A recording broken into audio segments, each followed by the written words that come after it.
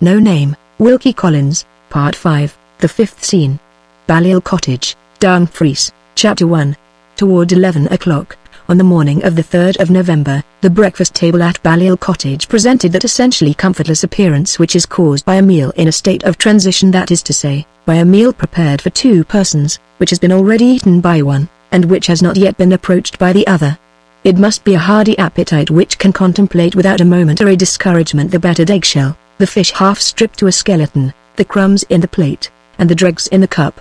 There is surely a wise submission to those weaknesses in human nature which must be respected and not reproved, in the sympathizing rapidity with which servants in places of public refreshment clear away all signs of the customer in the past, from the eyes of the customer in the present.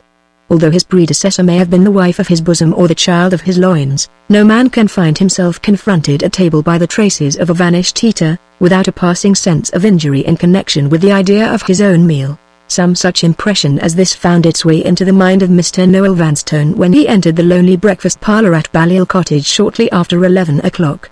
He looked at the table with a frown, and rang the bell with an expression of disgust. "Clear away this mess," he said, when the servant appeared. "Has your mistress gone?" "Yes, sir, nearly an hour ago." "Is Louisa downstairs?" "Yes, sir." "When you have put the table right, send Louisa up to me." He walked away to the window. The momentary irritation passed away from his face, but it left an expression there which remained an expression of pining discontent. Personally, his marriage had altered him for the worse. His wizen little cheeks were beginning to shrink into hollows, his frail little figure had already contracted a slight stoop. The former delicacy of his complexion had gone, the sickly paleness of it was all that remained. His thin flaxen moustaches were no longer pragmatically waxed and twisted into a curl, their weak feathery ends hung meekly pendant over the querulous corners of his mouth. If the 10 or 12 weeks since his marriage had been counted by his locks, they might have reckoned as 10 or 12 years. He stood at the window mechanically picking leaves from a pot of heath placed in front of it, and drearily humming the forlorn fragment of a tune. The prospect from the window overlooked the course of the Nith at a bend of the river a few miles above Dumfries. Here and there, through wintry gaps in the wooded bank, broad tracts of the level cultivated valley met the eye. Boats passed on the river, and carts plodded along the high road on their way to Dumfries. The sky was clear. The November sun shone as pleasantly as if the year had been younger by 2 good months, and the view, noted in Scotland for its bright and peaceful charm, was presented at the best which its wintry aspect could assume. If it had been hidden in mist or drenched with rain, Mr. Noel Vanstone would, to all appearance, have found it as attractive as he found it now. He waited at the window until he heard Louisa's knock at the door, then turned back sullenly to the breakfast table and told her to come in. "Make the tea," he said. "I know nothing about it. I'm left here neglected. Nobody helps me." The discreet Louisa silently and submissively obeyed. "Did your mistress leave any message for me?" he asked, "before she went away?" "No message in particular, sir. My mistress only said she should be too late if she waited breakfast any longer." "Did she say nothing else?" "She told me at the carriage door, sir, that she would most likely be back in a week." "Was she in good spirits at the carriage door?" "No, sir. I thought my mistress seemed very anxious and uneasy." "Is there anything more I can do, sir?" "I don't know. Wait a minute." He proceeded discontentedly with his breakfast. Louisa waited resignedly at the door. "I think your mistress has been in bad spirits lately," he resumed, with a sudden outbreak of petulance. "My mistress has not been very cheerful." "Sir, what do you mean by not very cheerful? Do you mean to prevaricate? Am I nobody in the house? Am I to be kept in the dark about everything? Is your mistress to go away on her own affairs, and leave me at home like a child, and am I not even to ask a question about her? Am I to be prevaricated with by a servant? I won't be prevaricated with. Not very cheerful? What do you mean by not very cheerful? I only meant that my mistress was not in good spirits, sir." "Why couldn't you say it, then? Don't you know the value of words? The most dreadful consequences sometimes happen from not knowing the value of words." "Did your mistress tell you she was going to London?" "Yes, sir." "What did you think when your mistress told you she was going to London? Did you think it odd she was going without me?" "I did not presume to think it odd, sir. Is there anything more I can do for you, if you please, sir?" "What sort of a morning is it out? Is it warm? Is the sun on the garden?" "Yes, sir." "Have you seen the sun yourself on the garden?" "Yes, sir." "Get me my greatcoat, I'll take a little turn." "Has the man brushed it? Did you see the man brush it yourself?" What do you mean by saying he has brushed it, when you didn't see him? Let me look at the tails. If there's a speck of dust on the tails, I'll turn the man off! Help me on with it. Louisa helped him on with his coat, and gave him his hat. He went out irritably. The coat was a large one, it had belonged to his father. The hat was a large one, it was a misfit purchased as a bargain by himself. He was submerged in his hat and coat. He looked singularly small, and frail, and miserable, as he slowly wended his way, in the wintry sunlight, down the garden walk.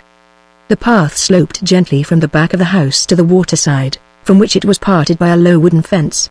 After pacing backward and forward slowly for some little time, he stopped at the lower extremity of the garden, and, leaning on the fence, looked down listlessly at the smooth flow of the river. His thoughts still ran on the subject of his first fretful question to Louisa. He was still brooding over the circumstances under which his wife had left the cottage that morning, and over the want of consideration toward himself implied in the manner of her departure.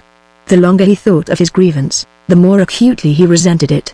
He was capable of great tenderness of feeling where any injury to his sense of his own importance was concerned. His head drooped little by little on his arms, as they rested on the fence, and, in the deep sincerity of his mortification, he sighed bitterly. The sigh was answered by a voice close at his side. "You were happier with me, sir," said the voice, in accents of tender regret. He looked up with a scream, and confronted Mrs. Lecount. Was it the spectre of the woman, or the woman herself? Her hair was white, her face had fallen away, her eyes looked out large, bright, and haggard over her hollow cheeks. She was withered and old. Her dress hung loose round her wasted figure, not a trace of its buxom autumnal beauty remained. The quietly impenetrable resolution, the smoothly insinuating voice, these were the only relics of the past which sickness and suffering had left in Mrs. Lecount. "Compose yourself, Mr. Noel," she said, gently. "You have no cause to be alarmed at seeing me. Your servant, when I inquired, said you were in the garden, and I came here to find you. I have traced you out, sir, with no resentment against yourself, with no wish to distress you by so much as the shadow of a reproach. I come here on what has been, and is still, the business of my life for your service." He recovered himself a little, but he was still incapable of speech. He held fast by the fence, and stared at her. "Try to possess your mind, sir, of what I say," proceeded Mrs. Lecount. "I have come here not as your enemy, but as your friend. I have been tried by sickness, I have been tried by distress. Nothing remains of me but my heart. My heart forgives you, my heart, in your sore need which you have yet to feel, places me at your service.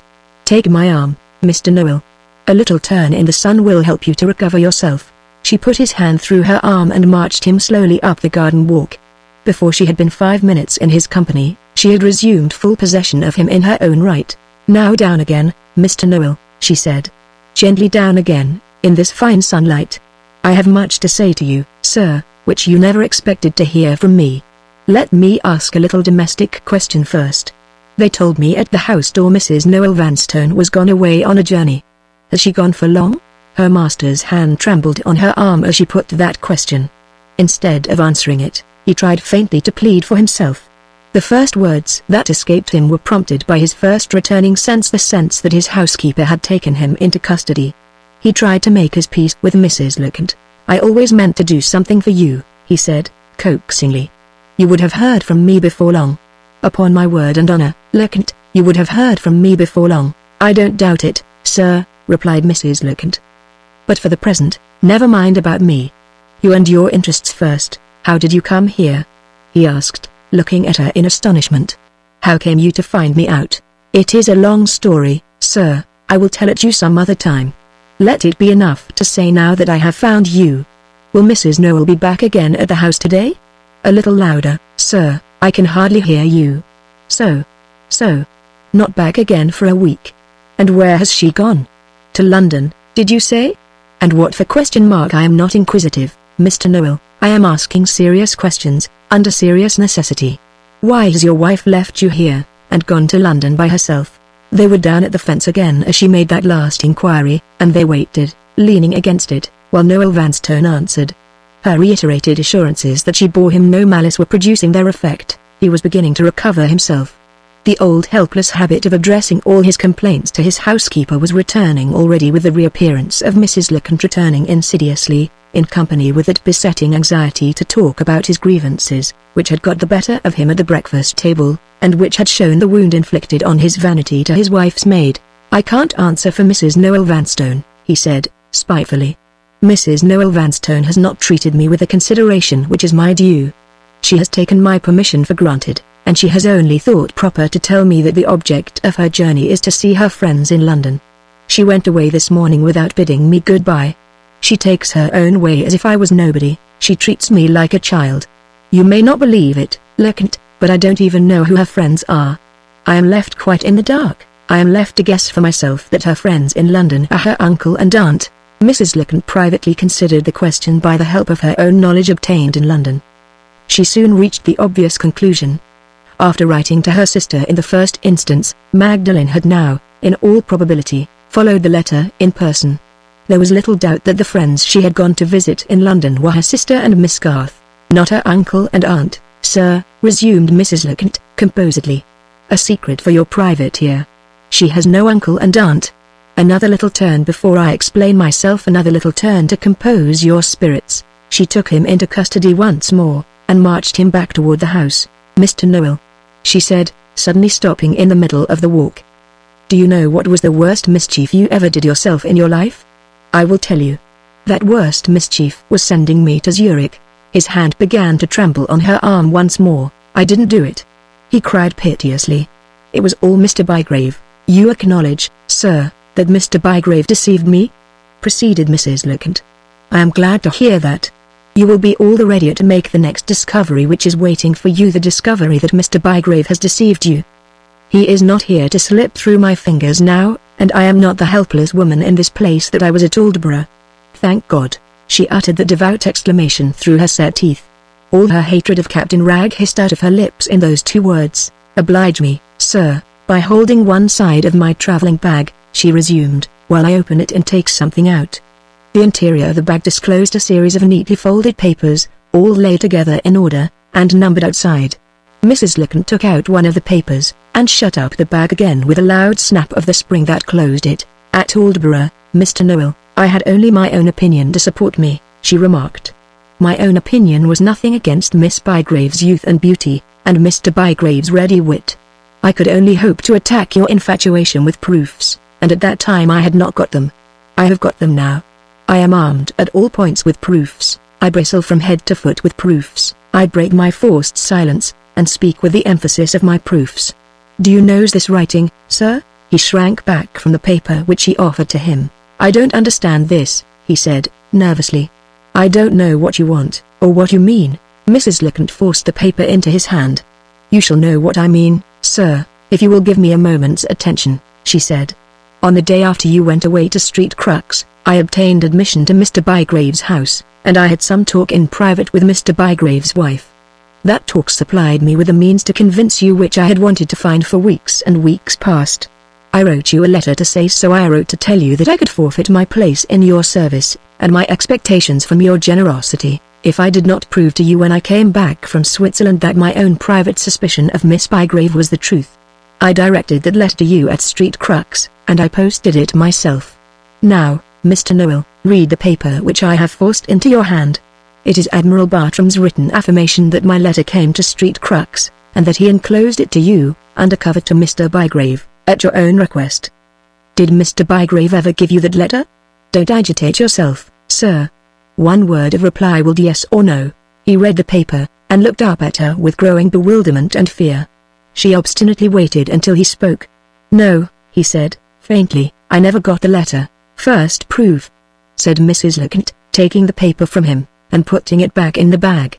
"One more, with your kind permission, before we come to things more serious still. I gave you a written description, sir, at Aldborough, of a person not named, and I asked you to compare it with Miss Bygrave the next time you were in her company. After having first shown the description to Mr. Bygrave, it is useless to deny it now. Mr. Noel, your friend at North Shingles is not here to help you! After having first shown my note to Mr. Bygrave, you made the comparison, and you found it fail in the most important particular. There were two little moles placed close together on the left side of the neck, in my description of the unknown lady, and there were no little moles at all when you looked at Miss Bygrave's neck. I am old enough to be your mother, Mr. Noel.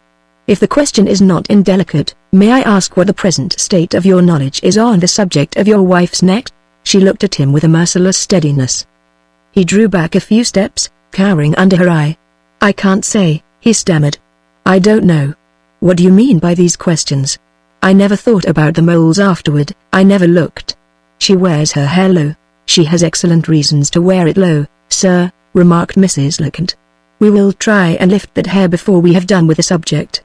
When I came out here to find you in the garden, I saw a neat young person through the kitchen window, with her work in her hand, who looked to my eyes like a lady's maid.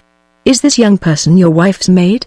"I beg your pardon, sir, did you say yes?" "In that case, another question, if you please. Did you engage her, or did your wife—" "I engaged her, while I was away? While I was in total ignorance that you meant to have a wife, or a wife's maid, yes. Under those circumstances, Mr. Noel, you cannot possibly suspect me of conspiring to deceive you, with the maid for my instrument. Go into the house, sir, while I wait here. Ask the woman who dresses Mrs. Noel Vanstone's hair morning and night whether her mistress has a mark on the left side of her neck, and, if so, what that mark is." He walked a few steps toward the house without uttering a word, then stopped, and looked back at Mrs. Lecount. His blinking eyes were steady, and his wizen face had become suddenly composed. Mrs. Lecount advanced a little and joined him. She saw the change, but, with all her experience of him, she failed to interpret the true meaning of it. "Are you in want of a pretense, sir?" she asked. "Are you at a loss to account to your wife's maid for such a question as I wish you to put to her? Pretenses are easily found which will do for persons in her station of life. Say I have come here with news of a legacy for Mrs. Noel Vanstone, and that there is a question of her identity to settle before she can receive the money." She pointed to the house. He paid no attention to the sign. His face grew paler and paler. Without moving or speaking he stood and looked at her. "Are you afraid?" asked Mrs. Lecount. Those words roused him. Those words lit a spark of the fire of manhood in him at last. He turned on her like a sheep on a dog. "I won't be questioned and ordered," he broke out, trembling violently under the new sensation of his own courage. "I won't be threatened and mystified any longer. How did you find me out at this place? What do you mean by coming here with your hints and your mysteries? What have you got to say against my wife?" Mrs. Lecount composedly opened the traveling bag and took out her smelling bottle, "in case of emergency. You have spoken to me in plain words," she said. "In plain words, sir, you shall have your answer. Are you too angry to listen?" Her looks and tones alarmed him, in spite of himself.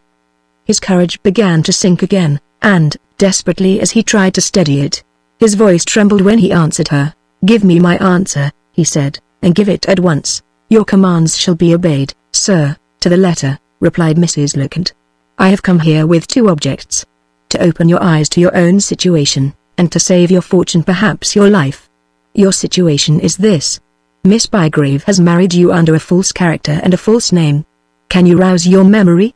Can you call to mind the disguised woman who threatened you in Vauxhall Walk? That woman, as certainly as I stand here, is now your wife." He looked at her in breathless silence, his lips falling apart, his eyes fixed in vacant inquiry. The suddenness of the disclosure had overreached its own end. It had stupefied him. "My wife?" he repeated, and burst into an imbecile laugh. "Your wife," reiterated Mrs. Lecount. At the repetition of those two words the strain on his faculties relaxed. A thought dawned on him for the first time. His eyes fixed on her with a furtive alarm, and he drew back hastily. "Mad," he said to himself, with a sudden remembrance of what his friend Mr. Bygrave had told him at Aldborough, sharpened by his own sense of the haggard change that he saw in her face. He spoke in a whisper, but Mrs. Lecount heard him. She was close at his side again in an instant. For the first time, her self-possession failed her, and she caught him angrily by the arm. "Will you put my madness to the proof, sir?" she asked. He shook off her hold. He began to gather courage again, in the intense sincerity of his disbelief, courage to face the assertion which she persisted in forcing on him. "Yes," he answered. "What must I do?" "Do what I told you," said Mrs. Lecount. "Ask the maid that question about her mistress on the spot. And if she tells you the mark is there, do one thing more. Take me up into your wife's room, and open her wardrobe in my presence with your own hands." "What do you want with her wardrobe?" he asked. "You shall know when you open it. Very strange." he said to himself, vacantly. It's like a scene in a novel, it's like nothing in real life. He went slowly into the house, and Mrs. Leconte waited for him in the garden. After an absence of a few minutes only he appeared again, on the top of the flight of steps which led into the garden from the house. He held by the iron rail with one hand, while with the other he beckoned to Mrs. Leconte to join him on the steps. "What does the maid say?" she asked, as she approached him. "Is the mark there?" he answered in a whisper. Yes. What he had heard from the maid had produced a marked change in him. The horror of the coming discovery had laid its paralyzing hold on his mind. He moved mechanically, he looked and spoke like a man in a dream. "Will you take my arm, sir?" He shook his head, and, proceeding her along the passage and up the stairs, led the way into his wife's room. When she joined him and locked the door, he stood passively waiting for his directions, without making any remark, without showing any external appearance of surprise. He had not removed either his hat or coat. Mrs. Leconte took them off for him. "Thank you," he said, with the docility of a well-trained child. "It's like a scene in a novel, it's like nothing in real life." The bedchamber was not very large, and the furniture was heavy and old-fashioned. But evidences of Magdalen's natural taste and refinement were visible everywhere, in the little embellishments that graced and enlivened the aspect of the room. The perfume of dried rose leaves hung fragrant on the cool air.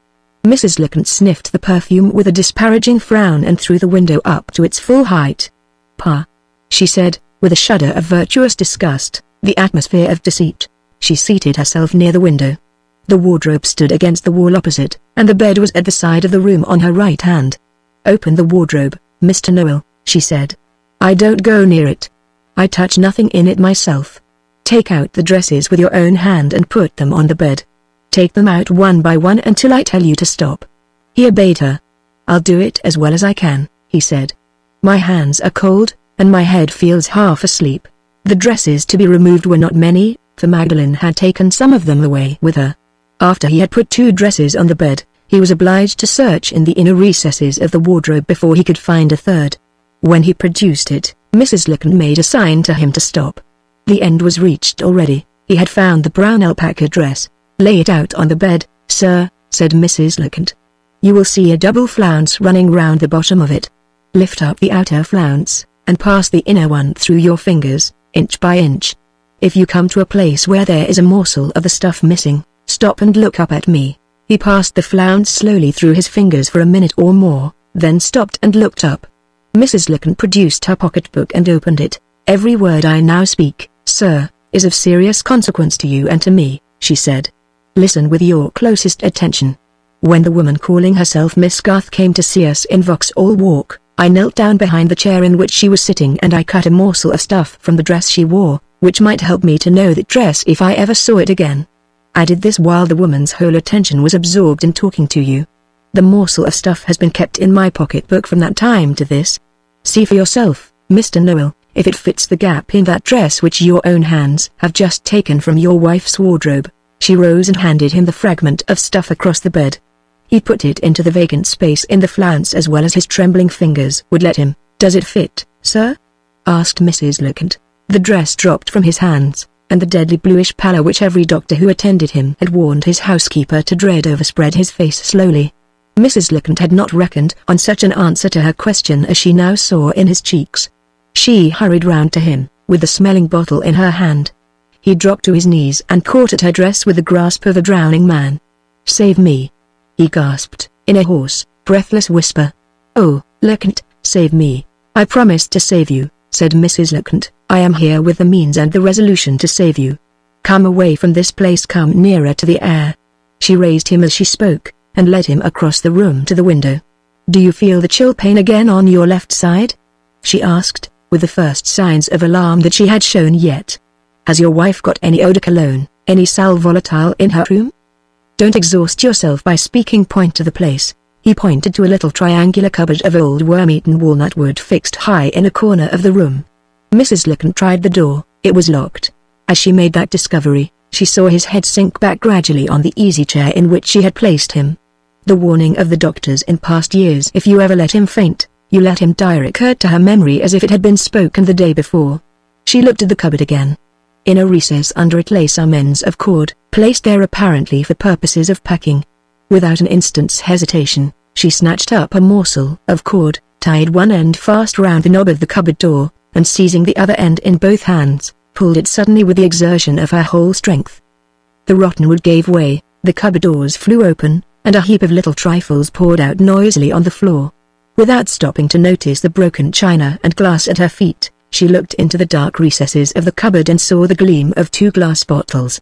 One was put away at the extreme back of the shelf, the other was a little in advance, almost hiding it. She snatched them both out at once, and took them, one in each hand, to the window, where she could read their labels in the clearer light. The bottle in her right hand was the first bottle she looked at. It was marked Sal Volatile. She instantly laid the other bottle aside on the table without looking at it. The other bottle lay there, waiting its turn. It held a dark liquid, and it was labeled Poison. Chapter 2. Mrs. Licton mixed the Sal Volatile with water, and administered it immediately. The stimulant had its effect. In a few minutes Noel Vanstone was able to raise himself in the chair without assistance. His color changed again for the better, and his breath came and went more freely. "How do you feel now, sir?" asked Mrs. Licton. "Are you warm again on your left side?" He paid no attention to that inquiry. His eyes, wandering about the room, turned by chance toward the table. To Mrs. Licton's surprise, instead of answering her, he bent forward in his chair, and looked with staring eyes and pointing hand at the second bottle which she had taken from the cupboard, and which she had hastily laid aside without paying attention to it.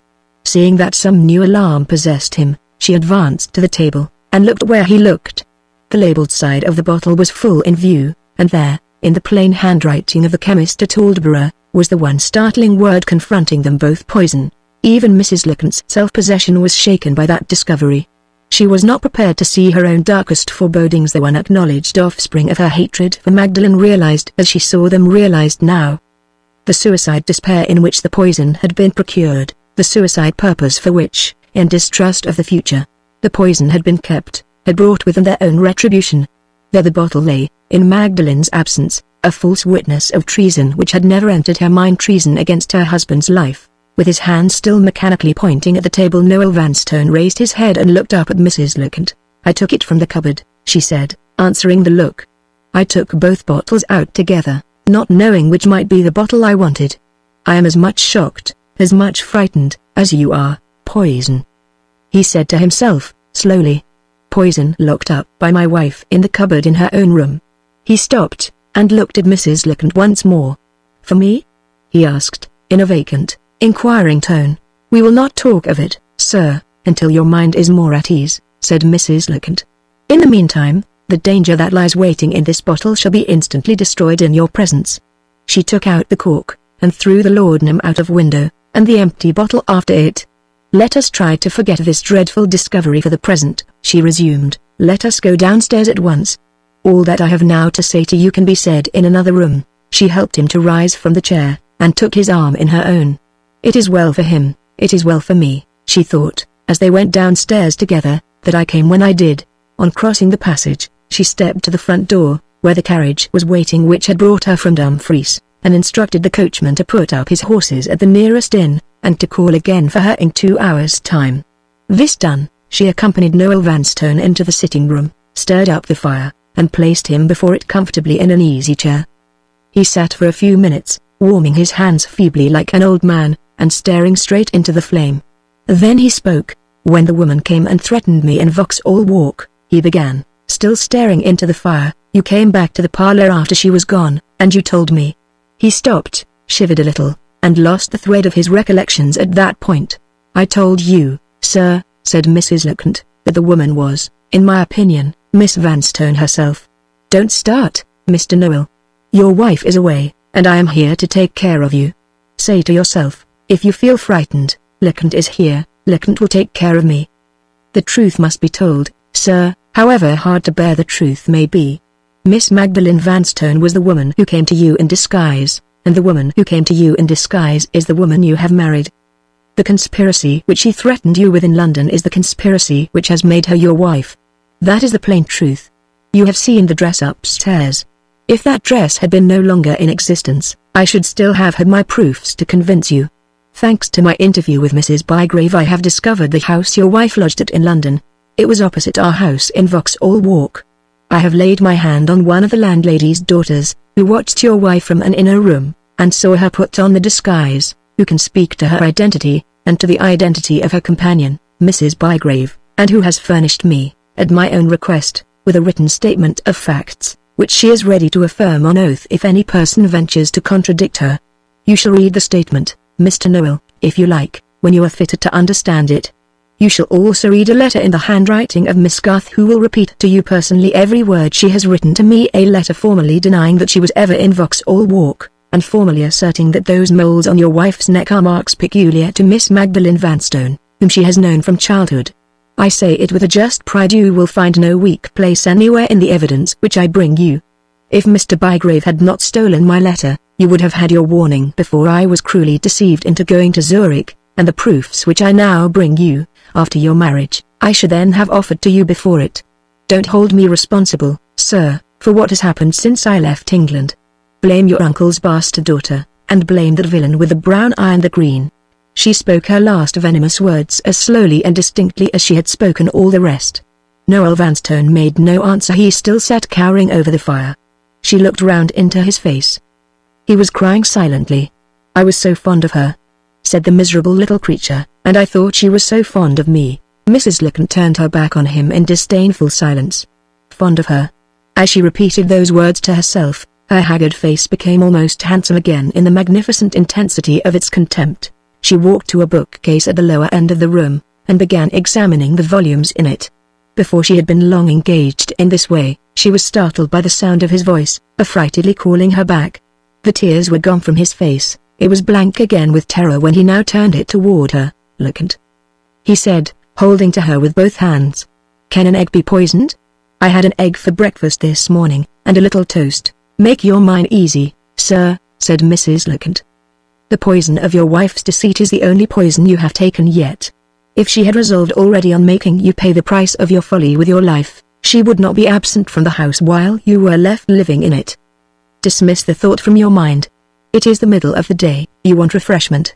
I have more to say to you in the interests of your own safety. I have something for you to do, which must be done at once. Recruit your strength, and you will do it. I will set you the example of eating, if you still distrust the food in this house. Are you composed enough to give the servant her orders, if I ring the bell? It is necessary to the object I have in view for you, that nobody should think you ill in body or troubled in mind. Try first with me before the servant comes in. Let us see how you look and speak when you say, bring out the lunch. After 2 rehearsals, Mrs. Lickham considered him fit to give the order, without betraying himself. The bell was answered by Louisa. Louisa looked hard at Mrs. Lickham. The luncheon was brought up by the housemaid. The housemaid looked hard at Mrs. Lickham.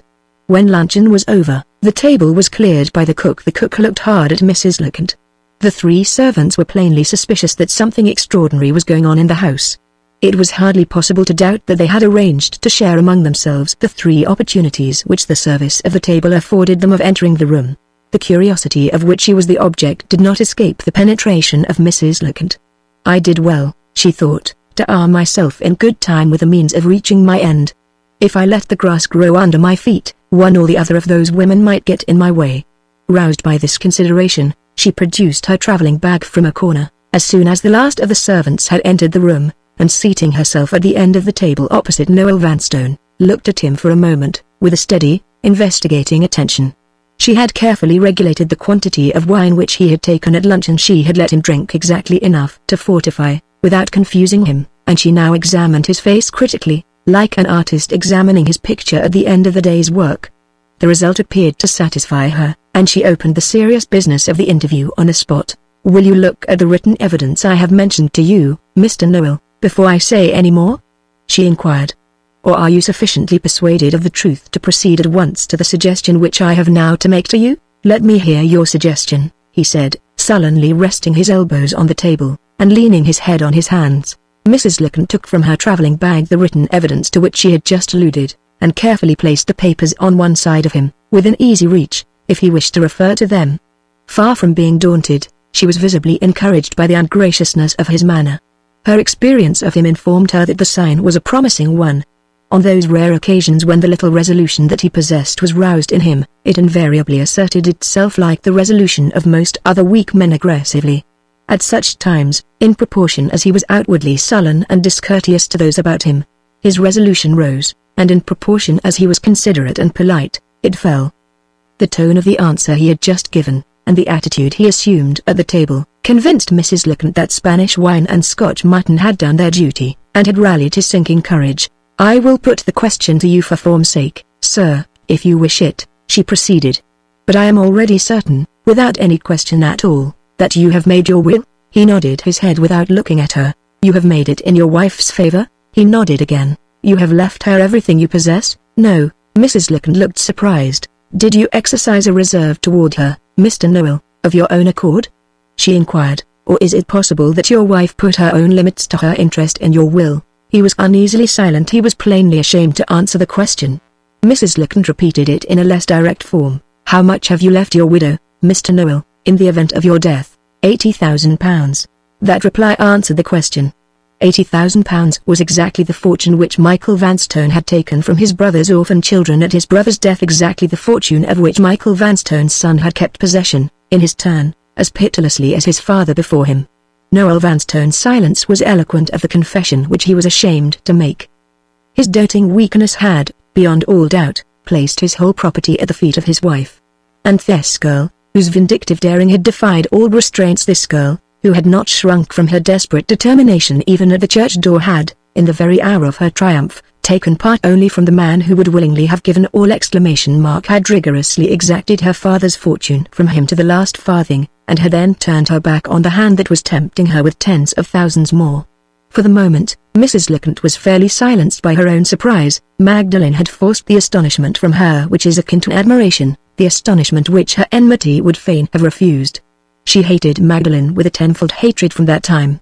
"I have no doubt, sir," she resumed, after a momentary silence, "that Mrs. Noel gave you excellent reasons why the provision for her at your death should be no more, and no less, than £80,000. And, on the other hand, I am equally sure that you, in your innocence of all suspicion, found those reasons conclusive at the time. That time has now gone by. Your eyes are opened, sir, and you will not fail to remark, as I remark, that the Combe Raven property happens to reach the same sum exactly, as the legacy which your wife's own instructions directed you to leave her. If you are still in any doubt of the motive for which she married you, look in your own will, and the motive is—" He raised his head from his hands, and became closely attentive to what she was saying to him, for the first time since they had faced each other at the table. The Combe Raven property had never been classed by itself in his estimation. It had come to him merged in his father's other possessions, at his father's death. The discovery which had now opened before him was one to which his ordinary habits of thought, as well as his innocence of suspicion, had hitherto closed his eyes. He said nothing, but he looked less sullenly at Mrs. Lecount. His manner was more ingratiating. The high tide of his courage was already on the ebb. "Your position, sir, must be as plain by this time to you as it is to me," said Mrs. Lecount. "There is only one obstacle now left between this woman and the attainment of her end. That obstacle is your life. After the discovery we have made upstairs, I leave you to consider for yourself what your life is worth." At those terrible words, the ebbing resolution in him ran out to the last drop. "Don't frighten me," he pleaded. "I have been frightened enough already." He rose, and dragged his chair after him, round the table to Mrs. Lecount's side. He sat down and caressingly kissed her hand. "You good creature," he said, in a sinking voice. "You excellent Lecount. Tell me what to do. I'm full of resolution. I'll do anything to save my life." "Have you got writing materials in the room, sir?" asked Mrs. Lecount. "Will you put them on the table, if you please?" While the writing materials were in process of collection, Mrs. Lecount made a new demand on the resources of her travelling bag.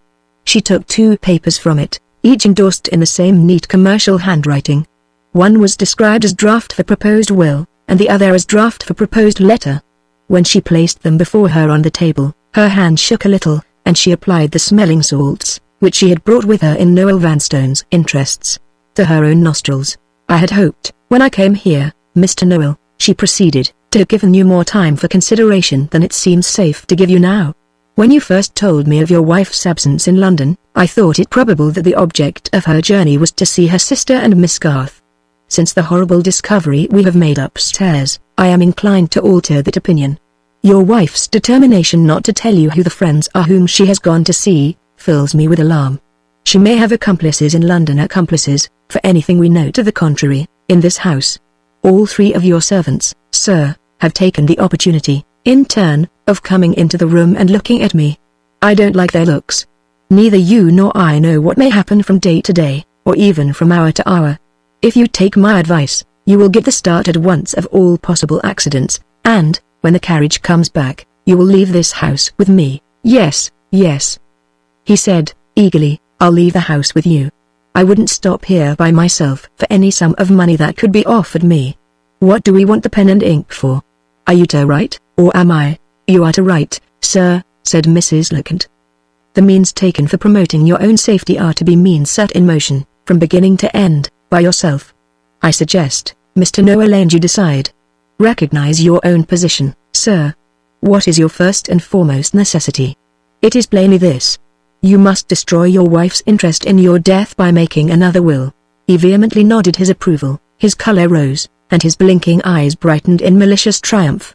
"She shan't have a farthing," he said to himself, in a whisper. "She shan't have a farthing. When your will is made, sir," proceeded Mrs. Lecount, "you must place it in the hands of a trustworthy person, not my hands, Mr. Noel. I am only your servant.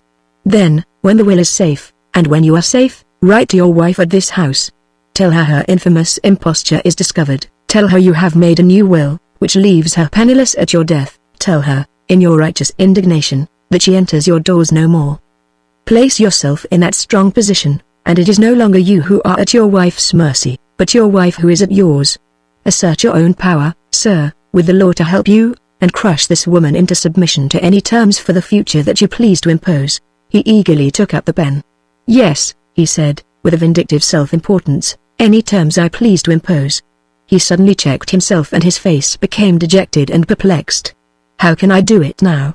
he asked, throwing down the pen as quickly as he had taken it up. "Do what, sir?" inquired Mrs. Lecount. "How can I make my will, with Mr. Loscombe away in London, and no lawyer here to help me?" Mrs. Lecount gently tapped the papers before her on the table with her forefinger. "All the help you need, sir, is waiting for you here," she said.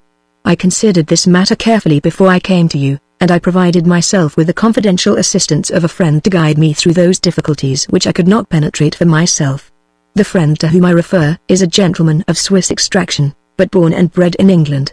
He is not a lawyer by profession, but he has had his own sufficient experience of the law, nevertheless, and he has supplied me, not only with a model by which you may make your will, but with a written sketch of a letter which it is as important for us to have, as the model of the will itself. There is another necessity waiting for you, Mr. Noel, which I have not mentioned yet, but which is no less urgent in its way than the necessity of the will." "What is it?" he asked, with roused curiosity. "We will take it in its turn, sir," answered Mrs. Lecount. "Its turn has not come yet. The will, if you please, first. I will dictate from the model in my possession and you will write." Noel Vanstone looked at the draft for the will and the draft for the letter with suspicious curiosity. "I think I ought to see the papers myself, before you dictate," he said. "It would be more satisfactory to my own mind, Lecount." "By all means, sir," rejoined Mrs. Lecount, handing him the papers immediately. He read the draft for the will first, pausing and knitting his brows distrustfully, wherever he found blank spaces left in the manuscript to be filled in with the names of persons and the enumeration of sums bequeathed to them. 2 or 3 minutes of reading brought him to the end of the paper. He gave it back to Mrs. Lecount without making any objection to it. The draft for the letter was a much longer document. He obstinately read it through to the end, with an expression of perplexity and discontent which showed that it was utterly unintelligible to him. "I must have this explained," he said, with a touch of his old self-importance, "before I take any steps in the matter." "It shall be explained, sir, as we go on," said Mrs. Lecount. "Every word of it?" "Every word of it, Mr. Noel, when its turn comes." "You have no objection to the will?" "To the will, then, as I said before, let us devote ourselves first. You have seen for yourself that it is short enough and simple enough for a child to understand it. But if any doubts remain on your mind, by all means compose those doubts by showing your will to a lawyer by profession. In the meantime, let me not be considered intrusive if I remind you that we are all mortal, and that the lost opportunity can never be recalled. While your time is your own, sir, and while your enemies are unsuspicious of you, make your will." She opened a sheet of notepaper and smoothed it out before him. She dipped the pen in ink, and placed it in his hands. He took it from her without speaking. He was, to all appearance, suffering under some temporary uneasiness of mind. But the main point was gained. There he sat, with the paper before him, and the pen in his hand, ready at last, in right earnest, to make his will. The first question for you to decide, sir, said Mrs. Lecount, after a preliminary glance at her draft, is your choice of an executor. I have no desire to influence your decision, but I may, without impropriety, remind you that a wise choice means, in other words, the choice of an old and tried friend whom you know that you can trust. It means the Admiral, I suppose? Said Noel Vanstone. Mrs. Lecount bowed. Very well. He continued. The Admiral let it be. There was plainly some oppression still weighing on his mind.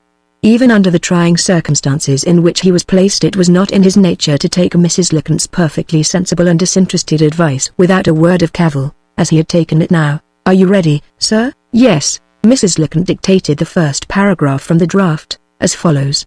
This is the last will and testament of me, Noel Vanstone, now living at Balliol Cottage, near Dumfries.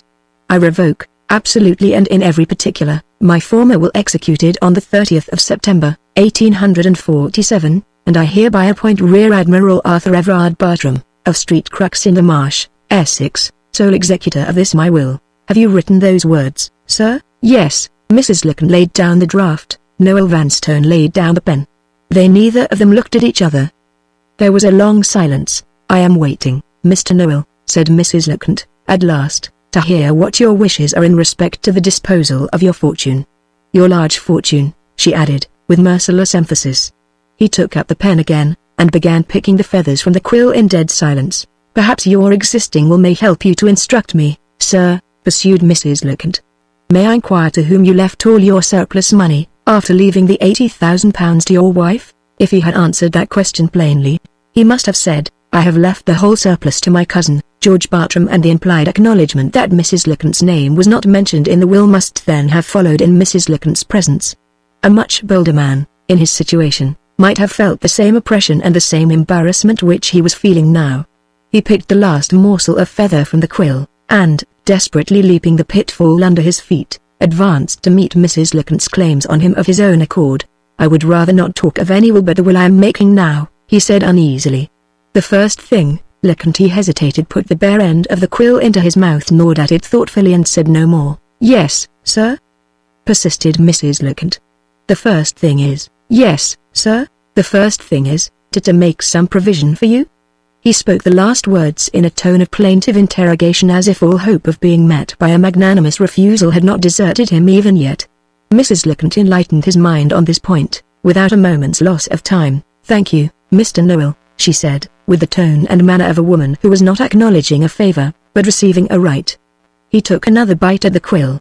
The perspiration began to appear on his face. The difficulty is, he remarked, to say how much. Your lamented father, sir, rejoined Mrs. Lecount, met that difficulty, if you remember, at the time of his last illness. I don't remember, said Noel Vanstone, doggedly. You were on one side of his bed, sir, and I was on the other. We were vainly trying to persuade him to make his will. After telling us he would wait and make his will when he was well again, he looked round at me, and said some kind and feeling words which my memory will treasure to my dying day. Have you forgotten those words, Mr. Noel? Yes, said Mr. Noel, without hesitation. In my present situation, sir, retorted Mrs. Lecount, delicacy forbids me to improve your memory. She looked at her watch, and relapsed into silence. He clenched his hands, and writhed from side to side of his chair in an agony of indecision.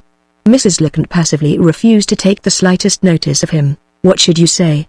He began, and suddenly stopped again. Yes, sir, what should you say to £1,000? Mrs. Lecount rose from her chair, and looked him full in the face, with the majestic indignation of an outraged woman. After the service I have rendered you today, Mr. Noel, she said, I have at least earned a claim on your respect, if I have earned nothing more. I wish you good morning. 2,000.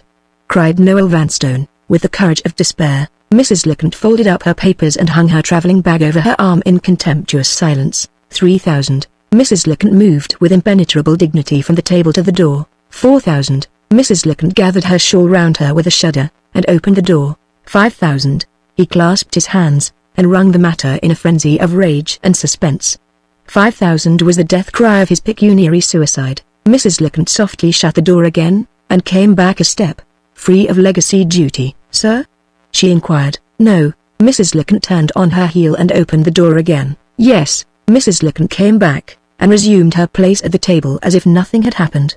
£5,000, free of legacy duty, was the sum. "Sir, which your father's grateful regard promised me in his will," she said, quietly. "If you choose to exert your memory, as you have not chosen to exert it yet, your memory will tell you that I speak the truth. I accept your filial performance of your father's promise, Mr. Noel, and there I stop. I scorn to take a mean advantage of my position toward you. I scorn to grasp anything from your fears. You are protected by my respect for myself, and for the illustrious name I bear. You are welcome to all that I have done, and to all that I have suffered in your service. The widow of Professor Lecomte, sir, takes what is justly hers and takes no more."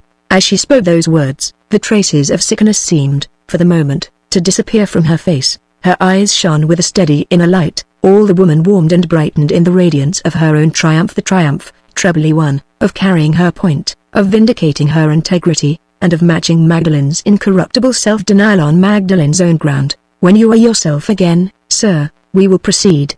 Let us wait a little first." She gave him time to compose himself, and then, after first looking at her draft, dictated the second paragraph of the will, in these terms: "I give and bequeath to Madame Virginie Lecomte, widow of Professor Lecomte, late of Zurich, the sum of £5,000, free of legacy duty. And, in making this bequest, I wish to place it on record that I am not only expressing my own sense of Madame Lecomte's attachment and fidelity in the capacity of my housekeeper, but that I also believe myself to be executing the intentions of my deceased father, who, but for the circumstance of his dying intestate, would have left Madame Lecomte, in his will, the same token of grateful regard for her services which I now leave her in mine." "Have you written the last words, sir?" "Yes." Mrs. Lecomte leaned across the table and offered Noel Vanstone her hand. "Thank you, Mr. Noel," she said. "The £5,000 is the acknowledgement on your father's side of what I have done for him. The words in the will are the acknowledgement on yours." A faint smile flickered over his face for the first time. It comforted him, on reflection, to think that matters might have been worse.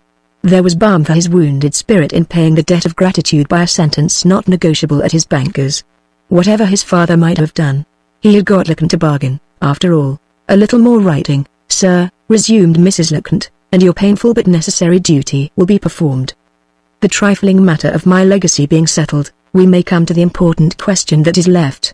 The future direction of a large fortune is now waiting your word of command. To whom is it to go?" He began to writhe again in his chair.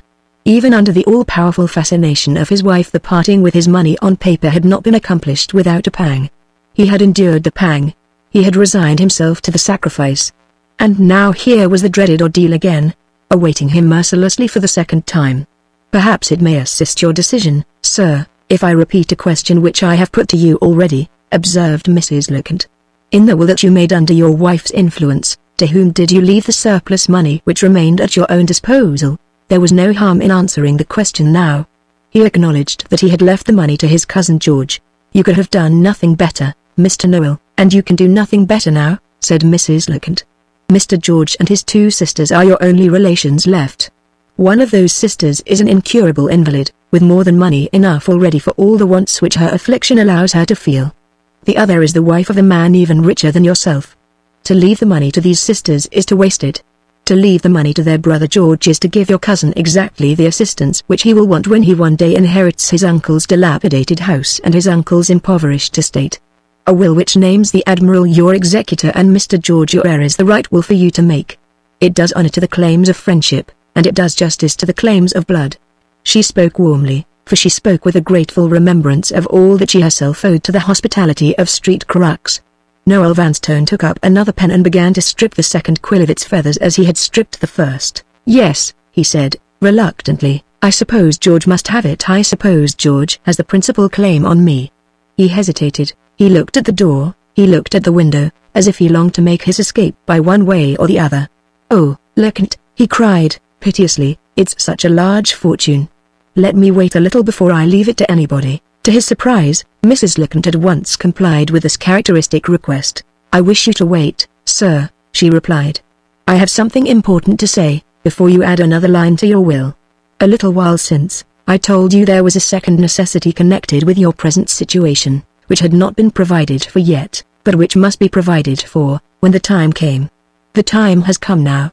You have a serious difficulty to meet and conquer before you can leave your fortune to your cousin George." "What difficulty?" he asked. Mrs. Lecomte rose from her chair without answering, stole to the door, and suddenly threw it open. No one was listening outside. The passage was a solitude, from one end to the other. "I distrust all servants," she said, returning to her place. "Your servants particularly. Sit closer, Mr. Noel.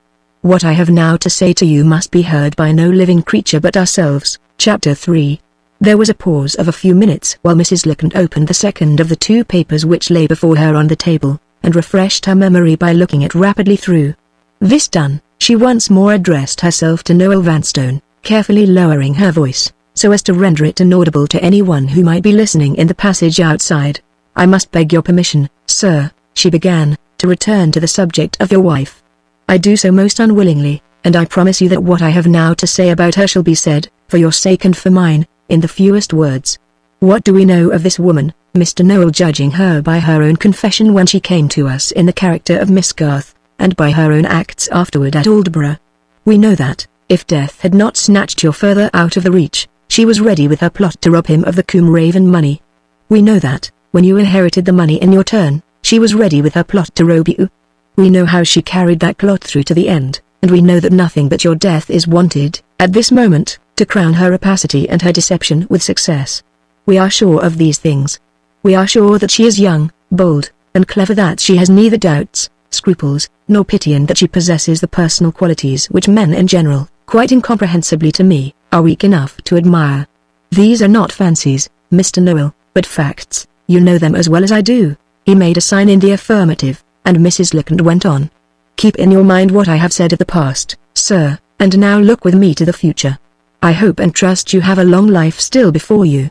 But let us, for the moment only, suppose the case of your death leaving this will behind you, which gives your fortune to your cousin George. I am told there is an office in London in which copies of all wills must be kept. Any curious stranger who chooses to pay a shilling for the privilege may enter that office, and may read any will in the place at his or her discretion. Do you see what I am coming to, Mr. Noel? Your disinherited widow pays her shilling, and reads your will. Your disinherited widow sees that the Combe Raven money, which has gone from your father to you, goes next from you to Mr. George Bartram. What is the certain end of that discovery? The end is, that you leave to your cousin and your friend the legacy of this woman's vengeance and this woman's deceit, vengeance made more resolute, deceit made more devilish than ever, by her exasperation at her own failure. What is your cousin George? He is a generous, unsuspicious man, incapable of deceit himself, and fearing no deception in others. Leave him at the mercy of your wife's unscrupulous fascinations and your wife's unfathomable deceit, and I see the end as certainly as I see you sitting there. She will blind his eyes, as she blinded yours, and, in spite of you, in spite of him, she will have the money." She stopped, and left her last words time to gain their hold on his mind. The circumstances had been stated so clearly, the conclusion from them had been so plainly drawn, that he seized her meaning without an effort, and seized it at once. "I see," he said, vindictively clenching his hands. "I understand, Leconte. She shan't have a farthing. What shall I do? Shall I leave the money to the Admiral?" He paused, and considered a little. "No," he resumed, "there's the same danger in leaving it to the Admiral that there is in leaving it to George. There is no danger, Mr. Noel, if you take my advice." "What is your advice?" "Follow your own idea, sir. Take the pen in hand again, and leave the money to Admiral Bartram." He mechanically dipped the pen in the ink, and then hesitated. "You shall know where I am leading you, sir," said Mrs. Leconte, "before you sign your will. In the meantime, let us gain every inch of ground we can, as we go on. I want the will to be all written out before we advance a single step beyond it. Begin your third paragraph, Mr. Noel, under the lines which leave me my legacy of £5,000. She dictated the last momentous sentence of the will, from the rough draft in her own possession, in these words: "The whole residue of my estate, after payment of my burial expenses and my lawful debts, I give and bequeath to Rear Admiral Arthur Everard Bartram, my executor aforesaid, to be by him applied to such uses as he may think fit. Signed, sealed, and delivered, this 3rd day of November, 1847, by Noel Vanstone, the within named testator, as and for his last will and testament, in the presence of us." "Is that all?" asked Noel Vanstone, in astonishment. "That is enough, sir, to bequeath your fortune to the Admiral, and therefore that is all. Now let us go back to the case which we have supposed already. Your widow pays her shilling, and sees this will. There is the Combe Raven money left to Admiral Bartram, with a declaration in plain words that it is his, to use as he likes. When she sees this, what does she do? She sets her trap for the Admiral. He is a bachelor, and he is an old man. Who is to protect him against the arts of this desperate woman? Protect him yourself, sir, with a few more strokes of that pen which has done such wonders already. You have left him this legacy in your will which your wife sees. Take the legacy away again, in a letter which is a dead secret between the Admiral and you. Put the will and the letter under one cover, and place them in the Admiral's possession, with your written directions to him to break the seal on the day of your death. Let the will say what it says now, and let the letter, which is your secret and his, tell him the truth. Say that, in leaving him your fortune, you leave it with the request that he will take his legacy with one hand from you, and give it with the other to his nephew George. Tell him that your trust in this matter rests solely on your confidence in his honor, and on your belief in his affectionate remembrance of your father and yourself. You have known the Admiral since you were a boy. He has his little whims and oddities, but he is a gentleman from the crown of his head to the sole of his foot, and he is utterly incapable of proving false to a trust in his honor, reposed by his dead friend. Meet the difficulty boldly, by such a stratagem as this, and you save these two helpless men from your wife's snare, one by means of the other. Here, on one side, is your will, which gives the fortune to the Admiral, and sets her plotting accordingly. And there, on the other side, is your letter, which privately puts the money into the nephew's hands. The malicious dexterity of this combination was exactly the dexterity which Noel Vanstone was most fit to appreciate. He tried to express his approval and admiration in words. Mrs. Lecount held up her hand warningly and closed his lips. "Wait, sir, before you express your opinion," she went on. "Half the difficulty is all that we have conquered yet. Let us say, the Admiral has made the use of your legacy which you have privately requested him to make of it. Sooner or later, however well the secret may be kept, your wife will discover the truth. What follows that discovery?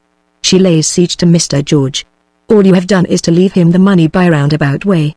There he is, after an interval of time, as much at her mercy as if you had openly mentioned him in your will. What is the remedy for this? The remedy is to mislead her, if we can, for the second time, to set up an obstacle between her and the money, for the protection of your cousin George. Can you guess for yourself, Mr. Noel, what is the most promising obstacle we can put in her way?" He shook his head. Mrs. Lecount smiled, and startled him into close attention by laying her hand on his arm. "Put a woman in her way, sir," she whispered in her wiliest tones. "We don't believe in that fascinating beauty of hers whatever you may do. Our lips don't burn to kiss those smooth cheeks. Our arms don't long to be round that supple waist. We see through her smiles and her graces, and her stays and her padding. She can't fascinate us. Put a woman in her way, Mr. Noel. Not a woman in my helpless situation, who is only a servant, but a woman with the authority and the jealousy of a wife. Make it a condition, in your letter to the Admiral, that if Mr. George is a bachelor at the time of your death, he shall marry within a certain time afterward, or he shall not have the legacy. Suppose he remains single in spite of your condition, who is to have the money then? Put a woman in your wife's way, sir, once more, and leave the fortune. In that case, to the married sister of your cousin George." She paused. Noel Vanstone again attempted to express his opinion, and again Mrs. Lecount's hand extinguished him in silence. "If you approve, Mr. Noel," she said, "I will take your approval for granted. If you object, I will meet your objection before it is out of your mouth. You may say, suppose this condition is sufficient to answer the purpose, why hide it in a private letter to the Admiral? Why not openly write it down, with my cousin's name, in the will? Only for one reason, sir. Only because the secret way is the sure way, with such a woman as your wife. The more secret you can keep your intentions, the more time you force her to waste in finding them out for herself.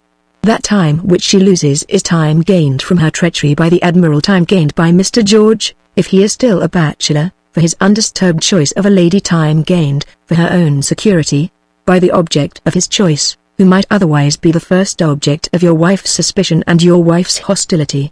Remember the bottle we have discovered upstairs, and keep this desperate woman ignorant, and therefore harmless, as long as you can. There is my advice, Mr. Noel, in the fewest and plainest words. What do you say, sir? Am I almost as clever in my way as your friend Mr. Bygrave? Can I, too, conspire a little, when the object of my conspiracy is to assist your wishes and to protect your friends?" Permitted the use of his tongue at last, Noel Vanstone's admiration of Mrs. Lecount expressed itself in terms precisely similar to those which he had used on a former occasion, in paying his compliments to Captain Ragg. What a head you have got," were the grateful words which he had once spoken to Mrs. Licken's bitterest enemy. "What a head you have got," were the grateful words which he now spoke again to Mrs. Licken herself. So do extremes meet, and such is sometimes the all-embracing capacity of the approval of a fool. "Allow my head, sir, to deserve the compliment which you have paid to it," said Mrs. Licken. "The letter to the Admiral is not written yet. Your will there is a body without a soul and Adam without an Eve until the letter is completed and laid by its side. A little more dictation on my part, a little more writing on yours, and our work is done. Pardon me. The letter will be longer than the will. We must have larger paper than the note paper this time." The writing case was searched, and some letter paper was found in it of the size required. Mrs. Licken resumed her dictation, and Noel Vanstone resumed his pen. Balliol Cottage, Dumfries, November 3d, 1847. Private. Dear Admiral Bartram, when you open my will, in which you are named my sole executor, you will find that I have bequeathed the whole residue of my estate after payment of one legacy of £5,000 to yourself. It is the purpose of my letter to tell you privately what the object is for which I have left you the fortune which is now placed in your hands. I beg you to consider this large legacy as intended, under certain conditions, to be given by you to your nephew George. If your nephew is married at the time of my death, and if his wife is living, I request you to put him at once in possession of your legacy, accompanying it by the expression of my desire, which I am sure he will consider a sacred and binding obligation on him, that he will settle the money on his wife and on his children, if he has any. If, on the other hand, he is unmarried at the time of my death, or if he is a widower in either of those cases, I make it a condition of his receiving the legacy, that he shall be married within the period of—" Mrs. Licken laid down the draft letter from which she had been dictating thus far, and informed Noel Vanstone by a sign that his pen might rest. "We have come to the question of time, sir," she observed.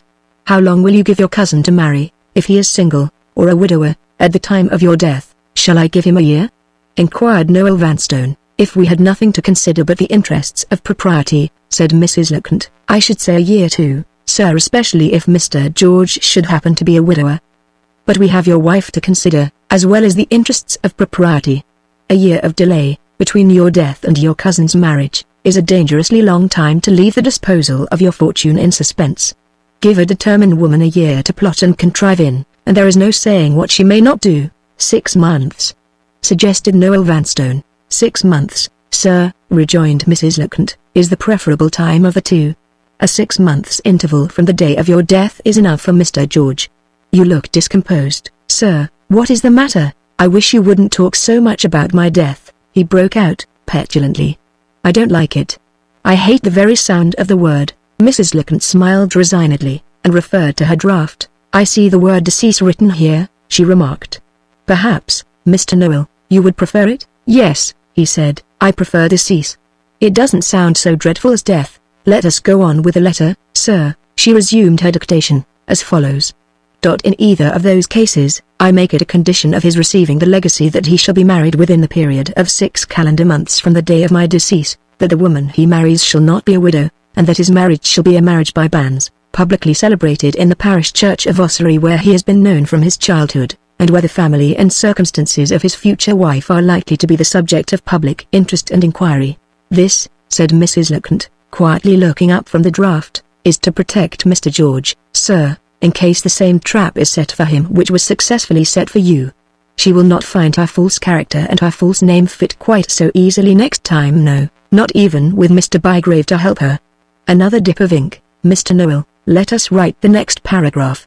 Are you ready?" "Yes," Mrs. Licken went on. "If your nephew fails to comply with these conditions, that is to say, if being either a bachelor or a widower at the time of my decease, he fails to marry in all respects as I have here instructed him to marry, within 6 calendar months from that time, it is my desire that he shall not receive a legacy, or any part of it. I request you, in the case here supposed, to pass him over altogether, and to give the fortune left you in my will to his married sister, Mrs. Girdlestone. Having now put you in possession of my motives and intentions, I come to the next question which it is necessary to consider. If, when you open this letter, your nephew is an unmarried man, it is clearly indispensable that he should know of the conditions here imposed on him, as soon, if possible, as you know of them yourself. Are you, under these circumstances, freely to communicate to him what I have here written to you?" or are you to leave him under the impression that no such private expression of my wishes as this is in existence, and are you to state all the conditions relating to his marriage, as if they emanated entirely from yourself? If you will adopt this latter alternative, you will add one more to the many obligations under which your friendship has placed me. I have serious reason to believe that the possession of my money, and the discovery of any peculiar arrangements relating to the disposal of it, will be objects, after my decease, of the fraud and conspiracy of an unscrupulous person. I am therefore anxious for your sake, in the first place that no suspicion of the existence of this letter should be conveyed to the mind of the person to whom I allude. And I am equally desirous for Mrs. Girdlestone's sake, in the second place that this same person should be entirely ignorant that the legacy will pass into Mrs. Girdlestone's possession, if your nephew is not married in the given time. I know George's easy, pliable disposition. I dread the attempts that will be made to practice on it, and I feel sure that the prudent course will be, to abstain from trusting him with secrets, the rash revelation of which might be followed by serious, and even dangerous results. State the conditions, therefore, to your nephew, as if they were your own. Let him think they have been suggested to your mind by the new responsibilities imposed on you as a man of property, by your position in my will, and by your consequent anxiety to provide for the perpetuation of the family name. If these reasons are not sufficient to satisfy him, there can be no objection to your referring him, for any further explanations which he may desire, to his wedding day. I have done. My last wishes are now confided to you, in implicit reliance on your honor, and on your tender regard for the memory of your friend. Of the miserable circumstances which compel me to write as I have written here, I say nothing. You will hear of them, if my life is spared, from my own lips, for you will be the first friend whom I shall consult in my difficulty and distress. Keep this letter strictly secret, and strictly in your own possession, until my requests are complied with. Let no human being but yourself know where it is, on any pretense whatever. Believe me, dear Admiral Bartram, affectionately yours, Noel Vanstone. Have you signed, sir? Asked Mrs. Lecount. Let me look the letter over, if you please, before we seal it up. She read the letter carefully. In Noel Vanstone's close, cramped handwriting, it filled 2 pages of letter paper, and ended at the top of the 3rd page. Instead of using an envelope, Mrs. Lecount folded it, neatly and securely, in the old-fashioned way. She lit the taper in the inkstand, and returned the letter to the writer. Seal it, Mr. Noel, she said, with your own hand, and your own seal. She extinguished the taper, and handed him the pen again. Address the letter, sir, she proceeded, to Admiral Bartram, Street Crux in the Marsh, Essex. Now, add these words, and sign them, above the address, to be kept in your own possession, and to be opened by yourself only, on the day of my death or decease, if you prefer it. Noel Vanstone. Have you done? Let me look at it again. Quite right in every particular. Accept my congratulations, sir. If your wife has not plotted her last plot for the Combe Raven money, it is not your fault, Mr. Noel, and not mine. Finding his attention released by the completion of the letter, Noel Vanstone reverted at once to purely personal considerations. There is my packing up to be thought of now, he said. I can't go away without my warm things. Excuse me, sir, rejoined Mrs. Lecount. There is the will to be signed first, and there must be 2 persons found to witness your signature. She looked out of the front window, and saw the carriage waiting at the door. The coachman will do for one of the witnesses, she said. He is in respectable service at Dumfries, and he can be found if he happens to be wanted. We must have one of your own servants, I suppose, for the other witness. They are all detestable women, but the cook is the least ill-looking of the 3. Send for the cook, sir, while I go out and call the coachman. When we have got our witnesses here, you have only to speak to them in these words. I have a document here to sign, and I wish you to write your names on it, as witnesses of my signature. Nothing more, Mr. Noel. Say those few words in your usual manner, and, when the signing is over, I will see myself to your packing up, and your warm things. She went to the front door, and summoned the coachman to the parlour. On her return, she found the cook already in the room. The cook looked mysteriously offended, and stared without intermission at Mrs. Lecount. In a minute more the coachman, an elderly man, came in. He was preceded by a relishing odour of whisky, but his head was Scotch, and nothing but his odour betrayed him. I have a document here to sign, said Noel Vanstone, repeating his lesson, and I wish you to write your names on it, as witnesses of my signature. The coachman looked at the will. The cook never removed her eyes from Mrs. Lecount. Yield no object, sir, said the coachman, with the national caution showing itself in every wrinkle on his face. Yield no object, sir, to tell me, first, what the document may be," Mrs. Leconte interposed before Noel Vanstone's indignation could express itself in words. "You must tell the man, sir, that this is your will," she said. "When he witnesses your signature, he can see as much for himself if he looks at the top of the page." Said the coachman, looking at the top of the page immediately. "His last will and testament." "Heck, sirs. There's a confronting of death in a document like yon." "A flesh is grass," continued the coachman, exhaling an additional puff of whiskey, and looking up devoutly at the ceiling. "Tack those words in connection with that other scripture, many are called, but few are chosen. Tack that again, in connection with Revelations, chapter the 1st, verses 1 to 15. Lay the whole to heart, and what's your walt, then? Dross, sirs. And your body? Scripture again, clay for the potter. And your life? Scripture once more, the breath o' your nostrils." The cook listened as if the cook was at church, but she never removed her eyes from Mrs. Leconte. "You had better sign, sir. This is apparently some custom prevalent in Dumfries during the transaction of business," said Mrs. Leconte, resignedly. "The man means well, I dare say." She added those last words in a soothing tone, for she saw that Noel Vanstone's indignation was fast merging into alarm. The coachman's outburst of exhortation seemed to have inspired him with fear, as well as disgust. He dipped the pen in the ink, and signed the will without uttering a word. The coachman, descending instantly from theology to business, watched the signature with the most scrupulous attention, and signed his own name as witness, with an implied commentary on the proceeding, in the form of another puff of whiskey, exhaled through the medium of a heavy sigh. The cook looked away from Mrs. Leconte with an effort, signed her name in a violent hurry, and looked back again with a start, as if she expected to see a loaded pistol, produced in the interval, in the housekeeper's hands. "Thank you," said Mrs. Leconte, in her friendliest manner. The cook shut up her lips aggressively and looked at her master. "You may go," said her master. The cook coughed contemptuously, and went. "We shan't keep you long," said Mrs. Leconte, dismissing the coachman.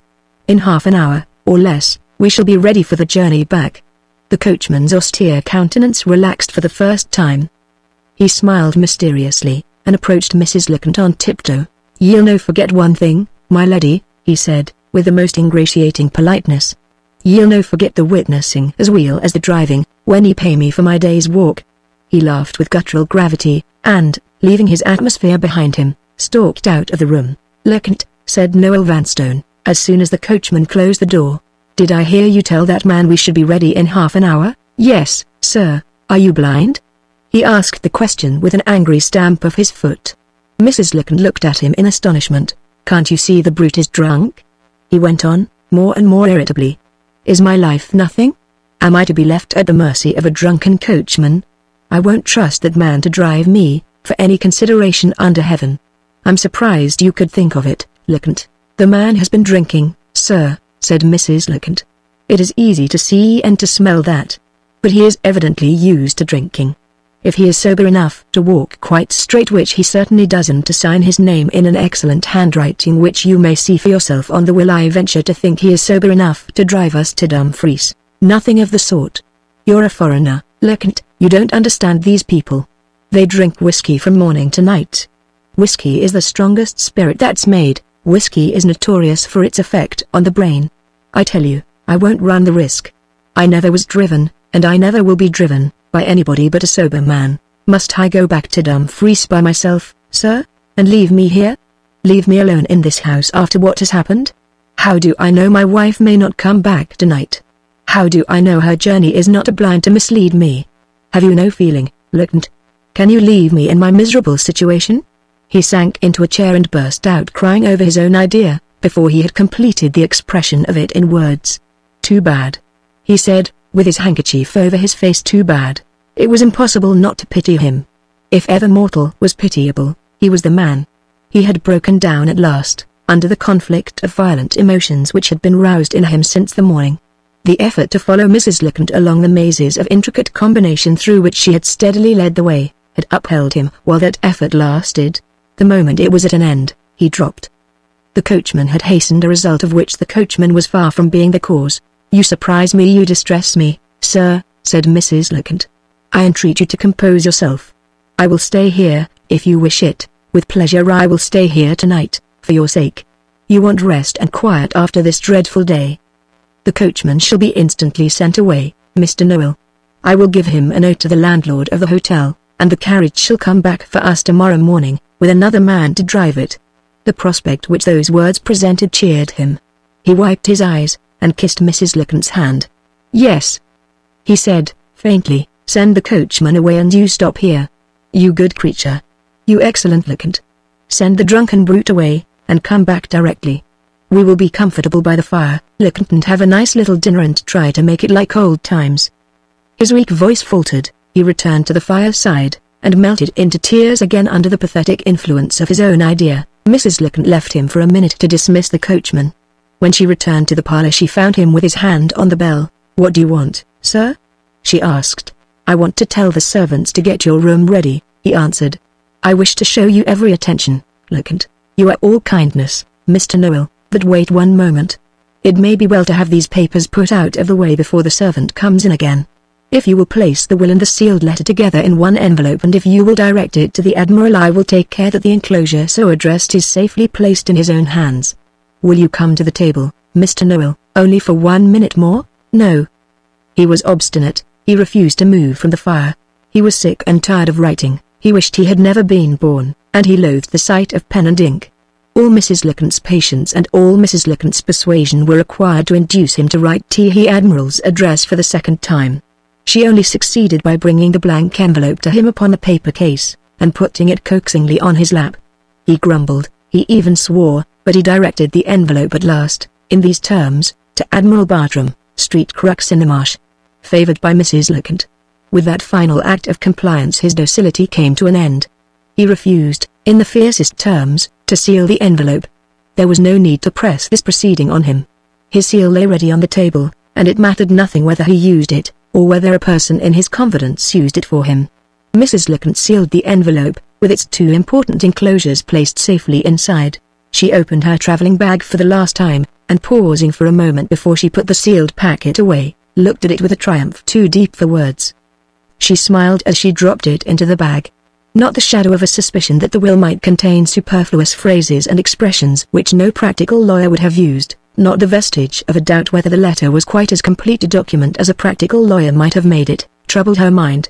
In blind reliance born of her hatred for Magdalen and her hunger for revenge, in blind reliance on her own abilities and on her friend's law, she trusted the future implicitly to the promise of the morning's work. As she locked her travelling bag, Noel Vanstone rang the bell. On this occasion, the summons was answered by Louisa.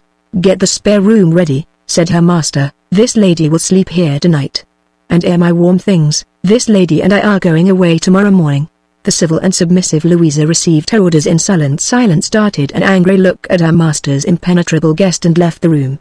The servants were evidently all attached to their mistress's interests, and were all of one opinion on the subject of Mrs. Licent. "That's done," said Noel Vanstone, with a sigh of infinite relief. "Come and sit down, Licent. Let's be comfortable, let's gossip over the fire." Mrs. Licent accepted the invitation and drew an easy chair to his side. He took her hand with a confidential tenderness, and held it in his while the talk went on. A stranger, looking in through the window, would have taken them for mother and son, and would have thought to himself, what a happy home. The gossip, led by Noel Vanstone, consisted as usual of an endless string of questions, and was devoted entirely to the subject of himself and his future prospects. Where would Licent take him to when they went away the next morning? Why to London? Why should he be left in London, while Licent went on to Street Crux to give the Admiral the letter and the will? Because his wife might follow him, if he went to the Admiral's? Well, there was something in that. And because he ought to be safely concealed from her, in some comfortable lodging, near Mr. Loscombe? Why near Mr. Loscombe? Yes, to be sure, to know what the law would do to help him. Would the law set him free from the wretch who had deceived him? How tiresome of Licent not to know. Would the law say he had gone and married himself a second time, because he had been living with the wretch, like husband and wife, in Scotland? Anything that publicly assumed to be a marriage was a marriage. He had heard, in Scotland. How excessively tiresome of Licent to sit there and say she knew nothing about it. Was he to stay long in London by himself, with nobody but Mr. Loscombe to speak to? Would Licent come back to him as soon as she had put those important papers in the Admiral's own hands? Would Licent consider herself still in his service? The good Licent. The excellent Licent. And after all the law business was over, what then? Why not leave this horrid England and go abroad again? Why not go to France, to some cheap place near Paris? Say Versailles? Say Street Germain? In a nice little French house, cheap? With a nice French bon to cook who wouldn't waste his substance in the grease pot? With a nice little garden where he could work himself, and get health, and save the expense of keeping a gardener? It wasn't a bad idea. And it seemed to promise well for the future, didn't it, Lieutenant? So he ran on the poor weak creature. The abject, miserable little man. As the darkness gathered at the close of the short November day, he began to grow drowsy. His ceaseless questions came to an end. At last he fell asleep. The wind outside sang its mournful winter song. The tramp of passing footsteps, the roll of passing wheels on the road ceased in dreary silence. He slept on quietly. The firelight rose and fell on his wizen little face and his nervous, drooping hands. Mrs. Lieutenant had not pitied him yet. She began to pity him now. Her point was gained, her interest in his will was secured. He had put his future life, of his own accord, under her fostering care. The fire was comfortable, the circumstances were favorable to the growth of Christian feeling. Poor wretch, said Mrs. Lieutenant, looking at him with a grave compassion. Poor wretch. The dinner hour roused him. He was cheerful at dinner. He reverted to the idea of a cheap little house in France. He smirked and simpered, and talked French to Mrs. Lieutenant, while the housemaid and Louisa waited, turn and turn about, under protest. When dinner was over, he returned to his comfortable chair before the fire, and Mrs. Lieutenant followed him. He resumed the conversation, which meant, in his case, repeating his questions. But he was not so quick and ready with them as he had been earlier in the day. They began to flag. They continued, at longer and longer intervals. They ceased altogether. Toward 9 o'clock he fell asleep again. It was not a quiet sleep this time.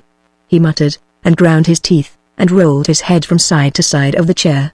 Mrs. Lieutenant purposely made noise enough to rouse him. He woke, with a vacant eye and a flushed cheek. He walked about the room restlessly, with a new idea in his mind, the idea of writing a terrible letter, a letter of eternal farewell to his wife. How was it to be written? In what language should he express his feelings? The powers of Shakespeare himself would be unequal to the emergency. He had been the victim of an outrage entirely without parallel. A wretch had crept into his bosom. A viper had hidden herself at his fireside. Where could words be found to brand her with the infamy she deserved? He stopped, with a suffocating sense in him of his own impotent rage. He stopped, and shook his fist tremulously in the empty air. Mrs. Lieutenant interfered with an energy and a resolution inspired by serious alarm. After the heavy strain that had been laid on his weakness already, such an outbreak of passionate agitation as was now bursting from him might be the destruction of his rest that night and of his strength to travel the next day. With infinite difficulty, with endless promises to return to the subject, and to advise him about it in the morning, she prevailed on him, at last, to go upstairs and compose himself for the night. She gave him her arm to assist him. On the way upstairs his attention, to her great relief, became suddenly absorbed by a new fancy. He remembered a certain warm and comfortable mixture of wine, eggs, sugar, and spices, which he had often been accustomed to make for him in former times, and which he thought he should relish exceedingly before he went to bed. Mrs. Lieutenant helped him on with his dressing gown, then went downstairs again to make his warm drink for him at the parlour fire. She rang the bell and ordered the necessary ingredients for the mixture, in Noel Vanstone's name. The servants, with the small ingenious malice of their race, brought up the materials one by one, and kept her waiting for each of them as long as possible. She had got the saucepan, and the spoon, and the tumbler, and the nutmeg grater, and the wine, but not the egg, the sugar, or the spices when she heard him above, walking backward and forward noisily in his room, exciting himself on the old subject again, beyond all doubt. She went upstairs once more, but he was too quick for her. He heard her outside the door, and when she opened it, she found him in his chair, with his back cunningly turned toward her. Knowing him too well to attempt any remonstrance, she merely announced the speedy arrival of the warm drink and turned to leave the room.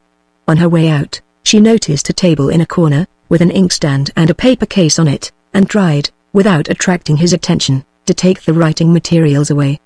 He was too quick for her again. He asked, angrily, if she doubted his promise. She put the writing materials back on the table, for fear of offending him, and left the room. In half an hour more the mixture was ready. She carried it up to him, foaming and fragrant, in a large tumbler. He will sleep after this, she thought to herself, as she opened the door. I have made it stronger than usual on purpose. He had changed his place.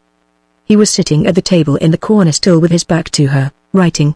This time his quick ears had not served him. This time she caught him in the fact. Oh, Mr. Noel. Mr. Noel. she said, reproachfully. "What is your promise worth?" He made no answer. He was sitting with his left elbow on the table, and with his head resting on his left hand. His right hand lay back on the paper, with the pen lying loose in it. "Your drink, Mr. Noel," she said, in a kinder tone, feeling unwilling to offend him. He took no notice of her. She went to the table to rouse him. Was he deep in thought? He was dead. The end of the 5th scene. Between the scenes. Progress of the story through the post. From Mrs. Noel Vanstone to Mr. Loscombe, Park Terrace, St. John's Wood, November 5th. Dear Sir, I came to London yesterday for the purpose of seeing a relative, leaving Mr. Vanstone at Balliol Cottage, and proposing to return to him in the course of the week. I reached London late last night, and drove to these lodgings, having written to secure accommodation beforehand. This morning's post has brought me a letter from my own maid, whom I left at Balliol Cottage, with instructions to write to me if anything extraordinary took place in my absence. You will find the girl's letter enclosed in this. I have had some experience of her, and I believe she is to be strictly depended on to tell the truth. I purposely abstain from troubling you by any useless allusions to myself. When you have read my maid's letter, you will understand the shock which the news contained in it has caused me. I can only repeat that I place implicit belief in her statement. I am firmly persuaded that my husband's former housekeeper has found him out, has practiced on his weakness in my absence, and has prevailed on him to make another will. From what I know of this woman, I feel no doubt that she has used her influence over Mr. Vanstone to deprive me, if possible, of all future interests in my husband's fortune. Under such circumstances as these, it is in the last degree important for more reasons than I need mention here that I should see Mr. Vanstone, and come to an explanation with him, at the earliest possible opportunity. You will find that my maid thoughtfully kept her letter open until the last moment before post time without, however, having any later news to give me than that Mrs. Lecount was to sleep at the cottage last night and that she and Mr. Vanstone were to leave together this morning. But for that last piece of intelligence, I should have been on my way back to Scotland before now. As it is, I cannot decide for myself what I ought to do next. My going back to Dumfries, after Mr. Vanstone has left it, seems like taking a journey for nothing, and my staying in London appears to be almost equally useless. Will you kindly advise me in this difficulty? I will come to you at Lincoln's Inn at any time this afternoon or tomorrow which you may appoint. My next few hours are engaged. As soon as this letter is dispatched, I am going to Kensington, with the object of ascertaining whether certain doubts I feel about the means by which Mrs. Lecount may have accomplished her discovery are well founded or not. If you will let me have your answer by return of post, I will not fail to get back to St. John's Wood in time to receive it. Believe me, dear sir, yours sincerely, Magdalen Vanstone. 2. From Mr. Loscombe to Mrs. Noel Vanstone, Lincoln's Inn, November 5th. Dear Madam, your letter and its enclosure have caused me great concern and surprise. Pressure of business allows me no hope of being able to see you either today or tomorrow morning. But if 3 o'clock tomorrow afternoon will suit you, at that hour you will find me at your service. I cannot pretend to offer a positive opinion until I know more of the particulars connected with this extraordinary business than I find communicated either in your letter or in your maid's. But with this reserve, I venture to suggest that your remaining in London until tomorrow may possibly lead to other results besides your consultation at my chambers. There is at least a chance that you or I may hear something further in this strange matter by the morning's post. I remain, dear Madame, faithfully yours, John Loscombe. 3. From Mrs. Noel Vanstone to Miss Garth, November 5th, 2 o'clock. I have just returned from Westmoreland House after purposely leaving it in secret, and purposely avoiding you under your own roof. You shall know why I came, and why I went away. It is due to my remembrance of old times not to treat you like a stranger, although I can never again treat you like a friend. I set forth on the 3rd from the north to London. My only object in taking this long journey was to see Nora. I had been suffering for many weary weeks past such remorse as only miserable women like me can feel. Perhaps the suffering weakened me, perhaps it roused some old forgotten tenderness, God knows! I can't explain it. I can only tell you that I began to think of Nora by day, and to dream of Nora by night, till I was almost heartbroken. I have no better reason than this to give for running all the risks which I ran, and coming to London to see her. I don't wish to claim more for myself than I deserve. I don't wish to tell you I was the reformed and repenting creature whom you might have approved. I had only one feeling in me that I know of. I wanted to put my arms round Nora's neck, and cry my heart out on Nora's bosom. Childish enough, I dare say. Something might have come of it, nothing might have come of it, who knows? I had no means of finding Nora without your assistance. However you might disapprove of what I had done, I thought you would not refuse to help me to find my sister. When I lay down last night in my strange bed, I said to myself, I will ask Miss Garth, for my father's sake and my mother's sake, to tell me. You don't know what a comfort I felt in that thought. How should you? What do good women like you know of miserable sinners like me? All you know is that you pray for us at church. Well, I fell asleep happily that night for the first time since my marriage. When the morning came, I paid the penalty of daring to be happy only for one night. When the morning came, a letter came with it, which told me that my bitterest enemy on earth, you have meddled sufficiently with my affairs to know what enemy I mean, had revenged herself on me in my absence. In following the impulse which led me to my sister, I had gone to my ruin. The mischief was beyond all present remedy, when I received the news of it. Whatever had happened, whatever might happen, I made up my mind to persist in my resolution of seeing Nora before I did anything else. I suspected you of being concerned in the disaster which had overtaken me because I felt positively certain at Aldborough that you and Mrs. Lecount had written to each other. But I never suspected Nora. If I lay on my deathbed at this moment I could say with a safe conscience I never suspected Nora, so I went this morning to Westmoreland House to ask you for my sister's address, and to acknowledge plainly that I suspected you of being again in correspondence with Mrs. Lecount. When I inquired for you at the door, they told me you had gone out, but that you were expected back before long. They asked me if I would see your sister, who was then in the schoolroom. I desired that your sister should on no account be disturbed. My business was not with her, but with you. I begged to be allowed to wait in a room by myself until you returned. They showed me into the double room on the ground floor, divided by curtains as it was when I last remember it. There was a fire in the outer division of the room, but none in the inner, and for that reason, I suppose, the curtains were drawn. The servant was very civil and attentive to me. I have learned to be thankful for civility and attention, and I spoke to her as cheerfully as I could. I said to her, I shall see Miss Garth here, as she comes up to the door, and I can beckon her in through the long window. The servant said I could do so, if you came that way, but that you let yourself in sometimes with your own key by the back garden gate, and if you did this, she would take care to let you know of my visit. I mention these trifles, to show you that there was no premeditated deceit in my mind when I came to the house. I waited a weary time, and you never came. I don't know whether my impatience made me think so, or whether the large fire burning made the room really as hot as I felt it to be. I only know that, after a while, I passed through the curtains into the inner room, to try the cooler atmosphere. I walked to the long window which leads into the back garden, to look out, and almost at the same time I heard the door open, the door of the room I had just left, and your voice and the voice of some other woman, a stranger to me, talking. The stranger was one of the parlour boarders, I dare say. I gathered from the first words you exchanged together, that you had met in the passage, she on her way downstairs, and you on your way in from the back garden. Her next question and your next answer informed me that this person was a friend of my sister's, who felt a strong interest in her, and who knew that you had just returned from a visit to Nora. So far, I only hesitated to show myself, because I shrank, in my painful situation, from facing a stranger. But when I heard my own name immediately afterward on your lips and on hers, then I purposely came nearer to the curtain between us, and purposely listened. A mean action, you will say? Call it mean, if you like. What better can you expect from such a woman as I am? You were always famous for your memory. There is no necessity for my repeating the words you spoke to your friend, and the words your friend spoke to you, hardly an hour since.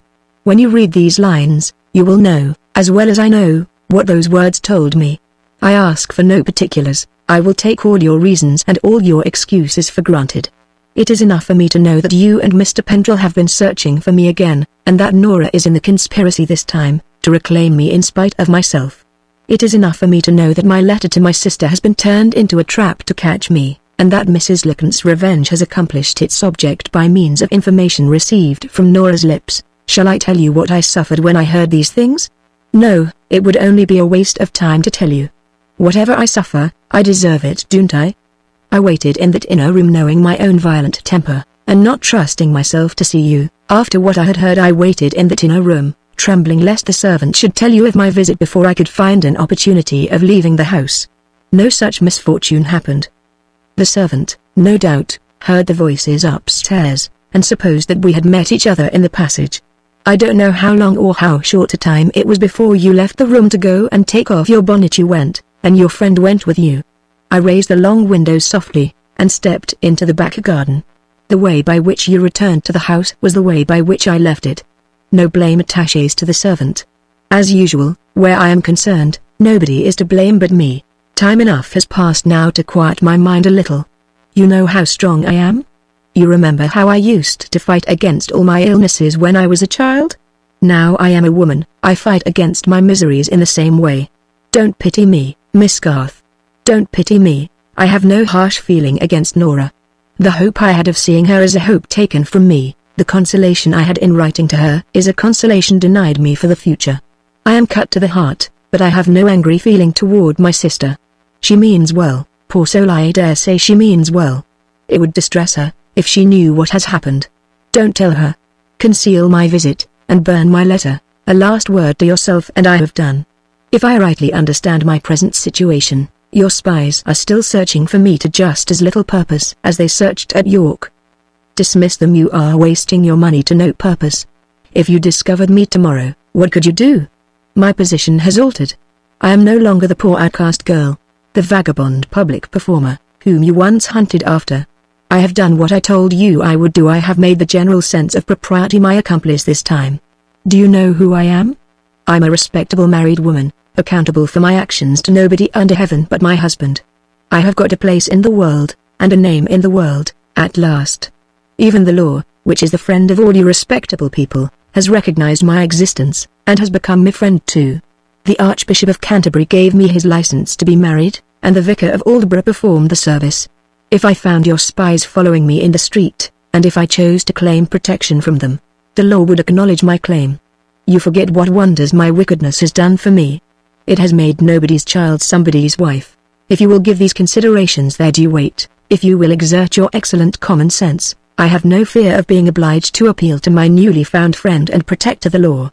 You will feel, by this time, that you have meddled with me at last to some purpose. I am estranged from Nora, I am discovered by my husband, I am defeated by Mrs. Lecount. You have driven me to the last extremity, you have strengthened me to fight the battle of my life with the resolution which only a lost and friendless woman can feel. Badly as your schemes have prospered, they have not proved totally useless after all. I have no more to say. If you ever speak about me to Nora, tell her that a day may come when she will see me again, the day when we two sisters have recovered our natural rights. The day when I put Nora's fortune into Nora's hand. Those are my last words. Remember them the next time you feel tempted to meddle with me again. Magdalen Vanstone. 4. From Mr. Loscombe to Mrs. Noel Vanstone, Lincoln's Inn, November 6th. Dear Madam, this morning's post has doubtless brought you the same shocking news which it has brought to me. You must know by this time that a terrible affliction has befallen you, the affliction of your husband's sudden death. I am on the point of starting for the north, to make all needful inquiries, and to perform whatever duties I may with propriety undertake, as solicitor to the deceased gentleman. Let me earnestly recommend you not to follow me to Balliol Cottage, until I have had time to write to you first, and to give you such advice as I cannot, through ignorance of all the circumstances, pretend to offer now. You may rely on my writing, after my arrival in Scotland, by the first post. I remain, dear Madame, faithfully yours, John Loscombe, V. From Mr. Pendrell to Miss Garth, Searle Street, November 6th. Dear Miss Garth, I return you Mrs. Noel Vanstone's letter. I can understand your mortification at the tone in which it is written, and your distress at the manner in which this unhappy woman has interpreted the conversation that she overheard at your house. I cannot honestly add that I lament what has happened. My opinion has never altered since the Combe Raven time. I believe Mrs. Noel Vanstone to be one of the most reckless, desperate, and perverted women living, and any circumstances that estrange her from her sister are circumstances which I welcome, for her sister's sake. There cannot be a moment's doubt on the course you ought to follow in this matter. Even Mrs. Noel Vanstone herself acknowledges the propriety of sparing her sister additional and unnecessary distress. By all means, keep Miss Vanstone in ignorance of the visit to Kensington, and of the letter which has followed it. It would be not only unwise, but absolutely cruel, to enlighten her. If we had any remedy to apply, or even any hope to offer, we might feel some hesitation in keeping our secret. But there is no remedy, and no hope. Mrs. Noel Vanstone is perfectly justified in the view she takes of her own position. Neither you nor I can assert the smallest right to control her.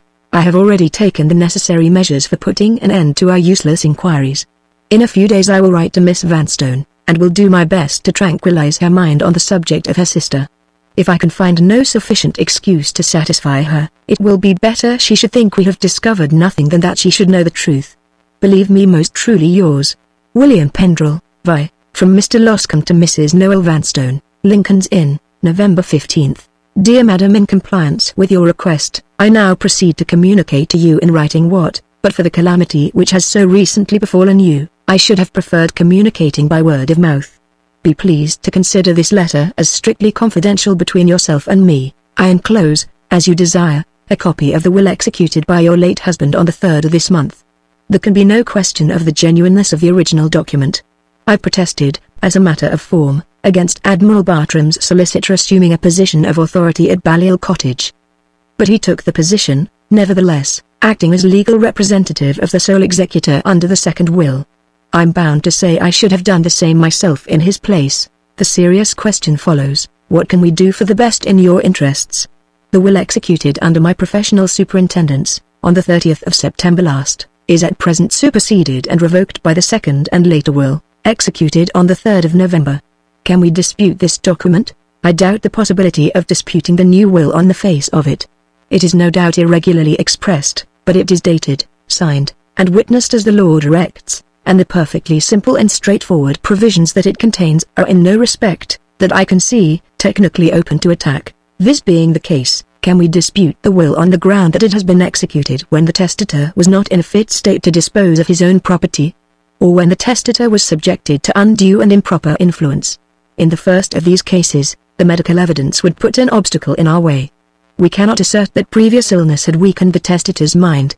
It is clear that he died suddenly, as the doctors had all along declared he would die, of disease of the heart.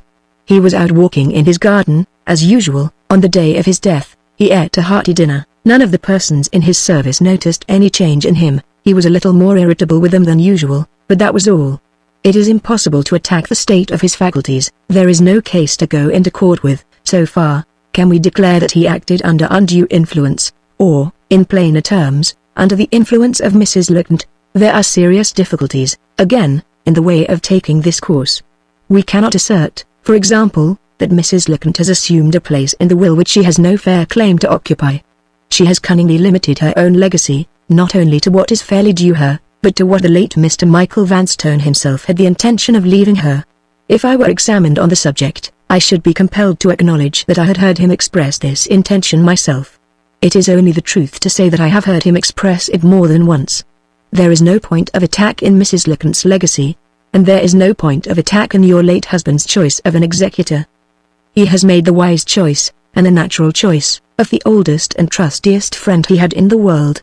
One more consideration remains the most important which I have yet approached, and therefore the consideration which I have reserved to the last. On the 30th of September, the testator executes a will, leaving his widow sole executrix, with a legacy of £80,000. On the 3rd of November following, he expressly revokes this will, and leaves another in its stead, in which his widow is never once mentioned, and in which the whole residue of his estate, after payment of one comparatively trifling legacy, is left to a friend. It rests entirely with you to say whether any valid reason can or cannot be produced to explain such an extraordinary proceeding as this. If no reason can be assigned, and I know of none myself, I think we have a point here which deserves our careful consideration, for it may be a point which is open to attack. Pray understand that I am now appealing to you solely as a lawyer, who is obliged to look all possible eventualities in the face. I have no wish to intrude on your private affairs. I have no wish to write a word which could be construed into any indirect reflection on yourself. If you tell me that, so far as you know, your husband capriciously struck you out of his will, without assignable reason or motive for doing so, and without other obvious explanation of his conduct than that he acted in this matter entirely under the influence of Mrs. Lecount, I will immediately take counsel's opinion touching the propriety of disputing the will on this ground. If, on the other hand, you tell me that there are reasons, known to yourself, though unknown to me, for not taking the course I propose, I will accept that intimation without troubling you, unless you wish it, to explain yourself further. In this latter event, I will write to you again, for I shall then have something more to say, which may greatly surprise you, on the subject of the will. Faithfully yours, John Loscombe. 7. From Mrs. Noel Vanstone to Mr. Loscombe, November 16th. Dear Sir, accept my best thanks for the kindness and consideration with which you have treated me, and let the anxieties under which I am now suffering plead my excuse, if I reply to your letter without ceremony, in the fewest possible words. I have my own reasons for not hesitating to answer your question in the negative. It is impossible for us to go to law, as you propose, on the subject of the will. Believe me, dear Sir, yours gratefully, Magdalen Vanstone. 8. From Mr. Loscombe to Mrs. Noel Vanstone, Lincoln's Inn. November 17. Dear Madam, I beg to acknowledge the receipt of your letter, answering my proposal in the negative, for reasons of your own. Under these circumstances on which I offer no comment, I beg to perform my promise of again communicating with you on the subject of your late husband's will. Be so kind as to look at your copy of the document. You will find that the clause which devises the whole residue of your husband's estate to Admiral Bartram ends in these terms, to be by him applied to such uses as he may think fit. Simple as they may seem to you, these are very remarkable words. In the first place, no practical lawyer would have used them in drawing your husband's will. In the second place, they are utterly useless to serve any plain straightforward purpose. The legacy is left unconditionally to the Admiral, and in the same breath he is told that he may do what he likes with it. The phrase points clearly to one of two conclusions. It has either dropped from the writer's pen in pure ignorance, or it has been carefully said where it appears to serve the purpose of a snare. I am firmly persuaded that the latter explanation is the right one. The words are expressly intended to mislead some person, yourself in all probability, and the cunning which has put them to that use is a cunning which, as constantly happens when uninstructed persons meddle with law, has overreached itself. My 30 years' experience reads those words in a sense exactly opposite to the sense which they are intended to convey. I say that Admiral Bartram is not free to apply his legacy to such purposes as he may think fit. I believe he is privately controlled by a supplementary document in the shape of a secret trust. I can easily explain to you what I mean by a secret trust. It is usually contained in the form of a letter from a testator to his executors, privately informing them of testamentary intentions on his part which he has not thought proper openly to acknowledge in his will. I leave you £100, and I write a private letter enjoining you, on taking the legacy, not to devote it to your own purposes, but to give it to some third person, whose name I have my own reasons for not mentioning in my will. That is a secret trust. If I am right in my own persuasion that such a document as I here describe is at this moment in Admiral Bartram's possession, a persuasion based, in the first instance, on the extraordinary words that I have quoted to you, and, in the second instance, on purely legal considerations with which it is needless to encumber my letter, if I am right in this opinion, the discovery of the secret trust would be, in all probability, a most important discovery to your interests. I will not trouble you with technical reasons, or with references to my experience in these matters, which only a professional man could understand. I will merely say that I don't give up your cause as utterly lost, until the conviction now impressed on my own mind is proved to be wrong. I can add no more. While this important question still remains involved in doubt, neither can I suggest any means of solving that doubt. If the existence of the trust was proved, and if the nature of the stipulations contained in it was made known to me, I could then say positively what the legal chances were of your being able to set up a case on the strength of it, and I could also tell you whether I should or should not feel justified in personally undertaking that case under a private arrangement with yourself. As things are, I can make no arrangement, and offer no advice. I can only put you confidentially in possession of my private opinion, leaving you entirely free to draw your own inferences from it, and regretting that I cannot write more confidently and more definitely than I have written here. All that I could conscientiously say on this very difficult and delicate subject, I have said. Believe me, dear madam, faithfully yours, John Loscombe. P.S. I omitted one consideration in my last letter, which I may mention here, in order to show you that no point in connection with the case has escaped me. If it had been possible to show that Mr. Vanstone was domiciled in Scotland at the time of his death, we might have asserted your interests by means of the Scotch law, which does not allow a husband the power of absolutely disinheriting his wife. But it is impossible to assert that Mr. Vanstone was legally domiciled in Scotland. He came there as a visitor only, he occupied a furnished house for the season, and he never expressed, either by word or deed, the slightest intention of settling permanently in the north. 9. From Mrs. Noel Vanstone to Mr. Loscombe. Dear Sir, I have read your letter more than once, with the deepest interest and attention, and the oftener I read it, the more firmly I believe that there is really such a letter as you mention in Admiral Bartram's hands. It is my interest that the discovery should be made, and I at once acknowledge to you that I am determined to find the means of secretly and certainly making it. My resolution rests on other motives than the motives which you might naturally suppose would influence me. I only tell you this, in case you feel inclined to remonstrate. There is good reason for what I say, when I assure you that remonstrance will be useless. I ask for no assistance in this matter, I will trouble nobody for advice. You shall not be involved in any rash proceedings on my part. Whatever danger there may be, I will risk it. Whatever delays may happen, I will bear them patiently. I am lonely and friendless, and surely troubled in mind, but I am strong enough to win my way through worse trials than these. My spirits will rise again, and my time will come. If that secret trust is in Admiral Bartram's possession when you next see me, you shall see me with it in my own hands. Yours gratefully, Magdalen Vanstone. Part 6, The Sixth Scene. St. John's Wood, Chapter 1. It wanted little more than a fortnight to Christmas, but the weather showed no signs yet of the frost and snow, conventionally associated with the coming season. The atmosphere was unnaturally warm, and the old year was dying feebly in sapping rain and enervating mist. Toward the close of a December afternoon, Magdalen sat alone in the lodging which she had occupied since her arrival in London.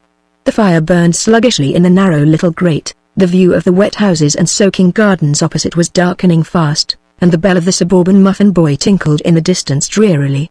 Sitting close over the fire, with a little money lying loose in her lap, Magdalen absently shifted the coins to and fro on the smooth surface of her dress, incessantly altering their positions toward each other, as if they were pieces of a child's puzzle which she was trying to put together.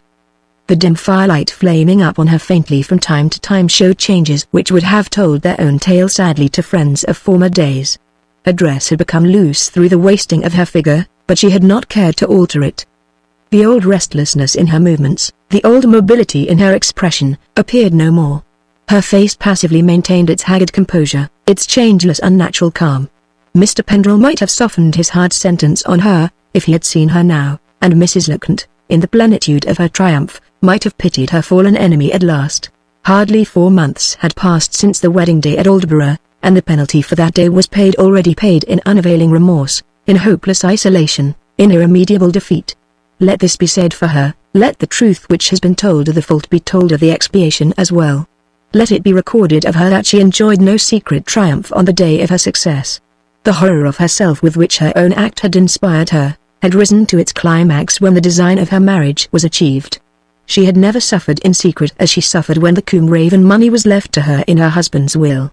She had never felt the means taken to accomplish her end so unutterably degrading to herself, as she felt them on the day when the end was reached. Out of that feeling had grown the remorse which had hurried her to seek pardon and consolation in her sister's love. Never since it had first entered her heart, never since she had first felt it sacred to her at her father's grave, had the purpose to which she had vowed herself, so nearly lost its hold on her as at this time. Never might Nora's influence have achieved such good as on the day when that influence was lost, the day when the fatal words were overheard at Miss Garth's, the day when the fatal letter from Scotland told of Mrs. Lecount's revenge. The harm was done. The chance was gone. Time and hope alike had both passed her by. Faintly and more faintly the inner voices now pleaded with her to pause on the downward way. The discovery which had poisoned her heart with its first distrust of her sister, the tidings which had followed it of her husband's death, the sting of Mrs. Lecount's triumph, felt through all, had done their work. The remorse which had embittered her married life was deadened now to a dull despair. It was too late to make the atonement of confession, too late to lay bare to the miserable husband the deeper secrets that had once lurked in the heart of the miserable wife. Innocent of all thought of the hideous treachery which Mrs. Lecount had imputed to her, she was guilty of knowing how his health was broken when she married him, guilty of knowing, when he left her the Combe Raven money, that the accident of a moment, harmless to other men, might place his life in jeopardy, and effect her release. His death had told her this, had told her plainly what she had shrunk, in his lifetime, from openly acknowledging to herself. From the dull torment of that reproach, from the dreary wretchedness of doubting everybody, even to Nora herself, from the bitter sense of her defeated schemes, from the blank solitude of her friendless life, what refuge was left? But one refuge now. She turned to the relentless purpose which was hurrying her to her ruin, and cried to it with the daring of her despair, "Drive me on." For days and days together she had bent her mind on the one object which occupied it since she had received the lawyer's letter. For days and days together she had toiled to meet the first necessity of her position, to find a means of discovering the secret trust. There was no hope, this time, of assistance from Captain Wragge. Long practice had made the old militiaman an adept in the art of vanishing. The plough of the moral agriculturist left no furrows, not a trace of him was to be found. Mr. Loscombe was too cautious to commit himself to an active course of any kind. He passively maintained his opinions and left the rest to his client. He desired to know nothing until the trust was placed in his hands. Magdalen's interests were now in Magdalen's own sole care. Risk or no risk, what she did next she must do by herself. The prospect had not daunted her. Alone she had calculated the chances that might be tried. Alone she was now determined to make the attempt. The time has come, she said to herself, as she sat over the fire. I must sound Louisa first. She collected the scattered coins in her lap, and placed them in a little heap on the table, then rose and rang the bell. The landlady answered it. Is my servant downstairs? Inquired Magdalen. Yes, ma'am. She is having her tea. When she has done, say I want her up here. Wait a moment. You will find your money on the table, the money I owe you for last week. Can you find it? Or would you like to have a candle? It's rather dark, ma'am. Magdalen lit a candle. What notice must I give you? She asked, as she put the candle on the table. Before I leave. A week is the usual notice, ma'am. I hope you have no objection to make to the house. None whatever. I only asked the question, because I may be obliged to leave these lodgings rather sooner than I anticipated. Is the money right? Quite right, ma'am. Here is your receipt. Thank you. Don't forget to send Louisa to me as soon as she has done her tea. The landlady withdrew. As soon as she was alone again, Magdalen extinguished the candle, and drew an empty chair close to her own chair on the hearth. This done, she resumed her former place, and waited until Louisa appeared. There was doubt in her face as she sat looking mechanically into the fire. A poor chance, she thought to herself, but, poor as it is, a chance that I must try. In 10 minutes more, Louisa's meek knock was softly audible outside. She was surprised, on entering the room, to find no other light in it than the light of the fire. Will you have the candles, ma'am? She inquired, respectfully. We will have candles if you wish for them yourself, replied Magdalen, not otherwise. I have something to say to you. When I have said it, you shall decide whether we sit together in the dark or in the light. Louisa waited near the door, and listened to those strange words in silent astonishment. Come here, said Magdalen, pointing to the empty chair. Come here and sit down. Louisa advanced, and timidly removed the chair from its position at her mistress's side. Magdalen instantly drew it back again. No, she said. Come close by me. After a moment's hesitation, Louisa obeyed. I ask you to sit near me, pursued Magdalen, because I wish to speak to you on equal terms. Whatever distinctions there might once have been between us are now at an end. I am a lonely woman thrown helpless on my own resources, without rank or place in the world. I may or may not keep you as my friend. As mistress and maid, the connection between us must come to an end. Oh, ma'am, don't say that, pleaded Louisa, faintly. Magdalen sorrowfully and steadily went on. When you first came to me, she resumed, I thought I should not like you. I have learned to like you. I have learned to be grateful to you. From first to last you have been faithful and good to me. The least I can do in return is not to stand in the way of your future prospects. Don't send me away, ma'am, said Louisa, imploringly. If you can only help me with a little money now and then, I'll wait for my wages. I will, indeed. Magdalen took her hand and went on, as sorrowfully and as steadily as before. My future life is all darkness, all uncertainty, she said. The next step I may take may lead me to my prosperity or may lead me to my ruin. Can I ask you to share such a prospect as this? If your future was as uncertain as mine is, if you, too, were a friendless woman thrown on the world, my conscience might be easy in letting you cast your lot with mine. I might accept your attachment, for I might feel I was not wronging you. How can I feel this in your case? You have a future to look to. You are an excellent servant. You can get another place, a far better place than mine. You can refer to me, and if the character I give is not considered sufficient, you can refer to the mistress you served before me. At the instant when that reference to the girl's last employer escaped Magdalen's lips, Louisa snatched her hand away and started up affrightedly from her chair. There was a moment's silence. Both mistress and maid were equally taken by surprise. Magdalen was the first to recover herself. Is it getting too dark? She asked, significantly. Are you going to light the candles, after all? Louisa drew back into the dimmest corner of the room. You suspect me, ma'am, she answered out of the darkness, in a breathless whisper. Who has told you? How did you find out? She stopped, and burst into tears. I deserve your suspicion, she said, struggling to compose herself. I can't deny it to you. You have treated me so kindly, you have made me so fond of you. Forgive me, Mrs. Vanstone, I am a wretch, I have deceived you. Come here and sit down by me again, said Magdalen. Come, or I will get up myself and bring you back. Louisa slowly returned to her place. Dim as the firelight was, she seemed to fear it. She held her handkerchief over her face, and shrank from her mistress as she seated herself again in the chair. You're wrong in thinking that anyone has betrayed you to me, said Magdalen. All that I know of you is what your own looks and ways have told me. You have had some secret trouble weighing on your mind ever since you have been in my service. I confess I have spoken with a wish to find out more of you and your past life than I have found out yet, not because I am curious, but because I have my secret troubles too. Are you an unhappy woman, like me? If you are, I will take you into my confidence. If you have nothing to tell me, if you choose to keep your secret, I don't blame you. I only say, let us part. I won't ask how you have deceived me. I will only remember that you have been an honest and faithful and competent servant while I have employed you, and I will say as much in your favor to any new mistress you like to send to me. She waited for the reply. For a moment, and only for a moment, Louisa hesitated. The girl's nature was weak, but not depraved. She was honestly attached to her mistress, and she spoke with a courage which Magdalen had not expected from her. If you send me away, ma'am, she said, I won't take my character from you till I have told you the truth. I won't return your kindness by deceiving you a second time. Did my master ever tell you how he engaged me? No. I never asked him, and he never told me. He engaged me, ma'am, with a written character. Yes. The character was a false one. Magdalen drew back in amazement. The confession she heard was not the confession she had anticipated. Did your mistress refuse to give you a character? She asked. Why? Louisa dropped on her knees and hid her face in her mistress's lap. Don't ask me, she said. I'm a miserable, degraded creature. I'm not fit to be in the same room with you. Magdalen bent over her, and whispered a question in her ear. Louisa whispered back the one sad word of reply. Has he deserted you? Asked Magdalen, after waiting a moment, and thinking first. No. Do you love him, dearly? The remembrance of her own loveless marriage stung Magdalen to the quick. For God's sake, don't kneel to me, she cried, passionately.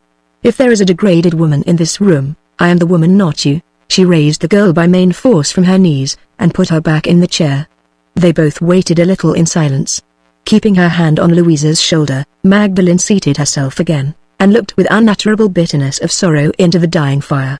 Oh, she thought, what happy women there are in the world. Wives who love their husbands. Mothers who are not ashamed to own their children. Are you quieter? She asked, gently addressing Louisa once more. Can you answer me, if I ask you something else? Where is the child? The child is out at nurse. Does the father help to support it? He does all he can, ma'am. What is he? Is he in service? Is he in a trade? His father is a master carpenter. He works in his father's yard. If he has got work, why has he not married you? It is his father's fault, ma'am, not his. His father has no pity on us. He would be turned out of house and home if he married me. Can he get no work elsewhere? It's hard to get good work in London, ma'am. There are so many in London, they take the bread out of each other's mouths. If we had only had the money to emigrate, he would have married me long since. Would he marry you if you had the money now? I am sure he would, ma'am. He could get plenty of work in Australia, and double and treble the wages he gets here. He is trying hard, and I am trying hard, to save a little toward it. I put by all I can spare from my child. But it is so little. If we live for years to come, there seems no hope for us. I know I have done wrong every way. I know I don't deserve to be happy. But how could I let my child suffer? I was obliged to go to service. My mistress was hard on me, and my health broke down in trying to live by my needle. I would never have deceived anybody by a false character, if there had been another chance for me. I was alone and helpless, ma'am, and I can only ask you to forgive me. Ask better women than I am, said Magdalen, sadly. I am only fit to feel for you, and I do feel for you with all my heart. In your place I should have gone into service with a false character, too. Say no more of the past. You don't know how you hurt me in speaking of it. Talk of the future. I think I can help you, and do you no harm. I think you can help me, and do me the greatest of all services in return. Wait, and you shall hear what I mean. Suppose you were married, how much would it cost for you and your husband to emigrate? Louisa mentioned the cost of a steerage passage to Australia for a man and his wife. She spoke in low, hopeless tones. Moderate as the sum was, it looked like unattainable wealth in her eyes. Magdalene started in her chair, and took the girl's hand once more. "Louisa," she said, earnestly, "if I gave you the money, what would you do for me in return?" The proposal seemed to strike Louisa speechless with astonishment. She trembled violently, and said nothing. Magdalene repeated her words. "Oh, Mom, do you mean it?" said the girl. "Do you really mean it?" "Yes," replied Magdalene, "I really mean it." "What would you do for me in return?" "Do?" repeated Louisa. "Oh, what is there I would not do?" She tried to kiss her mistress's hand, but Magdalene would not permit it. She resolutely, almost roughly, drew her hand away. "I am laying you under no obligation," she said. "We are serving each other, that is all. Sit quiet, and let me think." For the next 10 minutes there was silence in the room. At the end of that time Magdalene took out her watch and held it close to the grate. There was just firelight enough to show her the hour. It was close on 6 o'clock. "Are you composed enough to go downstairs and deliver a message?" she asked, rising from her chair as she spoke to Louisa again. "It is a very simple message. It is only to tell the boy that I want a cab as soon as he can get me one. I must go out immediately. You shall know why later in the evening. I have much more to say to you, but there is no time to say it now. When I am gone, bring your work up here, and wait for my return. I shall be back before bedtime." Without another word of explanation, she hurriedly lit a candle and withdrew into the bedroom to put on her bonnet and shawl. Chapter 2. Between 9 and 10 o'clock the same evening, Louisa, waiting anxiously, heard the long-expected knock at the house door. She ran downstairs at once and let her mistress in. Magdalene's face was flushed. She showed far more agitation on returning to the house than she had shown on leaving it. "Keep your place at the table," she said to Louisa, impatiently, "but lay aside your work. I want you to attend carefully to what I am going to say." Louisa obeyed. Magdalene seated herself at the opposite side of the table, and moved the candles, so as to obtain a clear and uninterrupted view of her servant's face. "Have you noticed a respectable elderly woman?" she began, abruptly, "who has been here once or twice in the last fortnight to pay me a visit?" "Yes, ma'am, I think I let her in the second time she came." "An elderly person named Mrs. Atwood?" "That is the person I mean. Mrs. Atwood is Mr. Loscombe's housekeeper, not the housekeeper at his private residence, but the housekeeper at his offices in Lincoln's Inn. I promised to go and drink tea with her some evening this week, and I have been tonight. It is strange of me, is it not, to be on these familiar terms with a woman in Mrs. Atwood's situation?" Louisa made no answer in words. Her face spoke for her. She could hardly avoid thinking it strange. "I had a motive for making friends with Mrs. Atwood," Magdalene went on. "She is a widow, with a large family of daughters. Her daughters are all in service. One of them is an under-housemaid in the service of Admiral Bartram, at Street Crux in the Marsh. I found that out from Mrs. Atwood's master, and as soon as I arrived at the discovery, I privately determined to make Mrs. Atwood's acquaintance. Stranger still, is it not?" Louisa began to look a little uneasy. Her mistress's manner was at variance with her mistress's words. It was plainly suggestive of something startling to come. "What attraction Mrs. Atwood finds in my society," Magdalene continued, "I cannot presume to say. I can only tell you she has seen better days. She is an educated person, and she may like my society on that account. At any rate, she has readily met my advances toward her. What attraction I find in this good woman, on my side, is soon told. I have a great curiosity, an unaccountable curiosity. You will think about the present course of household affairs at Street Crux in the Marsh. Mrs. Atwood's daughter is a good girl, and constantly writes to her mother. Her mother is proud of the letters and proud of the girl, and is ready enough to talk about her daughter and her daughter's place. That is Mrs. Atwood's attraction to me. You understand, so far?" Yes, Louisa understood. Magdalene went on. "Thanks to Mrs. Atwood and Mrs. Atwood's daughter," she said, "I know some curious particulars already of the household at Street Crux. Servants' tongues and servants' letters, as I need not tell you, are often occupied with their masters and mistresses than their masters and mistresses suppose. The only mistress at Street Crux is the housekeeper. But there is a Master Admiral Bartram. He appears to be a strange old man, whose whims and fancies amuse his servants as well as his friends. One of his fancies, the only one we need trouble ourselves to notice, is, that he had men enough about him when he was living at sea, and that now he is living on shore, he will be waited on by women servants alone. The one man in the house is an old sailor, who has been all his life with his master. He is a kind of pensioner at Street Crux, and has little or nothing to do with the housework. The other servants, indoors, are all women, and instead of a footman to wait on him at dinner, the Admiral has a parlour maid. The parlour maid now at Street Crux is engaged to be married, and as soon as her master can suit himself she is going away. These discoveries I made some days since. But when I saw Mrs. Atwood tonight, she had received another letter from her daughter in the interval, and that letter has helped me to find out something more. The housekeeper is at her wit's end to find a new servant. Her master insists on youth and good looks. He leaves everything else to the housekeeper, but he will have that. All the inquiries made in the neighborhood have failed to produce the sort of parlour maid whom the Admiral wants. If nothing can be done in the next fortnight or 3 weeks, the housekeeper will advertise in the Times, and will come to London herself to see the applicants, and to make strict personal inquiry into their characters. Louisa looked at her mistress more attentively than ever. The expression of perplexity left her face, and a shade of disappointment appeared there in its stead. "Bear in mind what I have said," pursued Magdalen, "and wait a minute more, while I ask you some questions. Don't think you understand me yet. I can assure you, you don't understand me.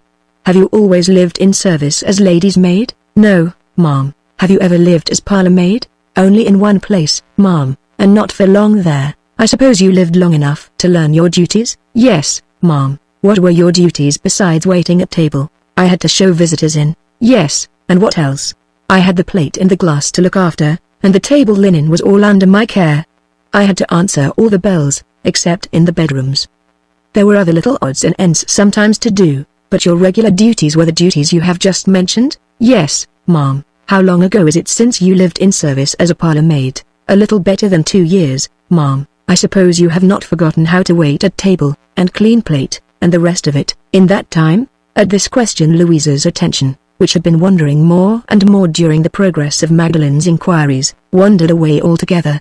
Her gathering anxieties got the better of her discretion, and even of her timidity. Instead of answering her mistress, she suddenly and confusedly ventured on a question of her own. "I beg your pardon, ma'am," she said. "Did you mean me to offer for the parlour maid's place at Street Crux?" "You?" replied Magdalen. "Certainly not. Have you forgotten what I said to you in this room before I went out? I mean you to be married, and go to Australia with your husband and your child. You have not waited as I told you, to hear me explain myself. You have drawn your own conclusions, and you have drawn them wrong. I asked a question just now, which you have not answered. I asked if you had forgotten your parlour maid's duties." "Oh, no, ma'am." Louisa had replied rather unwillingly thus far. She answered readily and confidently now. "Could you teach the duties to another servant?" asked Magdalen. "Yes, ma'am, easily, if she was quick and attentive." "Could you teach the duties to me?" Louisa started, and changed colour. "You, ma'am?" she exclaimed, half in incredulity, half in alarm. "Yes," said Magdalen.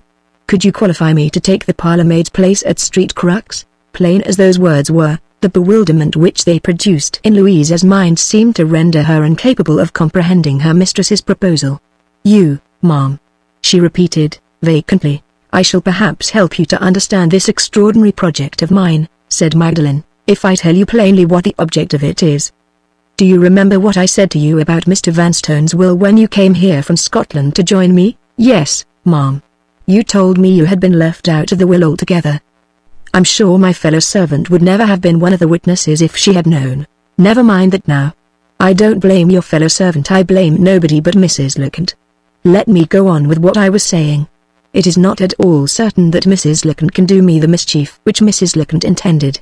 There is a chance that my lawyer, Mr. Loscombe, may be able to gain me what is fairly my due, in spite of the will. The chance turns on my discovering a letter which Mr. Loscombe believes, and which I believe, to be kept privately in Admiral Bartram's possession.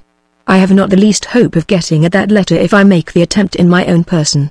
Mrs. Lecount has poisoned the Admiral's mind against me, and Mr. Vanstone has given him a secret to keep from me. If I wrote to him, he would not answer my letter. If I went to his house, the door would be closed in my face. I must find my way into Street Crux as a stranger. I must be in a position to look about the house, unsuspected. I must be there with plenty of time on my hands. All the circumstances are in my favor, if I am received into the house as a servant, and as a servant I mean to go." "But you are a lady, ma'am," objected Louisa, in the greatest perplexity. "The servants at Street Crux would find you out." "I'm not at all afraid of their finding me out," said Magdalen. I know how to disguise myself in other people's characters more cleverly than you suppose. Leave me to face the chances of discovery. That is my risk. Let us talk of nothing now but what concerns you. Don't decide yet whether you will, or will not, give me the help I want. Wait, and hear first what the help is. You are quick and clever at your needle. Can you make me the sort of gown which it is proper for a servant to wear, and can you alter one of my best silk dresses so as to make it fit yourself in a week's time? I think I could get them done in a week, ma'am. But why am I to wear? Wait a little, and you will see. I shall give the landlady her week's notice tomorrow. In the interval, while you are making the dresses, I can be learning the parlour maid's duties. When the house servant here has brought up the dinner, and when you and I are alone in the room instead of your waiting on me, as usual, I will wait on you. I am quite serious, don't interrupt me. Whatever I can learn besides, without hindering you, I will practice carefully at every opportunity. When the week is over, and the dresses are done, we will leave this place, and go into other lodgings, you as the mistress and I as the maid. I should be found out, ma'am, interposed Louisa, trembling at the prospect before her. I'm not a lady, and I am, said Magdalen, bitterly. Shall I tell you what a lady is? A lady is a woman who wears a silk gown, and has a sense of her own importance. I shall put the gown on your back, and the sense in your head. You speak good English, you are naturally quiet and self-restrained. If you can only conquer your timidity, I have not the least fear of you. There will be time enough in the new lodging for you to practice your character, and for me to practice mine. There will be time enough to make some more dresses, another gown for me, and your wedding dress, which I mean to give you, for yourself. I shall have the newspaper sent every day. When the advertisement appears, I shall answer it in any name I can take on the spur of the moment, in your name, if you like to lend it to me, and when the housekeeper asks me for my character, I shall refer her to you. She will see you in the position of mistress, and me in the position of maid. No suspicion can possibly enter her mind, unless you put it there. If you only have the courage to follow my instructions, and to say what I shall tell you to say, the interview will be over in 10 minutes. You frighten me, ma'am, said Louisa, still trembling. You take my breath away with surprise. Courage. Where shall I find courage? Where I keep it for you, said Magdalen, in the passage money to Australia. Look at the new prospect which gives you a husband, and restores you to your child, and you will find your courage there. Louisa's sad face brightened, Louisa's faint heart beat quick. A spark of her mistress's spirit flew up into her eyes as she thought of the golden future. If you accept my proposal, pursued Magdalen, you can be asked in church at once, if you like. I promise you the money on the day when the advertisement appears in the newspaper. The risk of the housekeeper's rejecting me is my risk, not yours. My good looks are sadly gone off, I know. But I think I can still hold my place against the other servants. I think I can still look the parlour maid whom Admiral Bartram wants. There is nothing for you to fear in this matter. I should not have mentioned it if there had been. The only danger is the danger of my being discovered at street crux, and that falls entirely on me. By the time I am in the Admiral's house you will be married, and the ship will be taking you to your new life. Louisa's face, now brightening with hope, now clouding again with fear, showed plain signs of the struggle which it cost her to decide. She tried to gain time, she attempted confusedly to speak a few words of gratitude, but her mistress silenced her. You owe me no thanks, said Magdalen. I tell you again, we are only helping each other. I have very little money, but it is enough for your purpose, and I give it you freely. I have led a wretched life, I have made others wretched about me. I can't even make you happy, except by tempting you to a new deceit. There. It's not your fault. Worse women than you are will help me, if you refuse. Decide as you like, but don't be afraid of taking the money. If I succeed, I shall not want it. If I fail, she stopped, rose abruptly from her chair, and hid her face from Louisa by walking away to the fireplace. If I fail, she resumed, warming her foot carelessly at the fender, all the money in the world will be of no use to me. Never mind why, never mind me, think of yourself. I won't take advantage of the confession you have made to me, I won't influence you against your will. Do as you yourself think best. But remember one thing, my mind is made up, nothing you can say or do will change it. Her sudden removal from the table, the altered tones of her voice as she spoke the last words, appeared to renew Louisa's hesitation. She clasped her hands together in her lap, and wrung them hard. This has come on me very suddenly, ma'am, said the girl. I am sorely tempted to say yes, and yet I am almost afraid. Take the night to consider it, interposed Magdalen, keeping her face persistently turned toward the fire, and tell me what you have decided to do. when you come into my room tomorrow morning. I shall want no help tonight. I can undress myself. You are not so strong as I am. You are tired, I dare say. Don't sit up on my account. Good night, Louisa, and pleasant dreams." Her voice sank lower and lower as she spoke those kind words. She sighed heavily, and, leaning her arm on the mantelpiece, laid her head on it with a reckless weariness miserable to see. Louisa had not left the room, as she supposed. Louisa came softly to her side, and kissed her hand. Magdalene started, but she made no attempt, this time, to draw her hand away. The sense of her own horrible isolation subdued her, at the touch of the servant's lips. Her proud heart melted, her eyes filled with burning tears. "Don't distress me," she said, faintly. "The time for kindness has gone by, it only overpowers me now. Good night." When the morning came, the affirmative answer which Magdalene had anticipated was the answer given. On that day the landlady received her week's notice to quit, and Louisa's needle flew fast through the stitches of the parlour-maid's dress. The end of the 6th scene. Between the scenes. Progress of the story through the post. From Miss Garth to Mr. Pendrell. Westmoreland House, January 3d, 1848. Dear Mr. Pendrell, I write, as you kindly requested, to report how Nora is going on, and to tell you what changes I see for the better in the state of her mind on the subject of her sister. I cannot say that she is becoming resigned to Magdalene's continued silence. I know her faithful nature too well to say it. I can only tell you that she is beginning to find relief from the heavy pressure of sorrow and suspense in new thoughts and new hopes. I doubt if she has yet realized this in her own mind, but I see the result, although she is not conscious of it herself. I see her heart opening to the consolation of another interest and another love. She has not said a word to me on the subject, nor have I said a word to her. But as certainly as I know that Mr. George Bartram's visits have lately grown more and more frequent to the family at Portland Place, so certainly I can assure you that Nora is finding a relief under her suspense, which is not of my bringing, and a hope in the future, which I have not taught her to feel. It is needless for me to say that I tell you this in the strictest confidence. God knows whether the happy prospect which seems to me to be just dawning will grow brighter or not as time goes on. The oftener I see Mr. George Bartram, and he has called on me more than once, the stronger my liking for him grows. To my poor judgment he seems to be a gentleman in the highest and truest sense of the word. If I could live to see Nora his wife, I should almost feel that I had lived long enough. But who can discern the future? We have suffered so much that I am afraid to hope. Have you heard anything of Magdalene? I don't know why or how it is, but since I have known of her husband's death, my old tenderness for her seems to cling to me more obstinately than ever. Always yours truly, Harriet Garth. 2. From Mr. Pendrell to Miss Garth, Searle Street, January 4, 1848. Dear Miss Garth, of Mrs. Noel Vanstone herself I have heard nothing. But I have learned, since I saw you, that the report of the position in which she is left by the death of her husband may be depended upon as their truth. No legacy of any kind is bequeathed to her. Her name is not once mentioned in her husband's will. Knowing what we know, it is not to be concealed that this circumstance threatens us with more embarrassment, and perhaps with more distress. Mrs. Noel Vanstone is not the woman to submit, without a desperate resistance, to the total overthrow of all her schemes and all her hopes. The mere fact that nothing whatever has been heard of her since her husband's death is suggestive to my mind of serious mischief to come. In her situation, and with her temper, the quieter she is now, the more inveterately I, for one, distrust her in the future. It is impossible to say to what violent measures her present extremity may not drive her.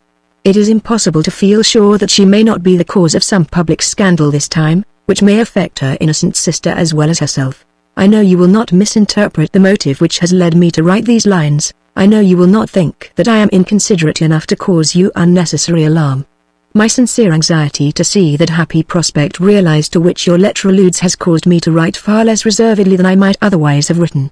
I strongly urge you to use your influence, on every occasion when you can fairly exert it, to strengthen that growing attachment, and to place it beyond the reach of any coming disasters, while you have the opportunity of doing so.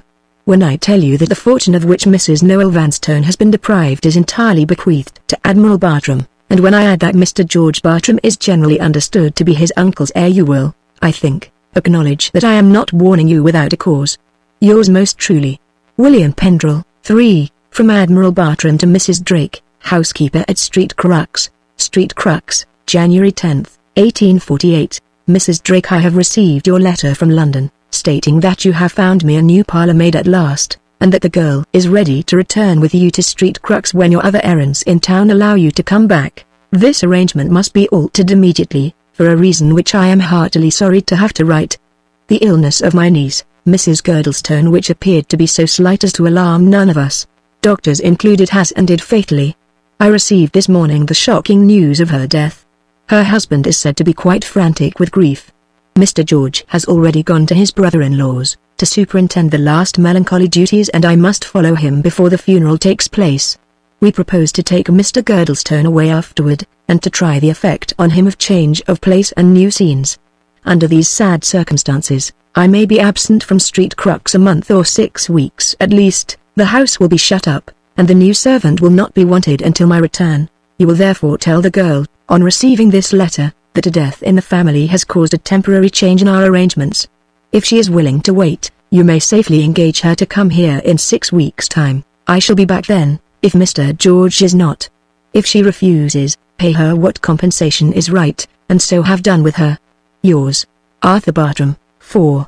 From Mrs. Drake to Admiral Bartram, January 11th. Honored Sir, I hope to get my errands done, and to return to Street Crux tomorrow, but write to save you anxiety, in case of delay. The young woman whom I have engaged, Louisa by name, is willing to wait your time, and her present mistress, taking an interest in her welfare, will provide for her during the interval. She understands that she is to enter on her new service in 6 weeks from the present date, namely, on the 25th of February next, begging you will accept my respectful sympathy under the sad bereavement which has befallen the family. I remain, honored sir, your humble servant, Sophia Drake. Part 7. The 7th Scene. Street Crux in the Marsh, Chapter 1. This is where you are to sleep. Put yourself tidy, and then come down again to my room. The Admiral has returned, and you will have to begin by waiting on him at dinner today. With those words, Mrs. Drake, the housekeeper, closed the door, and the new parlour-maid was left alone in her bedchamber at Street Crux. That day was the eventful 25th of February. In barely 4 months from the time when Mrs. Lecount had placed her master's private instructions in his executor's hands, the one combination of circumstances against which it had been her first and foremost object to provide was exactly the combination which had now taken place. Mr. Noel Vanstone's widow and Admiral Bartram's secret trust were together in the same house. Thus far, events had declared themselves without an exception in Magdalen's favour. Thus far, the path which had led her to Street Crux had been a path without an obstacle. Louisa, whose name she had now taken, had sailed 3 days since for Australia, with her husband and her child. She was the only living creature whom Magdalen had trusted with her secret, and she was by this time out of sight of the English land. The girl had been careful, reliable, and faithfully devoted to her mistress's interests to the last. She had passed the ordeal of her interview with the housekeeper, and had forgotten none of the instructions by which she had been prepared to meet it. She had herself proposed to turn the 6 weeks' delay, caused by the death in the Admiral's family, to good account, by continuing the all-important practice of those domestic lessons, on the perfect acquirement of which her mistress's daring stratagem depended for its success. Thanks to the time thus gained, when Louisa's marriage was over, and the day of parting had come, Magdalen had learned and mastered, in the nicest detail, everything that her former servant could teach her. On the day when she passed the doors of Street Crux she entered on her desperate venture, strong in the ready presence of mind under emergencies which her later life had taught her, stronger still in the trained capacity that she possessed for the assumption of a character not her own, strongest of all in her 2 months' daily familiarity with the practical duties of the position which she had undertaken to fill. As soon as Mrs. Drake's departure had left her alone, she unpacked her box, and dressed herself for the evening. She put on a lavender-coloured stuff gown half-mourning for Mrs. Girdlestone, ordered for all the servants, under the Admiral's instructions, a white muslin apron, and a neat white cap and collar, with ribbons to match the gown. In this servant's costume, in the plain gown fastening high round her neck, in the neat little white cap at the back of her head, in this simple dress, to the eyes of all men, not linen drapers, at once the most modest and the most alluring that a woman can wear, the sad changes which mental suffering had wrought in her beauty almost disappeared from view. In the evening costume of a lady, with her bosom uncovered, with her figure armed, rather than dressed, in unpliable silk, the Admiral might have passed her by without notice in his own drawing-room. In the evening costume of a servant, no admirer of beauty could have looked at her once and not have turned again to look at her for the second time. Descending the stairs, on her way to the housekeeper's room, She passed by the entrances to two long stone corridors, with rows of doors opening on them, one corridor situated on the second, and one on the first floor of the house. Many rooms, she thought, as she looked at the doors. Weary work searching here for what I have come to find. On reaching the ground floor she was met by a weather-beaten old man, who stopped and stared at her with an appearance of great interest. He was the same old man whom Captain Rag had seen in the backyard at Street Crux, at work on the model of a ship. All round the neighborhood he was known, far and wide, as the Admiral's coxswain. His name was Mazzy. 60 years had written their story of hard work at sea, and hard drinking on shore, on the veteran's grim and wrinkled face. 60 years had proved his fidelity, and had brought his battered old carcass, at the end of the voyage, into port in his master's house. Seeing no one else of whom she could inquire, Magdalen requested the old man to show her the way that led to the housekeeper's room. "I'll show you, my dear," said old Mazzy, speaking in the high and hollow voice peculiar to the deaf. "You're the new maid, eh? And a fine-grown girl, too.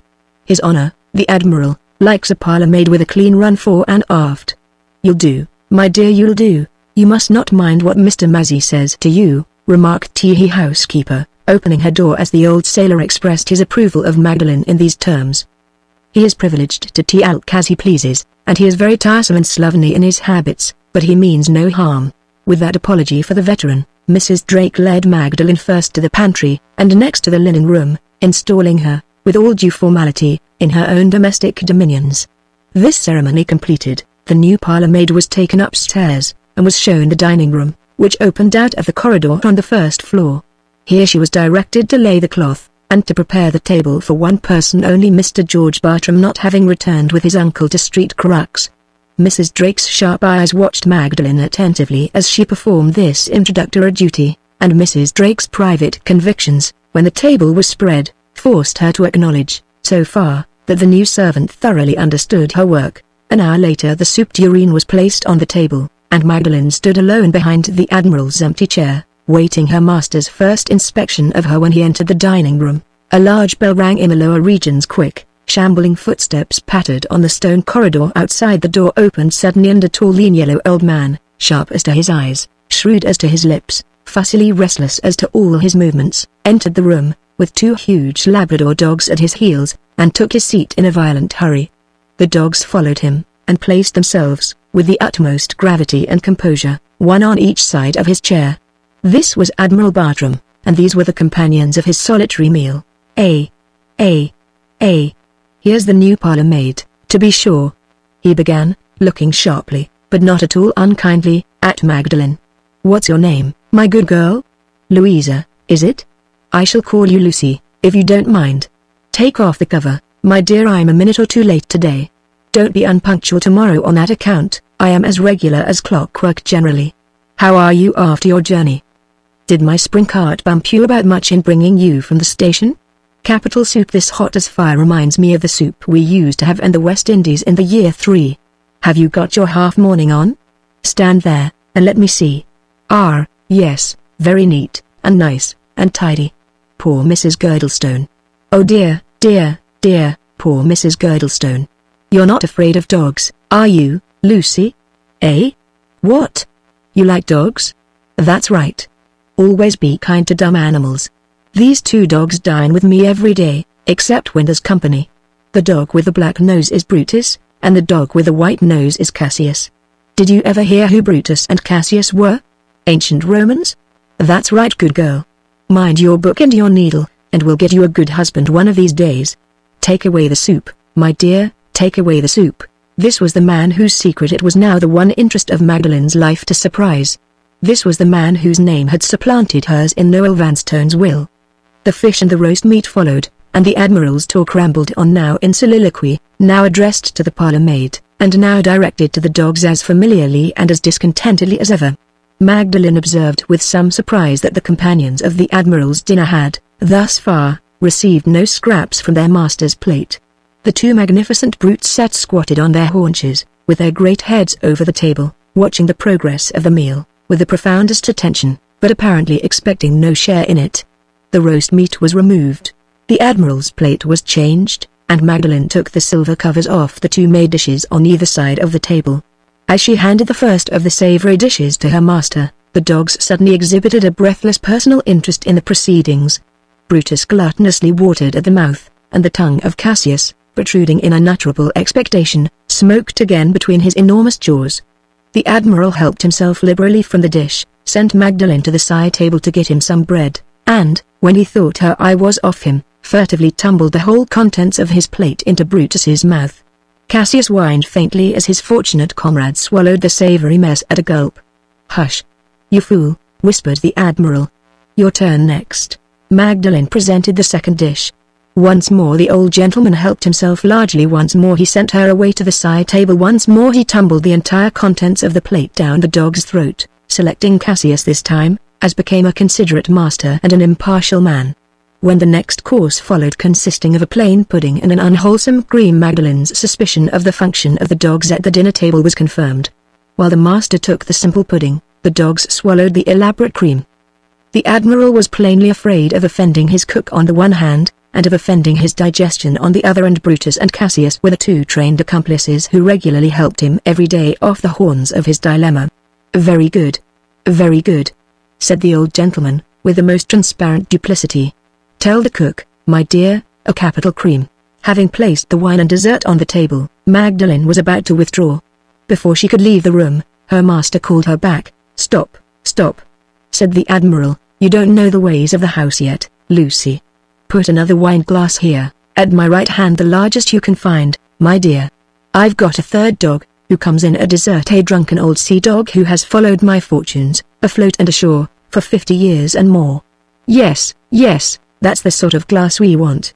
You're a good girl, you're a neat, handy girl. Steady, my dear. There's nothing to be frightened at." A sudden thump on the outside of the door, followed by one mighty bark from each of the dogs, had made Magdalene start. "Come in," shouted the Admiral. The door opened. The tails of Brutus and Cassius cheerfully thumped the floor, and old Mazzy marched straight up to the right-hand side of his master's chair. The veteran stood there, with his legs wide apart and his balance carefully adjusted, as if the dining room had been a cabin, and the house a ship pitching in a seaway. The Admiral filled the large glass with port, filled his own glass with claret, and raised it to his lips. "God bless the Queen, Mazzy," said the Admiral. "God bless the Queen, Your Honor," said old Mazzy, swallowing his port, as the dogs swallowed the made dishes, at a gulp. "How's the wind, Mazzy?" "West and by north, Your Honor." "Any report tonight, Mazzy?" "No report, Your Honor." "Good evening, Mazzy." "Good evening, Your Honor." The after-dinner ceremony thus completed, old Mazzy made his bow, and walked out of the room again. Brutus and Cassius stretched themselves on the rug to digest mushrooms and made gravies in the lubricating heat of the fire. "For what we have received, the Lord make us truly thankful," said the Admiral. "Go downstairs, my good girl, and get your supper. A light meal, Lucy, if you take my advice, a light meal, or you will have the nightmare.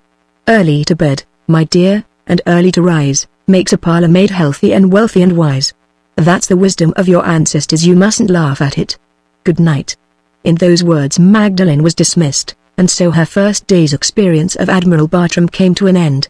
After breakfast the next morning, the Admiral's directions to the new parlour-maid included among them one particular order which, in Magdalene's situation, it was especially her interest to receive.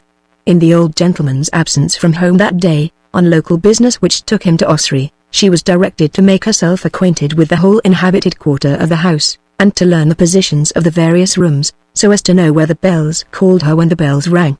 Mrs. Drake was charged with the duty of superintending the voyage of domestic discovery, unless she happened to be otherwise engaged, in which case any one of the inferior servants would be equally competent to act as Magdalene's guide. At noon the Admiral left for Ossory, and Magdalene presented herself in Mrs. Drake's room, to be shown over the house. Mrs. Drake happened to be otherwise engaged, and referred her to the head housemaid. The head housemaid happened on that particular morning to be in the same condition as Mrs. Drake, and referred her to the under-housemaids. The under-housemaids declared they were all behindhand and had not a minute to spare. They suggested, not too civilly, that old Mazzy had nothing on earth to do, and that he knew the house as well, or better, than he knew his ABC. Magdalene took the hint, with a secret indignation and contempt which it cost her a hard struggle to conceal. She had suspected, on the previous night, and she was certain now, that the women servants all incomprehensibly resented her presence among them with the same sullen unanimity of distrust. Mrs. Drake, as she had seen for herself, was really engaged that morning over her accounts. But of all the servants under her who had made their excuses, not one had even affected to be more occupied than usual. Their looks said plainly, "We don't like you, and we won't show you over the house." She found her way to old Mazzy, not by the scanty directions given her, but by the sound of the veteran's cracked and quavering voice, singing in some distant seclusion a verse of the immortal sea song Tom Bowling. Just as she stopped among the rambling stone passages on the basement story of the house, uncertain which way to turn next, she heard the tuneless old voice in the distance, singing these lines. His form was of the manliest beauty. His heart was kind and soft. Faithful below Tom did his duty. But now he's gone oft. But now he's one aloft. Magdalen followed in the direction of the quavering voice, and found herself in a little room looking out on the backyard. There sat old Mazzy, with his spectacles low on his nose, and his knotty old hands blundering over the rigging of his model ship. There were Brutus and Cassius digesting before the fire again, and snoring as if they thoroughly enjoyed it. There was Lord Nelson on one wall, in flaming watercolors, and there, on the other, was a portrait of Admiral Bartram's last flagship, in full sail on a sea of slate, with a salmon-colored sky to complete the illusion. "What, they won't show you over the house, won't they?" said old Mazzy. "I will, then. That head housemaid's a sour one, my dear, if ever there was a sour one yet. You're too young and good-looking to please, and that's what you are." He rose, took her off his spectacles, and feebly mended the fire.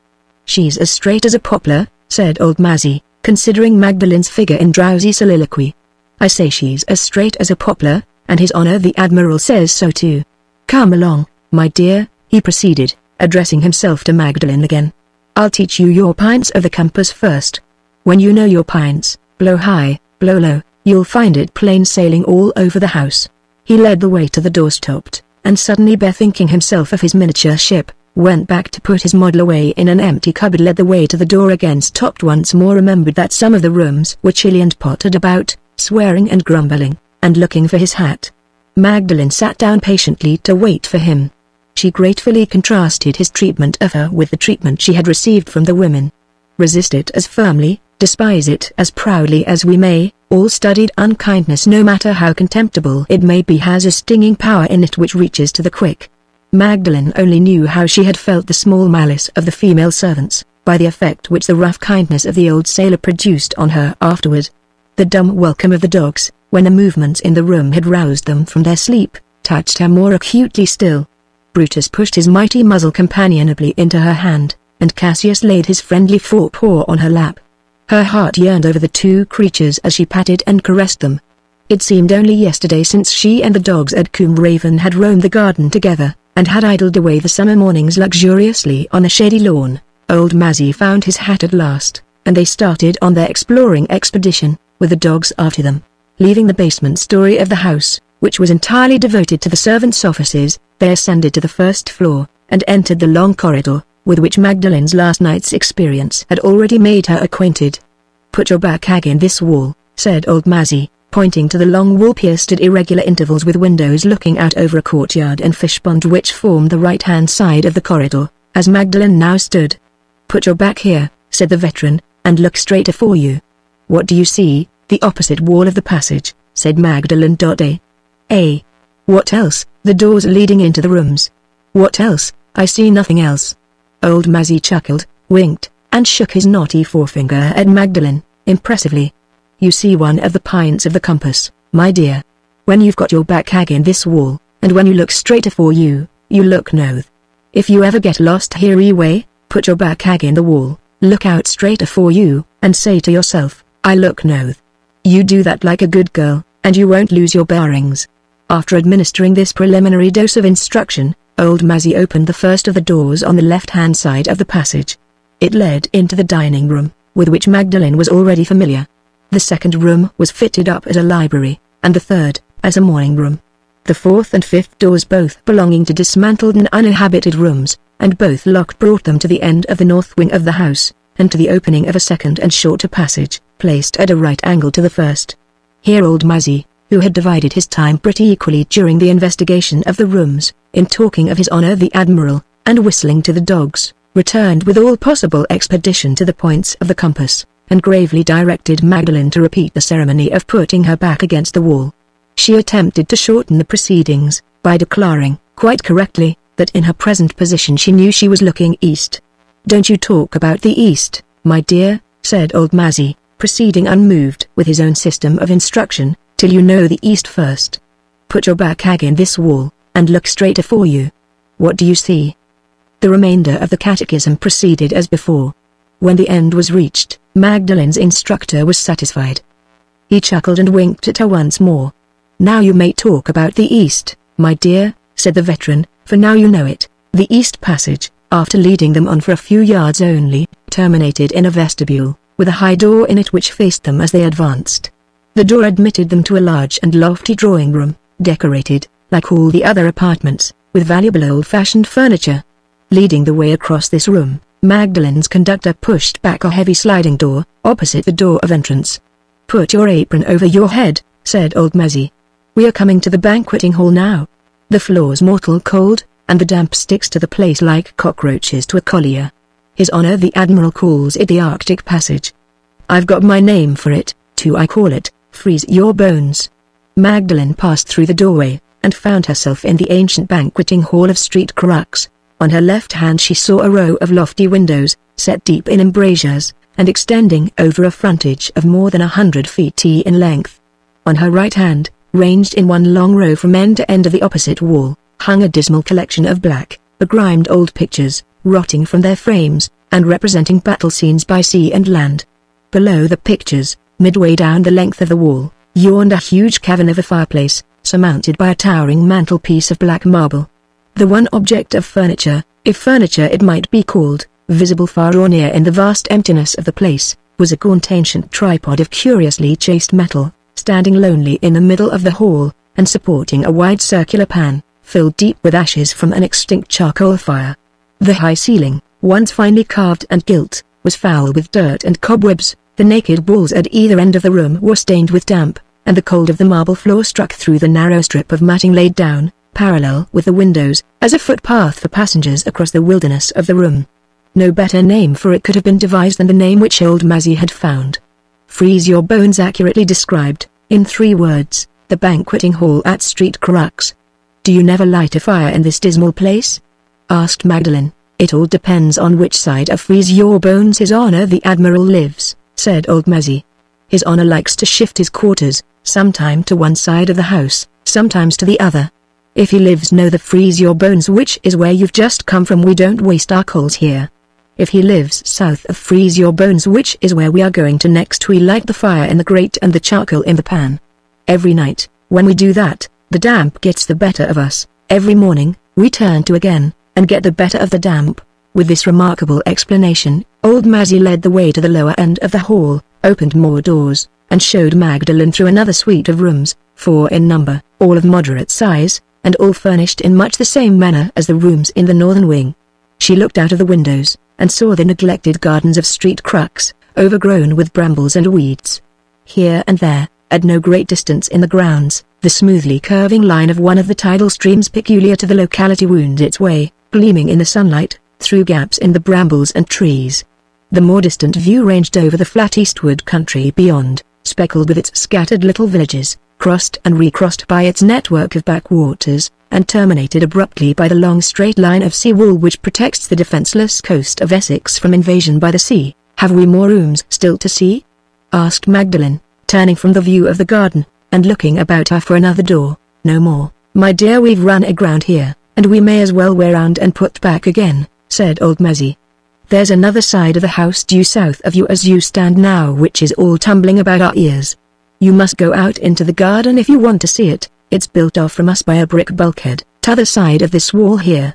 The monks lived due south of us, my dear, hundreds of years afore His Honor the Admiral was born or thought of, and a fine time of it they had, as I've heard. They sang in the church all the morning, and drank grog in the orchard all the afternoon.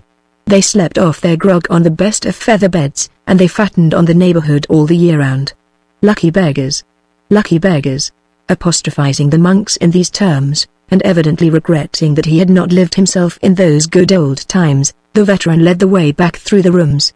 On the return passage across Freeze Your Bones, Magdalen preceded him. "She's as straight as a poplar," mumbled old Mazzy to himself, hobbling along after his youthful companion, and wagging his venerable head in cordial approval.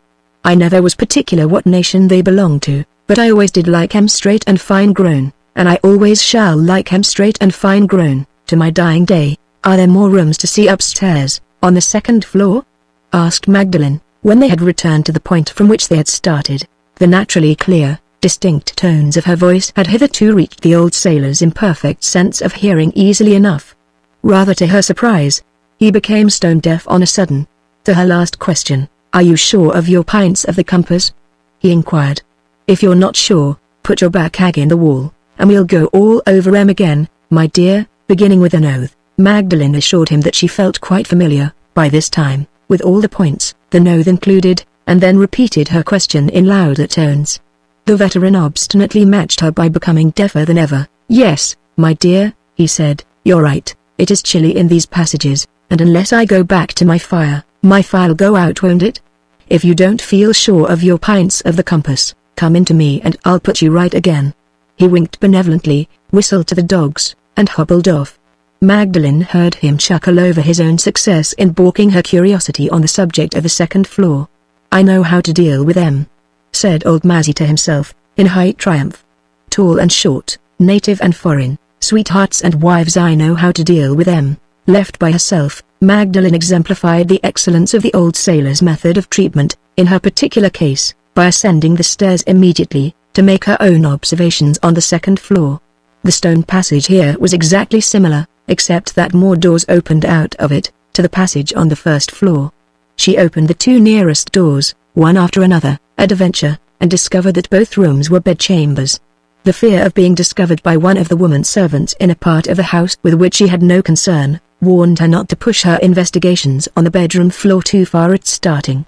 She hurriedly walked down the passage to see where it ended, discovered that it came to its termination in a lumber room, answering to the position of the vestibule downstairs, and retraced her steps immediately. On her way back she noticed an object which had previously escaped her attention.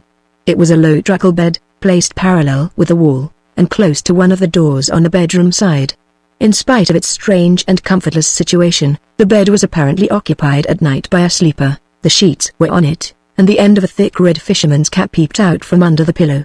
She ventured on opening the door near which the bed was placed, and found herself, as she conjectured from certain signs and tokens, in the Admiral's sleeping chamber.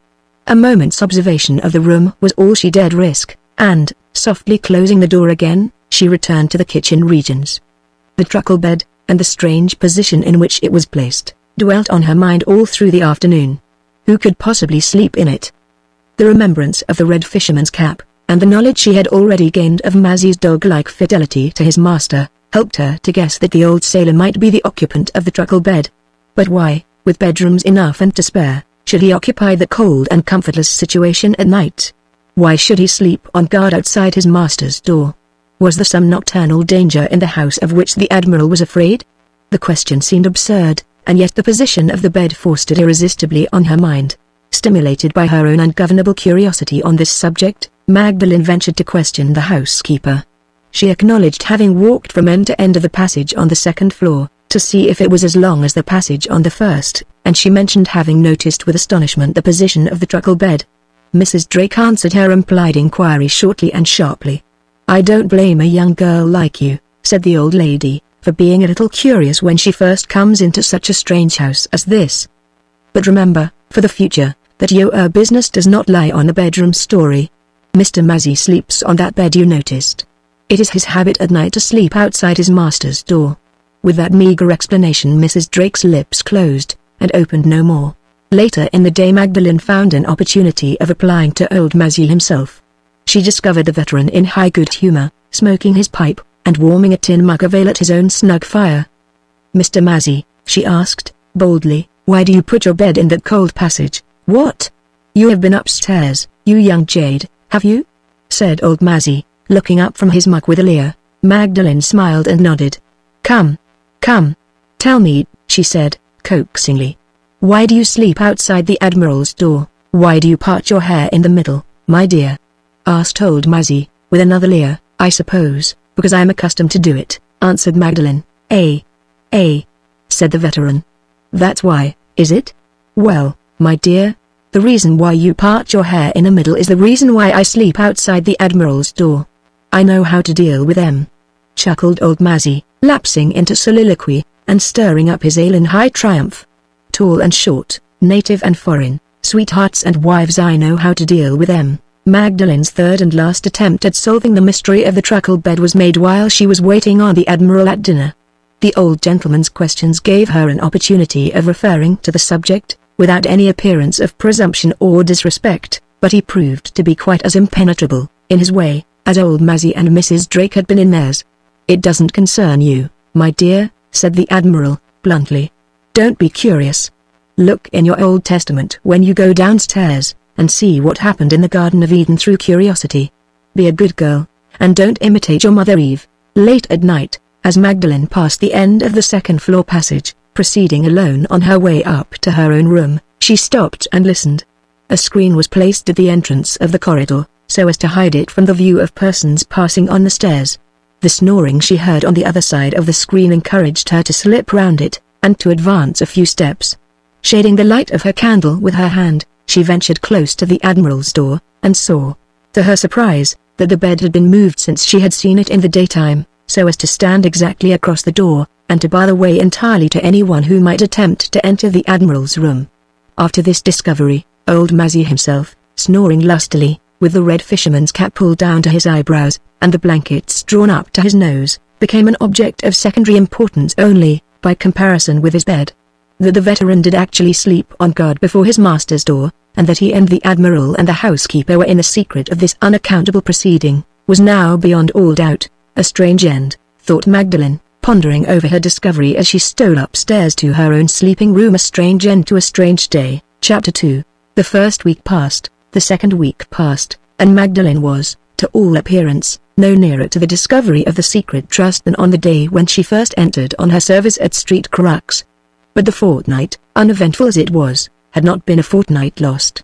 Experience had already satisfied her on one important point. Experience had shown that she could set the routed distrust of the other servants safely at defiance. Time had accustomed the women to her presence in the house, without shaking the vague conviction which possessed them all alike, that the newcomer was not one of themselves.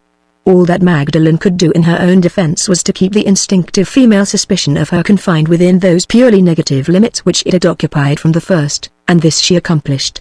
Day after day the women watched her with the untiring vigilance of malice and distrust, and day after day not the vestige of a discovery rewarded them for their pains. Silently, intelligently, and industriously, with an ever-present remembrance of herself and her place, the new parlour-maid did her work. Her only intervals of rest and relaxation were the intervals passed occasionally in the day with old Mazzy and the dogs, and the precious interval of the night during which she was secure from observation in the solitude of her room. Thanks to the superfluity of bedchambers at Street Crux, each one of the servants had the choice, if she pleased, of sleeping in a room of her own. Alone in the night, Magdalen might dare to be herself again, might dream of the past, and wake from the dream, encountering no curious eyes to notice that she was in tears, might ponder over the future, and be roused by no whisperings in corners, which tainted her with the suspicion of having something on her mind. Satisfied, thus far, of the perfect security of her position in the house, she profited next by a second chance in her favour, which before the fortnight was at an end relieved her mind of all doubt on the formidable subject of Mrs. Lecount. Partly from the accidental gossip of the women at the table in the servants' hall, partly from a marked paragraph in a Swiss newspaper, which she had found one morning lying open on the Admiral's easy chair, she gained the welcome assurance that no danger was to be dreaded, this time, from the housekeeper's presence on the scene. Mrs. Lecount had, as it appeared, passed a week or more at Street Crux after the date of her master's death, and had then left England, to live on the interest of her legacy, in honourable and prosperous retirement, in her native place. The paragraph in the Swiss newspaper described the fulfilment of this laudable project. Mrs. Lecount had not only established herself at Zurich, but, wisely mindful of the uncertainty of life, had also settled the charitable uses to which her fortune was to be applied after her death. One half of it was to go to the founding of a Lecount scholarship for poor students in the University of Geneva. The other half was to be employed by the municipal authorities of Zurich in the maintenance and education of a certain number of orphan girls, natives of the city, who were to be trained for domestic service in later life. The Swiss journalist adverted to these philanthropic bequests in terms of extravagant eulogy. Zurich was congratulated on the possession of a paragon of public virtue, and William Tell, in the character of benefactor to Switzerland, was compared disadvantageously with Mrs. Leconte. The third week began, and Magdalen was now at liberty to take her first step forward on the way to the discovery of the secret trust. She ascertained from old Mazzy that it was his master's custom, during the winter and spring months, to occupy the rooms in the north wing, and during the summer and autumn to cross the Arctic passage of Freeze Your Bones, and live in the eastward apartments which looked out on the garden. While the banqueting hall remained owing to the Admiral's inadequate pecuniary resources in its damp and dismantled state, and while the interior of Street Crux was thus comfortlessly divided into two separate residences, no more convenient arrangement than this could well have been devised. Now and then, as Magdalen understood from her informant, there were days, both in winter and summer, when the Admiral became anxious about the condition of the rooms which he was not occupying at the time, and when he insisted on investigating the state of the furniture, the pictures, and the books with his own eyes. On these occasions, in summer as in winter, a blazing fire was kindled for some days previously in the large grate, and the charcoal was lighted in the tripod pan, to keep the banqueting hall as warm as circumstances would admit. As soon as the old gentleman's anxieties were set at rest, the rooms were shut up again, and Freeze Your Bones was once more abandoned for weeks and weeks together to damp, desolation, and decay. The last of these temporary migrations had taken place only a few days since. The Admiral had satisfied himself that the rooms in the East Wing were none the worse for the absence of their master, and he might now be safely reckoned on as settled in the North Wing for weeks, and perhaps, if the season was cold, for months to come. Trifling as they might be in themselves, these particulars were of serious importance to Magdalen, for they helped her to fix the limits of the field of search. Assuming that the Admiral was likely to keep all his important documents within easy reach of his own hand, she might now feel certain that the secret trust was secured in one or other of the rooms in the North Wing. In which room? That question was not easy to answer. Of the 4 inhabitable rooms which were all at the Admiral's disposal during the day, that is to say, of the dining room, the library, the morning room, and the drawing room opening out of the vestibule, the library appeared to be the apartment in which, if he had a preference, he passed the greater part of his time. There was a table in this room, with drawers that locked. There was a magnificent Italian cabinet, with doors that locked. There were 5 cupboards under the bookcases, every one of which locked. There were receptacles similarly secured in the other rooms, and in all or any of these papers might be kept. She had answered the bell, and had seen him locking and unlocking, now in one room, now in another, but oftenest in the library. She had noticed occasionally that his expression was fretful and impatient when he looked round at her from an open cabinet or cupboard and gave his orders, and she inferred that something in connection with his papers and possessions, it might or might not be the secret trust, irritated and annoyed him from time to time. She had heard him more than once lock something up in one of the rooms, come out and go into another room, wait there a few minutes, then return to the first room with his keys in his hand, and sharply turn the locks and turn them again. This fidgety anxiety about his keys and his cupboards might be the result of the inbred restlessness of his disposition, aggravated in a naturally active man by the aimless indolence of a life in retirement, a life drifting backward and forward among trifles, with no regular employment to steady it at any given hour of the day. On the other hand, it was just as probable that these comings and goings, these lockings and unlockings, might be attributable to the existence of some private responsibility which had unexpectedly intruded itself into the old man's easy existence, and which tormented him with a sense of oppression new to the experience of his later years. Either one of these interpretations might explain his conduct as reasonably and as probably as the other. Which was the right interpretation of the two, it was, in Magdalen's position, impossible to say. The one certain discovery at which she arrived was made in her first day's observation of him. The Admiral was a rigidly careful man with his keys. All the smaller keys he kept on a ring in the breast pocket of his coat. The larger he locked up together, generally, but not always, in one of the drawers of the library table. Sometimes he left them secured in this way at night, sometimes he took them up to the bedroom with him in a little basket.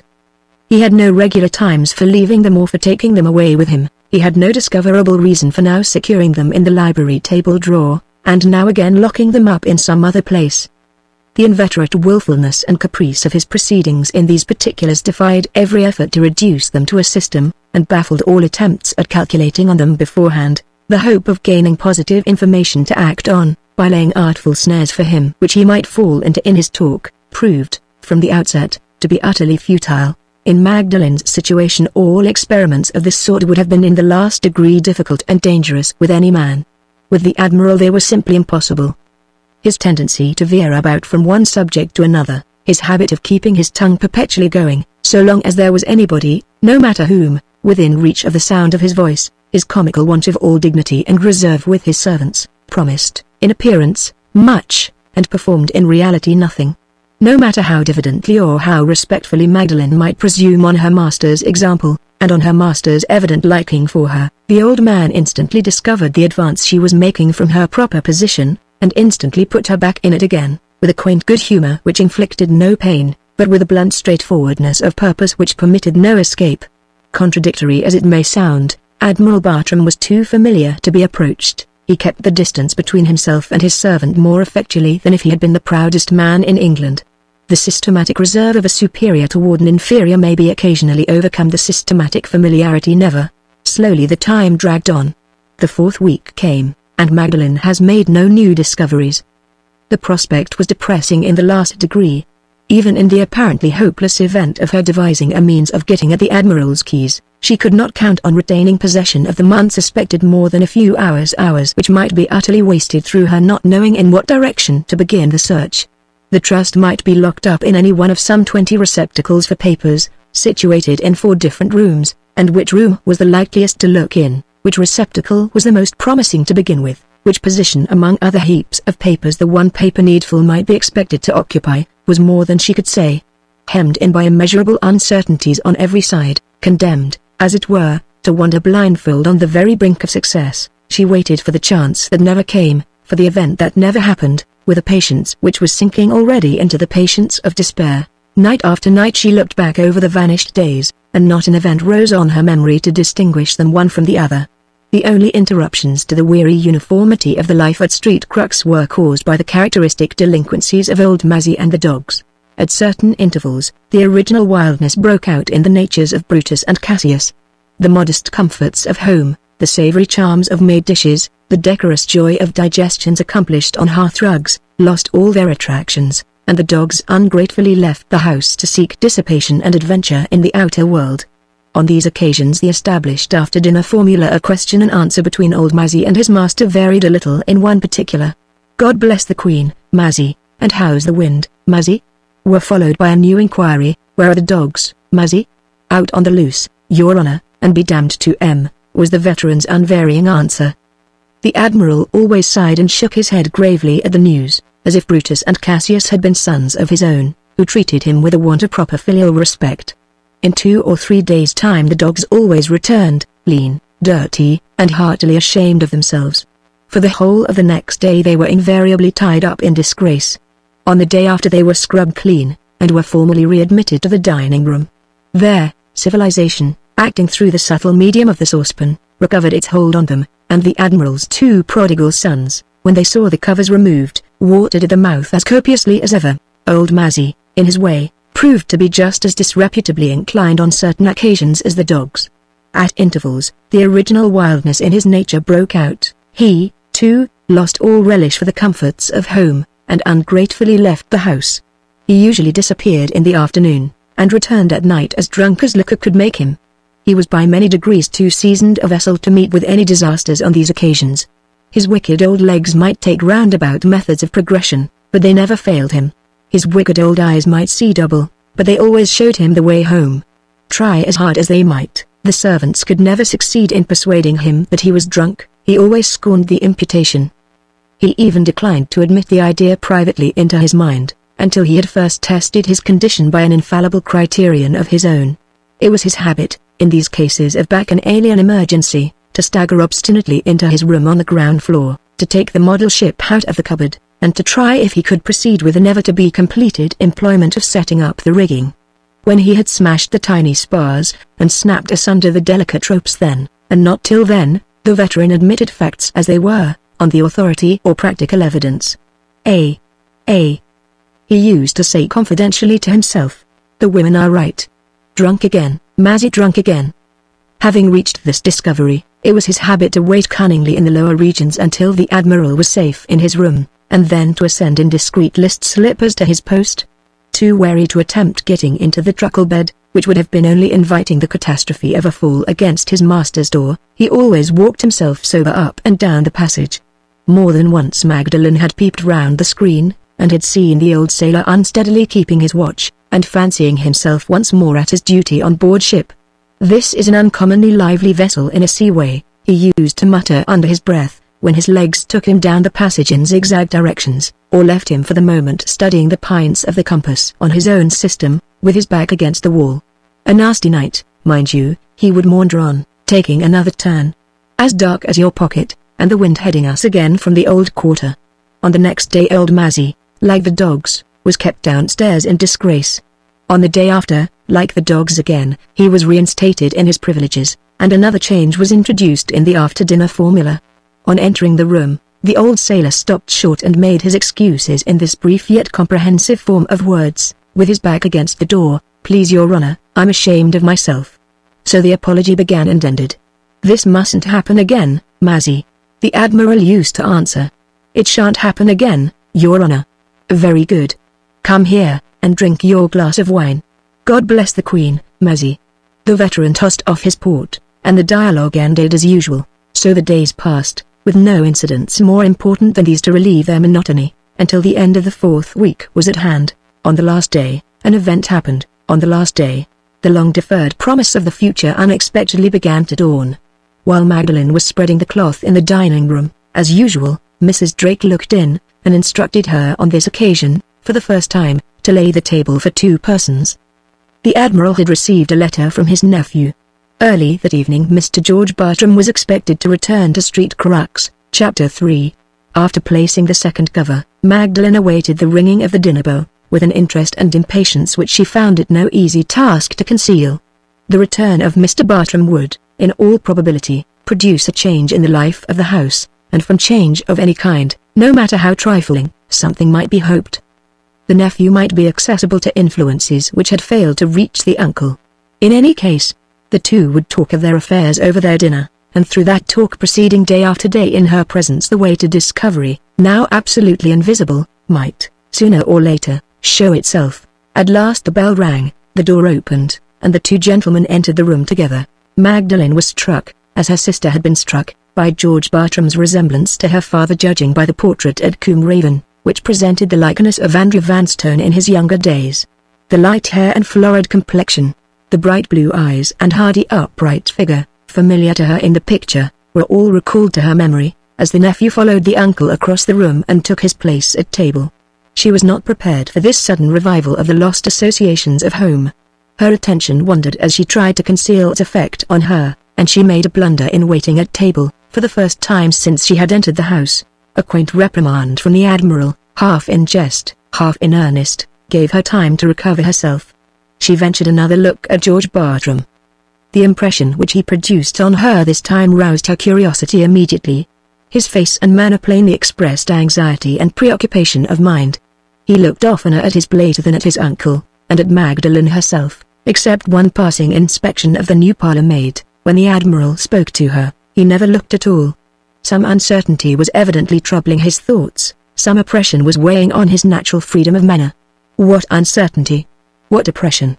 Would any personal revelations come out, little by little, in the course of conversation at the dinner table? No. One set of dishes followed another set of dishes, and nothing in the shape of a personal revelation took place. The conversation halted on irregularly, between public affairs on one side and trifling private topics on the other.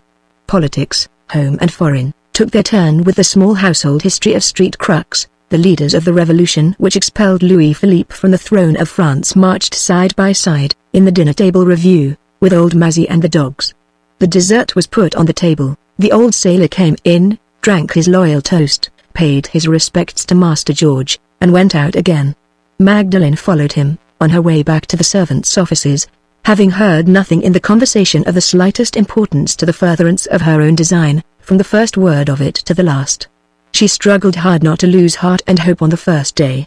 They could hardly talk again tomorrow, they could hardly talk again the next day, of the French Revolution and the dogs. Time might do wonders yet, and time was all her own. Left together over their wine, the uncle and nephew drew their easy chairs on either side of the fire, and, in Magdalen's absence, began the very conversation which it was Magdalen's interest to hear. "Claret, George?" said the Admiral, pushing the bottle across the table. "You look out of spirits." "I'm a little anxious, sir," replied George, leaving his glass empty, and looking straight into the fire. "I am glad to hear it," rejoined the Admiral. "I am more than a little anxious myself, I can tell you. Here we are at the last days of March and nothing done. Your time comes to an end on the 3rd of May, and there you sit, as if you had years still before you, to turn round in." George smiled, and resignedly helped himself to some wine. "Am I really to understand, sir," he asked, "that you are serious in what you said to me last November? Are you actually resolved to bind me to that incomprehensible condition?" "I don't call it incomprehensible," said the Admiral, irritably. "Don't you, sir? I am to inherit your estate, unconditionally as you have generously settled it from the first. But I am not to touch a farthing of the fortune poor Noel left you unless I am married within a certain time. The house and lands are to be mine, thanks to your kindness, under any circumstances. But the money with which I might improve them both is to be arbitrarily taken away from me, if I am not a married man on the 3rd of May. I am sadly wanting in intelligence, I dare say, but a more incomprehensible proceeding I never heard of." No snapping and snarling, George. "Say your say what? We don't understand sneering in Her Majesty's Navy. I mean no offense, sir. But I think it's a little hard to astonish me by a change of proceeding on your part, entirely foreign to my experience of your character, and then, when I naturally ask for an explanation, to turn round coolly and leave me in the dark. If you and Noel came to some private arrangement together before he made his will, why not tell me? Why set up a mystery between us, where no mystery need be? I won't have it, George," cried the Admiral, angrily drumming on the table with the nutcrackers. "You are trying to draw me like a badger, but I won't be drawn. I'll make any conditions I please, and I'll be accountable to nobody for them unless I like. It's quite bad enough to have worries and responsibilities laid on my unlucky shoulders that I never bargained for. Never mind what worries, they're not yours, they're mine without being questioned and cross-questioned as if I was a witness in a box.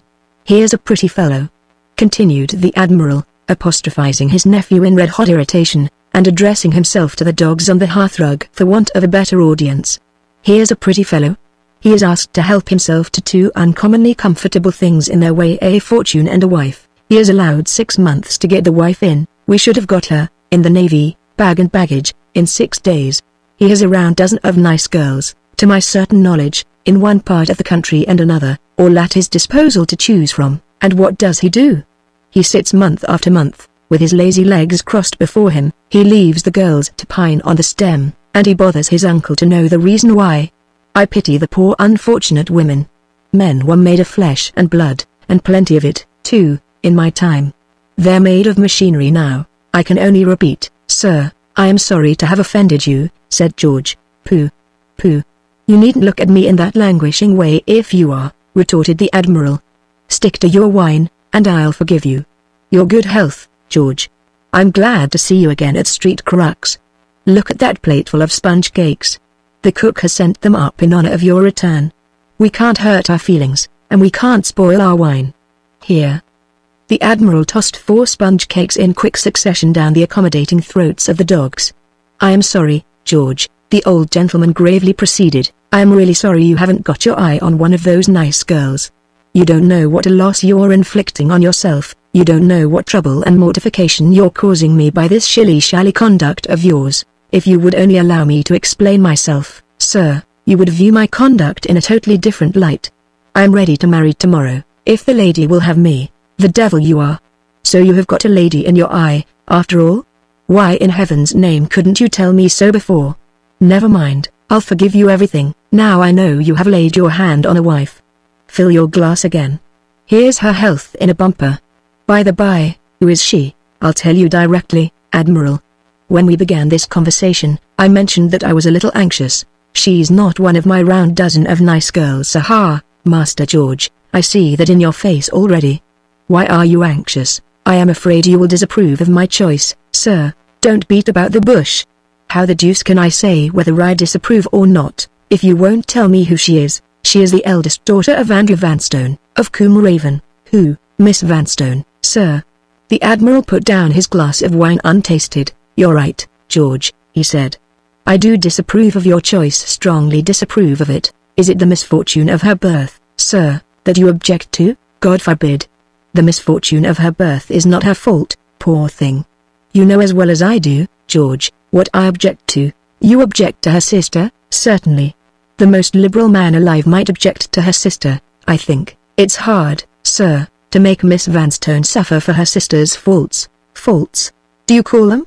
You have a mighty convenient memory, George, when your own interests are concerned. Call them crimes if you like, sir. I say again, it's hard on Miss Vanstone. Miss Vanstone's life is pure of all reproach. From first to last she has borne her hard lot with such patience, and sweetness, and courage as not one woman in 1,000 would have shown in her place. Ask Miss Garth, who has known her from childhood. Ask Mrs. Tyrrell, who blesses the day when she came into the house. Ask a fiddlestick's end. I beg your pardon, George, but you are enough to try the patience of a saint. My good fellow, I don't deny Miss Vanstone's virtues. I'll admit, if you like, she's the best woman that ever put on a petticoat. That is not the question. Excuse me, Admiral, it is the question, if she is to be my wife. Hear me out, George, look at it from my point of view, as well as your own. What did your cousin Noel do? Your cousin Noel fell a victim, poor fellow, to one of the vilest conspiracies I ever heard of, and the prime mover of that conspiracy was Miss Vanstone's damnable sister. She deceived him in the most infamous manner, and as soon as she was down for a handsome legacy in his will, she had the poison ready to take his life. This is the truth, we know it from Mrs. Lecount, who found the bottle locked up in her own room. If you marry Miss Vanstone, you make this wretch your sister-in-law. She becomes a member of our family. All the disgrace of what she has done, all the disgrace of what she may do, and the devil, who possesses her, only knows what lengths she may go to next, becomes our disgrace. Good heavens, George, consider what a position that is. Consider what pitch you touch, if you make this woman your sister-in-law. You have put your side of the question, Admiral, said George resolutely. Now let me put mine. A certain impression is produced on me by a young lady whom I meet with under very interesting circumstances. I don't act headlong on that impression, as I might have done if I had been some years younger. I wait, and put it to the trial. Every time I see this young lady the impression strengthens, her beauty grows on me, her character grows on me. When I am away from her, I am restless and dissatisfied. When I am with her, I am the happiest man alive. All I hear of her conduct from those who know her best more than confirms the high opinion I have formed of her. The one drawback I can discover is caused by a misfortune for which she is not responsible, the misfortune of having a sister who is utterly unworthy of her. Does this discovery, an unpleasant discovery, I grant you, destroy all those good qualities in Miss Vanstone for which I love and admire her? Nothing of the sort. It only makes her good qualities all the more precious to me by contrast. If I am to have a drawback to contend with, and who expects anything else in this world, I would infinitely rather have the drawback attached to my wife's sister than to my wife. My wife's sister is not essential to my happiness, but my wife is. In my opinion, sir, Mrs. Noel Vanstone has done mischief enough already. I don't see the necessity of letting her do more mischief, by depriving me of a good wife. Right or wrong, that is my point of view.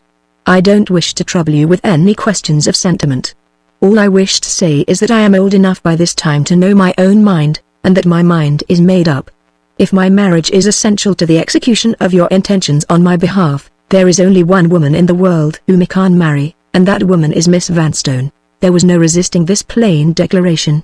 Admiral Bartram rose from his chair without making any reply, and walked perturbedly up and down the room. The situation was emphatically a serious one. Mrs. Girdlestone's death had already produced the failure of one of the two objects contemplated by the secret trust. If the 3rd of May arrived and found George a single man, the second, and last, of the objects would then have failed in its turn. In little more than a fortnight, at the very latest, the bans must be published in Ossory Church, or the time would fail for compliance with one of the stipulations insisted on in the trust. Obstinate as the Admiral was by nature, strongly as he felt the objections which attached to his nephew's contemplated alliance, he recoiled in spite of himself, as he paced the room and saw the facts on either side immovably staring him in the face. "Are you engaged to Miss Vanstone?" he asked, suddenly. "No, sir," replied George. "I thought it due to your uniform kindness to me to speak to you on the subject first." "Much obliged, I'm sure. And you have put off speaking to me to the last moment, just as you put off everything else. Do you think Miss Vanstone will say yes when you ask her?" George hesitated. "The devil take your modesty!" shouted the Admiral. "This is not a time for modesty, this is a time for speaking out. Will she or won't she?" "I think she will, sir." The Admiral laughed sardonically. and took another turn in the room. He suddenly stopped, put his hands in his pockets, and stood still in a corner, deep in thought. After an interval of a few minutes, his face cleared a little, it brightened with the dawning of a new idea. He walked round briskly to George's side of the fire, and laid his hand kindly on his nephew's shoulder. "You're wrong, George," he said, "but it is too late now to set you right. On the 16th of next month the banns must be put up in Ottery Church, or you will lose the money. Have you told Miss Vanstone the position you stand in? Or have you put that off to the 11th hour, like everything else? The position is so extraordinary, sir, and it might lead to so much misapprehension of my motives, that I have felt unwilling to allude to it. I hardly know how I can tell her of it at all. Try the experiment of telling her friends. Let them know it's a question of money, and they will overcome her scruples, if you can't. But that is not what I had to say to you.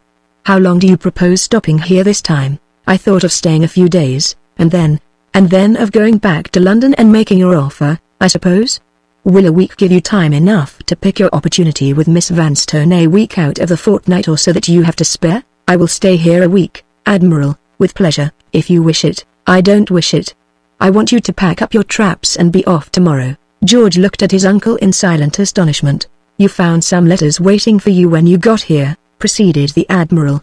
"Was one of those letters from my old friend, Sir Franklin Brock?" "Yes, sir." "Was it an invitation to you to go and stay at the Grange?" "Yes, sir." "To go at once?" "At once, if I could manage it." "Very good. I want you to manage it. I want you to start for the Grange tomorrow." George looked back at the fire, and sighed impatiently. "I understand you now, Admiral," he said. "You are entirely mistaken in me. My attachment to Miss Vanstone is not to be shaken in that manner." Admiral Bartram took his quarter-deck walk again, up and down the room. "One good turn deserves another, George," said the old gentleman. "If I am willing to make concessions on my side, the least you can do is to meet me halfway, and make concessions on yours." "I don't deny it, sir." "Very well. Now listen to my proposal. Give me a fair hearing, George. A fair hearing is every man's privilege. I will be perfectly just to begin with. I won't attempt to deny that you honestly believe Miss Vanstone is the only woman in the world who can make you happy. I don't question that. What I do question is, whether you really know your own mind in this matter quite so well as you think you know it yourself. You can't deny, George, that you have been in love with a good many women in your time? Among the rest of them, you have been in love with Miss Brock. No longer ago than this time last year there was a sneaking kindness between you and that young lady, to say the least of it. And quite right, too. Miss Brock is one of that round dozen of darlings I mentioned over our first glass of wine." "You are confusing an idle flirtation, sir, with a serious attachment," said George. "You are altogether mistaken. You are, indeed, likely enough. I don't pretend to be infallible. I leave that to my juniors. But I happen to have known you, George, since you were the height of my old telescope, and I want to have this serious attachment of yours put to the test. If you can satisfy me that your whole heart and soul are as strongly set on Miss Vanstone as you suppose them to be, I must knock under to necessity, and keep my objections to myself. But I must be satisfied first. Go to the Grange tomorrow, and stay there a week in Miss Brock's society. Give that charming girl a fair chance of lighting up the old flame again if she can, and then come back to Street Crux, and let me hear the result. If you tell me, as an honest man, that your attachment to Miss Vanstone still remains unshaken, you will have heard the last of my objections from that moment. Whatever misgivings I may feel in my own mind, I will say nothing, and do nothing, adverse to your wishes. There is my proposal. I dare say it looks like an old man's folly, in your eyes. But the old man won't trouble you much longer, George, and it may be a pleasant reflection, when you have got sons of your own, to remember that you humoured him in his last days." He came back to the fireplace as he said those words, and laid his hand once more on his nephew's shoulder. George took the hand and pressed it affectionately. In the tenderest and best sense of the word, his uncle had been a father to him. "I will do what you ask me, sir," he replied, "if you seriously wish it. But it is only right to tell you that the experiment will be perfectly useless. However, if you prefer my passing a week at the Grange to my passing it here, to the Grange I will go." "Thank you, George," said the Admiral, bluntly. "I expected as much from you, and you have not disappointed me. If Miss Brock doesn't get us out of this mess," thought the wily old gentleman, as he resumed his place at the table, "my nephew's weathercock of a head has turned steady with a vengeance!" "We'll consider the question settled for tonight, George. he continued, aloud, and call another subject. These family anxieties don't improve the flavor of my old claret. The bottle stands with you. What are they doing at the theatres in London? We always patronize the theatres, in my time, in the Navy. We used to like a good tragedy to begin with, and a hornpipe to cheer us up at the end of the entertainment. For the rest of the evening, the talk flowed in the ordinary channels. Admiral Bartram only returned to the forbidden subject when he and his nephew parted for the night. You won't forget tomorrow, George? Certainly not, sir. I'll take the dog cart, and drive myself over after breakfast. Before noon the next day Mr. George Bartram had left the house, and the last chance in Magdalen's favour had left it with him. Chapter 4. When the servants' dinner bell at Street Crux rang as usual on the day of George Bartram's departure, it was remarked that the new parlour-maid's place at table remained empty. One of the inferior servants was sent to her room to make inquiries, and returned with the information that Louisa felt a little faint, and begged that her attendance at table might be excused for that day. Upon this, the superior authority of the housekeeper was invoked, and Mrs. Drake went upstairs immediately to ascertain the truth for herself. Her first look of inquiry satisfied her that the parlour-maid's indisposition, whatever the cause of it might be, was certainly not assumed to serve any idle or sullen purpose of her own. She respectfully declined taking any of the remedies which the housekeeper offered, and merely requested permission to try the efficacy of a walk in the fresh air. I have been accustomed to more exercise, ma'am, than I take here, she said. Might I go into the garden, and try what the air will do for me? Certainly. Can you walk by yourself, or shall I send someone with you? I will go by myself, if you please, ma'am. Very well. Put on your bonnet and shawl, and, when you get out, keep in the east garden. The Admiral sometimes walks in the north garden, and he might feel surprised at seeing you there. Come to my room, when you have had air and exercise enough, and let me see how you are. In a few minutes more Magdalen was out in the east garden. The sky was clear and sunny, but the cold shadow of the house rested on the garden walk and chilled the midday air. She walked toward the ruins of the old monastery, situated on the south side of the more modern range of buildings. Here there were lonely open spaces to breathe in freely. Here the pale March sunshine stole through the gaps of desolation and decay, and met her invitingly with the genial promise of spring. She ascended 3 or 4 riven stone steps, and seated herself on some ruined fragments beyond them, full in the sunshine. The place she had chosen had once been the entrance to the church. In centuries long gone by, the stream of human sin and human suffering had flowed, day after day, to the confessional, over the place where she now sat. Of all the miserable women who had trodden those old stones in the bygone time, no more miserable creature had touched them than the woman whose feet rested on them now. Her hands trembled as she placed them on either side of her, to support herself on the stone seat. She laid them on her lap. They trembled there. She held them out, and looked at them wonderingly. They trembled as she looked. Like an old woman, she said, faintly, and let them drop again at her side. For the first time, that morning, the cruel discovery had forced itself on her mind, the discovery that her strength was failing her, at the time when she had most confidently trusted to it, at the time when she wanted it most. She had felt the surprise of Mr. Bartram's unexpected departure, as if it had been the shock of the severest calamity that could have befallen her. That one check to her hopes, a check which at other times would only have roused the resisting power in her to new efforts, had struck her with as suffocating a terror, had prostrated her with as all-mastering a despair, as if she had been overwhelmed by the crowning disaster of expulsion from Street Crux. But one warning could be read in such a change as this. Into the space of little more than a year she had crowded the wearing and wasting emotions of their life. The bountiful gifts of health and strength, so prodigally heaped on her by nature, so long abused with impunity, were failing her at last. She looked up at the far faint blue of the sky. She heard the joyous singing of birds among the ivy that clothed the ruins. Oh, the cold distance of the heavens! Oh, the pitiless happiness of the birds! Oh, the lonely horror of sitting there, and feeling old and weak and worn, in the heyday of her youth. She rose with a last effort of resolution, and tried to keep back the hysterical passion swelling at her heart by moving and looking about her. Rapidly and more rapidly she walked to and fro in the sunshine. The exercise helped her, through the very fatigue that she felt from it. She forced the rising tears desperately back to their sources, she fought with the clinging pain, and wrenched it from its hold. Little by little her mind began to clear again. The despairing fear of herself grew less vividly present to her thoughts. There were reserves of youth and strength in her still to be wasted, there was a spirit sorely wounded, but not yet subdued. She gradually extended the limits of her walk, She gradually recovered the exercise of her observation. At the western extremity the remains of the monastery were in a less ruinous condition than at the eastern.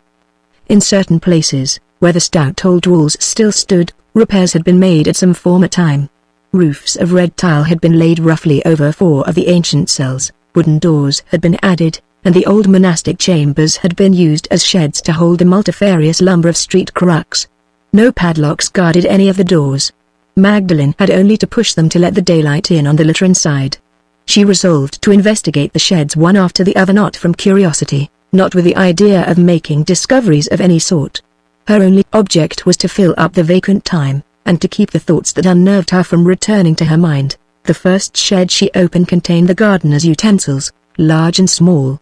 The second was littered with fragments of broken furniture, empty picture frames of worm-eaten wood, shattered vases, boxes without covers, and books torn from their bindings. As Magdalene turned to leave the shed, after one careless glance round her at the lumber that it contained, her foot struck something on the ground which tinkled against a fragment of china lying near it. She stooped, and discovered that the tinkling substance was a rusty key. She picked up the key and looked at it. She walked out into the air, and considered a little. More old forgotten keys were probably lying about among the lumber in the sheds. What if she collected all she could find, and tried them, one after another, in the locks of the cabinets and cupboards now closed against her? Was the chance enough that any one of them might fit to justify her in venturing on the experiment? If the locks at street crooks were as old-fashioned as the furniture, if there were no protective niceties of modern invention to contend against, there was chance enough beyond all question. Who could say whether the very key in her hand might not be the lost duplicate of one of the keys on the Admiral's bunch? In the dearth of all other means of finding the way to her end, the risk was worth running. A flash of the old spirit sparkled in her weary eyes as she turned and re-entered the shed. Half an hour more brought her to the limits of the time which she could venture to allow herself in the open air. In that interval she had searched the sheds from first to last, and had found 5 more keys. 5 more chances. She thought to herself, as she hid the keys, and hastily returned to the house. After first reporting herself in the housekeeper's room, she went upstairs to remove her bonnet and shawl, taking that opportunity to hide the keys in her bedchamber until night came. They were crusted thick with rust and dirt, but she dared not attempt to clean them until bedtime secluded her from the prying eyes of the servants in the solitude of her room. When the dinner hour brought her, as usual, into personal contact with the Admiral, she was at once struck by a change in him. For the first time in her experience the old gentleman was silent and depressed. He ate less than usual, and he hardly said 5 words to her from the beginning of the meal to the end. Some unwelcome subject of reflection had evidently fixed itself on his mind, and remained there persistently, in spite of his efforts to shake it off. At intervals through the evening, she wondered with an ever-growing perplexity what the subject could be. At last the lagging hours reached their end, and bedtime came. Before she slept that night Magdalene had cleaned the keys from all impurities, and had oiled the wards, to help them smoothly into the locks. The last difficulty that remained was the difficulty of choosing the time when the experiment might be tried with the least risk of interruption and discovery. After carefully considering the question overnight, Magdalene could only resolve to wait and be guided by the events of the next day. The morning came, and for the first time at street crooks events justified the trust she had placed in them. The morning came, and the one remaining difficulty that perplexed her was unexpectedly smoothed away by no less a person than the Admiral himself. To the surprise of everyone in the house, he announced at breakfast that he had arranged to start for London in an hour, that he should pass the night in town, and that he might be expected to return to street crooks in time for dinner on the next day. He volunteered no further explanations to the housekeeper or to anyone else, but it was easy to see that his errand to London was of no ordinary importance in his own estimation. He swallowed his breakfast in a violent hurry, and he was impatiently ready for the carriage before it came to the door. Experience had taught Magdalene to be cautious. She waited a little, after Admiral Bartram's departure, before she ventured on trying her experiment with the keys. It was well she did so. Mrs. Drake took advantage of the Admiral's absence to review the condition of the apartments on the first floor. The results of the investigation by no means satisfied her. Brooms and dusters were set to work, and the housemaids were in and out of the rooms perpetually, as long as the daylight lasted. The evening passed, and still the safe opportunity for which Magdalene was on the watch never presented itself. Bedtime came again, and found her placed between the two alternatives of trusting to the doubtful chances of the next morning, or of trying the keys boldly in the dead of night. In former times she would have made her choice without hesitation. She hesitated now, but the wreck of her old courage still sustained her, and she determined to make the venture at night. They kept early hours at street crux. If she waited in her room until 11:30, she would wait long enough. At that time she stole out onto the staircase, with the keys in her pocket, and the candle in her hand. On passing the entrance to the corridor on the bedroom floor, she stopped and listened. No sound of snoring, no shuffling of infirm footsteps was to be heard on the other side of the screen. She looked round it distrustfully. The stone passage was a solitude, and the truckle bed was empty. Her own eyes had shown her old Mazzy on his way to the upper regions, more than an hour since, with a candle in his hand. Had he taken advantage of his master's absence to enjoy the unaccustomed luxury of sleeping in a room? As the thought occurred to her, a sound from the further end of the corridor just caught her ear. She softly advanced toward it, and heard through the door of the last and remotest of the spare bedchambers the veteran's lusty snoring in the room inside. The discovery was startling, in more senses than one. It deepened the impenetrable mystery of the truckle bed, for it showed plainly that old Mazzy had no barbarous preference of his own for passing his nights in the corridor. He occupied that strange and comfortless sleeping place purely and entirely on his master's account. It was no time for dwelling on the reflections which this conclusion might suggest. Magdalene retraced her steps along the passage, and descended to the first floor. Passing the doors nearest to her, she tried the library first. On the staircase and in the corridors she had felt her heart throbbing fast with an unutterable fear, but a sense of security returned to her when she found herself within the four walls of the room, and when she had closed the door on the ghostly quiet outside. The first lock she tried was the lock of the table drawer. None of the keys fitted it. Her next experiment was made on the cabinet. Would the second attempt fail, like the first? No. One of the keys fitted. One of the keys, with a little patient management, turned the lock. She looked in eagerly. There were open shelves above, and one long drawer under them. The shelves were devoted to specimens of curious minerals, neatly labeled and arranged. The drawer was divided into compartments. Two of the compartments contained papers. In the first, she discovered nothing but a collection of receipted bills. In the second, she found a heap of business documents, but the writing, yellow with age, was enough of itself to warn her that the trust was not there. She shut the doors of the cabinet, and, after locking them again with some little difficulty, proceeded to try the keys in the bookcase cupboards next, before she continued her investigations in the other rooms. The bookcase cupboards were unassailable. The drawers and cupboards in all the other rooms were unassailable. One after another she tried them patiently in regular succession. It was useless. The chance which the cabinet in the library had offered in her favor was the first chance and the last. She went back to her room, seeing nothing but her own gliding shadow, hearing nothing but her own stealthy footfall in the midnight stillness of the house. After mechanically putting the keys away in their former hiding place, she looked toward her bed, and turned away from it, shuddering. The warning remembrance of what she had suffered that morning in the garden was vividly present to her mind. Another chance tried, she thought to herself, and another chance lost. I shall break down again if I think of it, and I shall think of it if I lie awake in the dark. She had brought a workbox with her to street crux, as one of the many little things which in her character of a servant it was desirable to possess, and she now opened the box and applied herself resolutely to work. Her want of dexterity with her needle assisted the object she had in view. It obliged her to pay the closest attention to her employment. It forced her thoughts away from the two subjects of all others which she now dreaded most, herself and the future. The next day, as he had arranged, the Admiral returned. His visit to London had not improved his spirits. The shadow of some unconquerable doubt still clouded his face. His restless tongue was strangely quiet, while Magdalene waited on him at his solitary meal. That night the snoring resounded once more on the inner side of the screen, and old Mazzy was back again in the comfortless truckle bed. 3 more days passed. April came.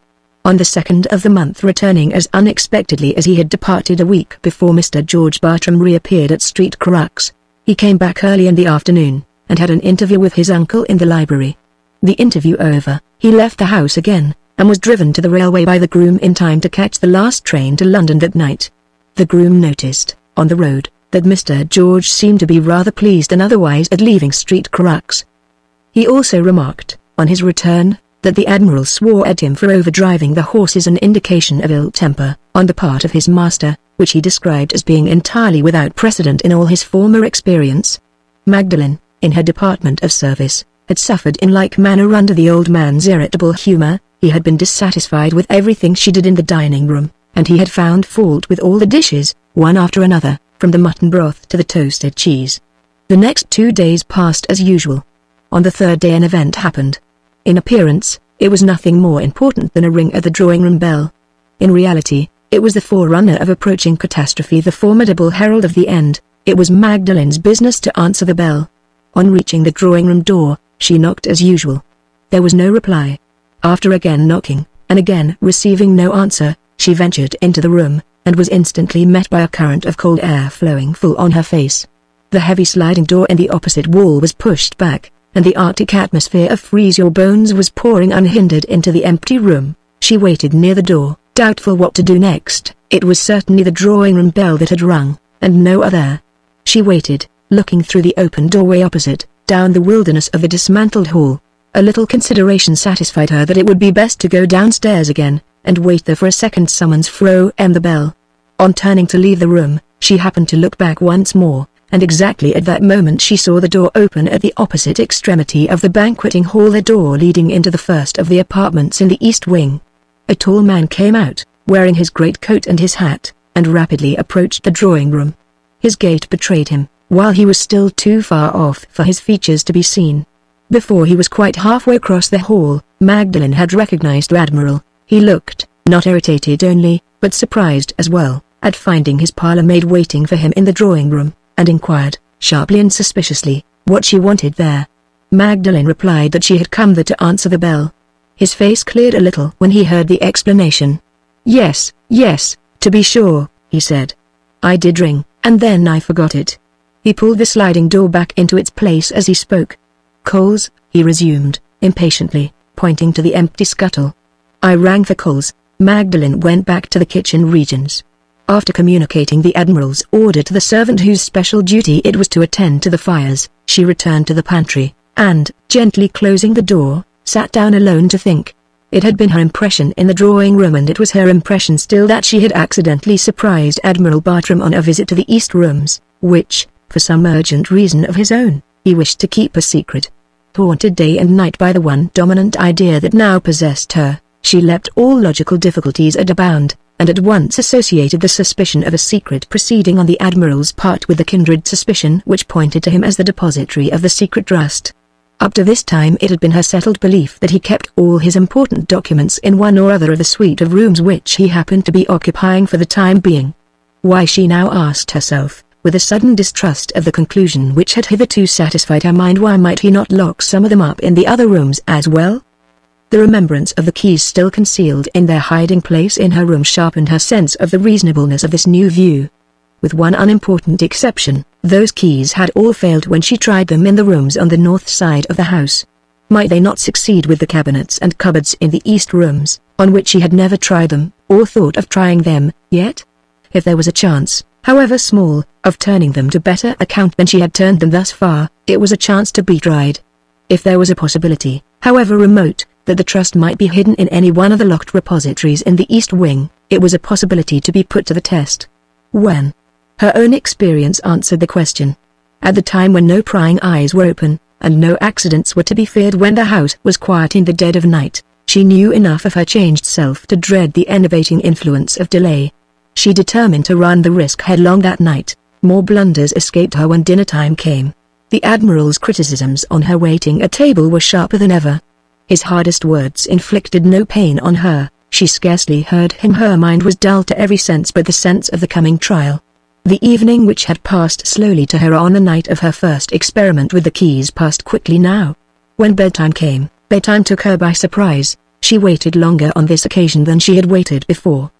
The Admiral was at home. He might alter his mind and go downstairs again, after he had gone up to his room. He might have forgotten something in the library and might return to fetch it.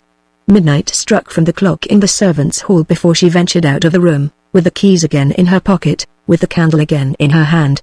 At the first of the stairs on which she set her foot to descend, an all-mastering hesitation, an unintelligible shrinking from some peril unknown, seized her on a sudden. She waited, and reasoned with herself.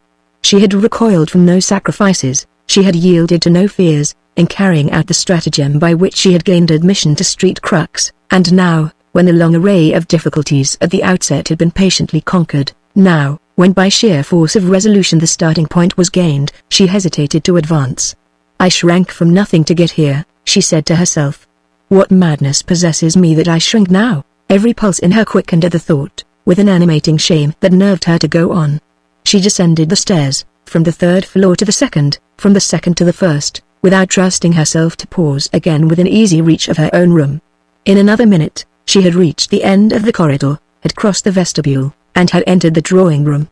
It was only when her grasp was on the heavy brass handle of the sliding door, it was only at the moment before she pushed the door back that she waited to take breath.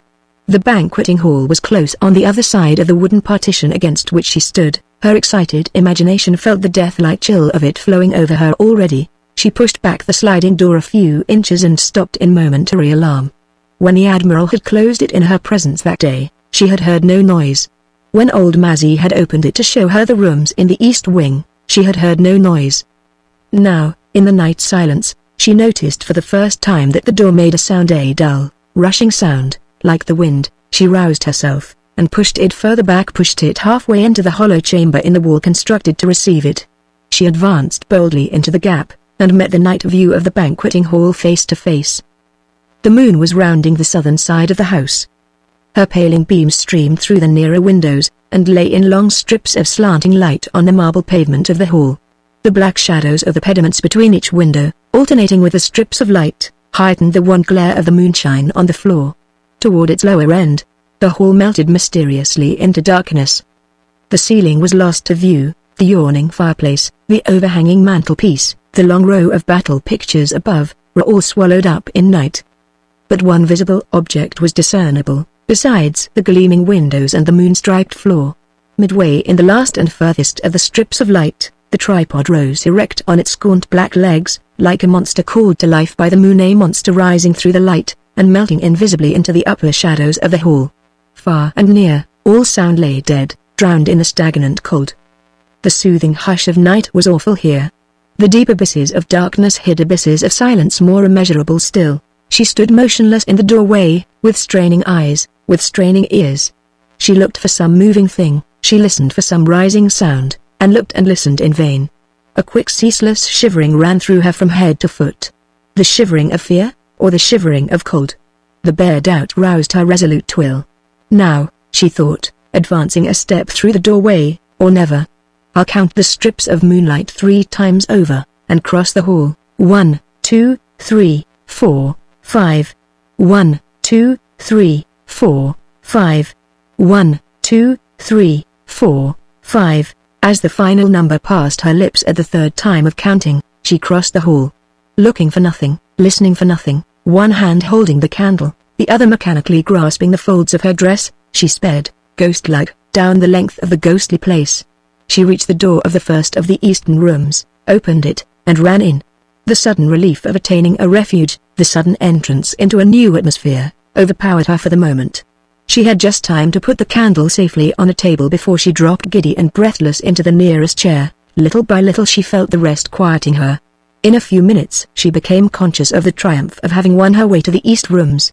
In a few minutes she was strong enough to rise from the chair, to take the keys from her pocket, and to look round her. The first objects of furniture in the room which attracted her attention were an old bureau of carved oak, and a heavy pool table with a cabinet attached.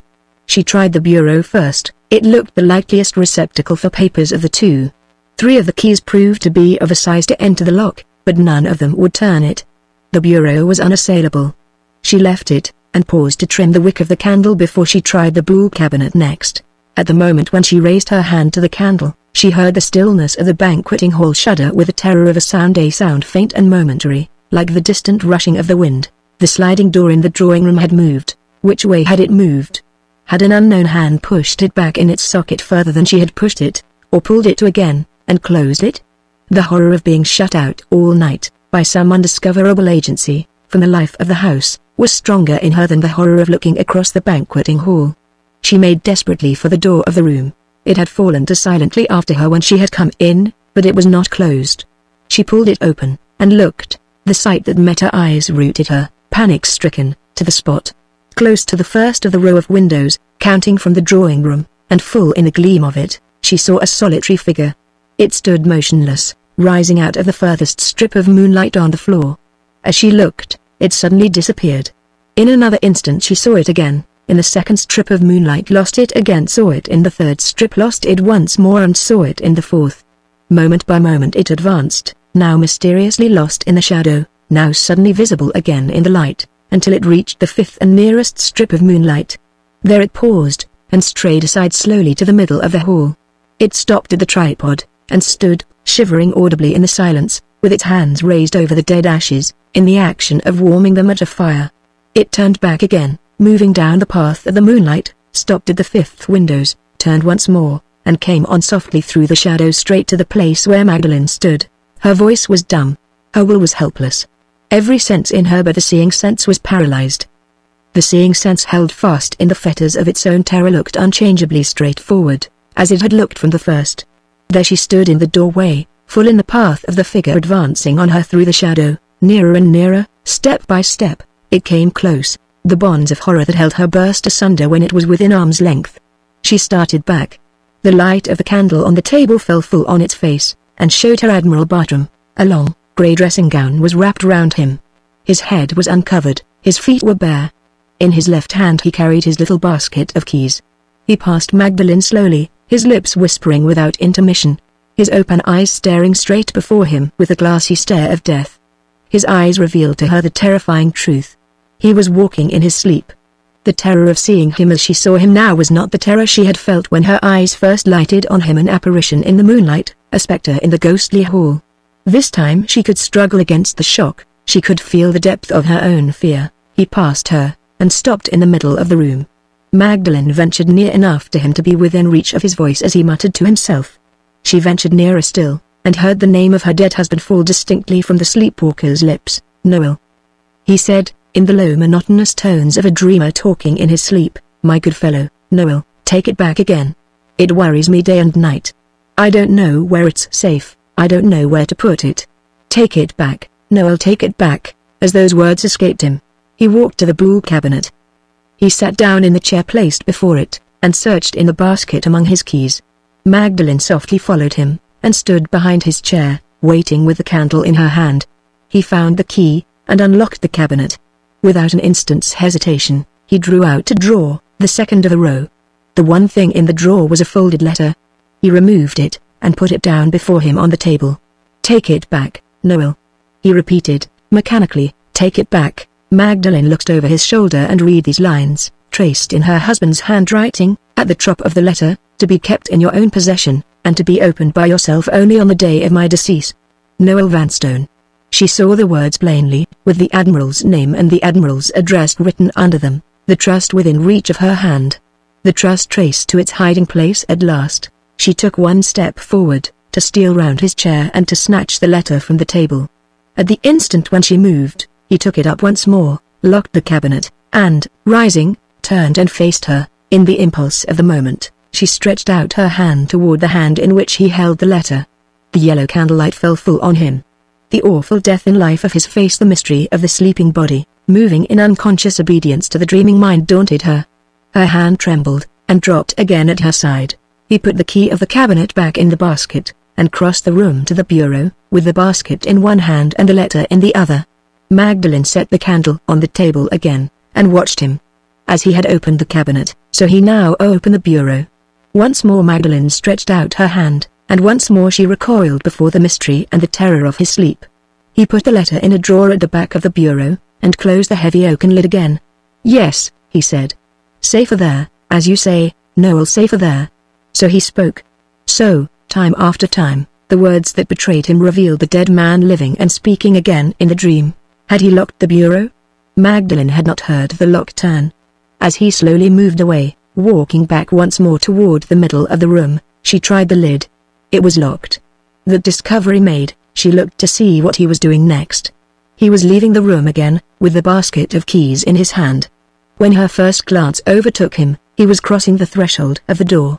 Some inscrutable fascination possessed her, some mysterious attraction drew her after him, in spite of herself. She took up the candle and followed him mechanically, as if she too were walking in her sleep. One behind the other, in slow and noiseless progress, they crossed the banqueting hall. One behind the other, they passed through the drawing room, and along the corridor, and up the stairs. She followed him to his own door. He went in, and shut it behind him softly. She stopped, and looked toward the truckle bed. It was pushed aside at the foot, some little distance away from the bedroom door. Who had moved it? She held the candle close and looked toward the pillow, with a sudden curiosity and a sudden doubt. The truckle bed was empty. The discovery startled her for the moment, and for the moment only. Plain as the inferences were to be drawn from it, she never drew them. Her mind, slowly recovering the exercise of its faculties, was still under the influence of the earlier and the deeper impressions produced on it. Her mind followed the Admiral into his room, as her body had followed him across the banqueting hall. Had he lain down again in his bed? Was he still asleep? She listened at the door. Not a sound was audible in the room. She tried the door, and, finding it not locked, softly opened it a few inches and listened again. The rise and fall of his low, regular breathing instantly caught her ear. He was still asleep. She went into the room, and, shading the candlelight with her hand, approached the bedside to look at him. The dream was past. The old man's sleep was deep and peaceful, his lips were still, his quiet hand was laid over the coverlet in motionless repose. He lay with his face turned toward the right-hand side of the bed. A little table stood there within reach of his hand. 4 objects were placed on it: his candle, his matches, his customary night drink of lemonade, and his basket of keys. The idea of possessing herself of his keys that night, if an opportunity offered when the basket was not in his hand, had first crossed her mind when she saw him go into his room. She had lost it again for the moment, in the surprise of discovering the empty truckle bed. She now recovered it the instant the table attracted her attention. It was useless to waste time in trying to choose the one key wanted from the rest. The one key was not well enough known to her to be readily identified. She took all the keys from the table, in the basket as they lay, and noiselessly closed the door behind her on leaving the room. The truckle bed, as she passed it, obtruded itself again on her attention, and forced her to think of it. After a moment's consideration, she moved the foot of the bed back to its customary position across the door. Whether he was in the house or out of it, the veteran might return to his deserted post at any moment. If he saw the bed moved from its usual place, he might suspect something wrong, he might rouse his master, and the loss of the keys might be discovered. Nothing happened as she descended the stairs, nothing happened as she passed along the corridor. The house was as silent and as solitary as ever. She crossed the banqueting hall this time without hesitation. The events of the night had hardened her mind against all imaginary terrors. Now, I have got it, she whispered to herself, in an irrepressible outburst of exultation, as she entered the first of the east rooms and put her candle on the top of the old bureau. Even yet there was a trial in store for her patience. Some minutes elapsed, minutes that seemed hours, before she found the right key and raised the lid of the bureau. At last she drew out the inner drawer. At last she hid the letter in her hand. It had been sealed, but the seal was broken. She opened it on the spot, to make sure that she had actually possessed herself of the trust before leaving the room. The end of the letter was the first part of it she turned to. It came to its conclusion high on the 3rd page, and it was signed by Noel Vanstone. Below the name these lines were added in the Admiral's handwriting. This letter was received by me at the same time with the will of my friend, Noel Vanstone. In the event of my death, without leaving any other directions respecting it, I beg my nephew and my executors to understand that I consider the requests made in this document as absolutely binding on me, Arthur Everard Bartram. She left those lines unread. She just noticed that they were not in Noel Vanstone's handwriting, and, passing over them instantly, as immaterial to the object in view, turned the leaves of the letter, and transferred her attention to the opening sentences on the first page. She read these words: Dear Admiral Bartram, when you open my will, in which you are named my sole executor, you will find that I have bequeathed the whole residue of my estate after payment of one legacy of £5,000 to yourself. It is the purpose of my letter to tell you privately what the object is for which I have left you the fortune which is now placed in your hands. I beg you to consider this large legacy as intended. She had proceeded thus far with breathless curiosity and interest, when her attention suddenly failed her. Something she was too deeply absorbed to know what had got between her and the letter. Was it a sound in the banqueting hall again? She looked over her shoulder at the door behind her, and listened. Nothing was to be heard, nothing was to be seen. She returned to the letter. The writing was cramped and close. In her impatient curiosity to read more, she failed to find the lost place again. Her eyes, attracted by a blot, lighted on a sentence lower in the page than the sentence at which she had left off.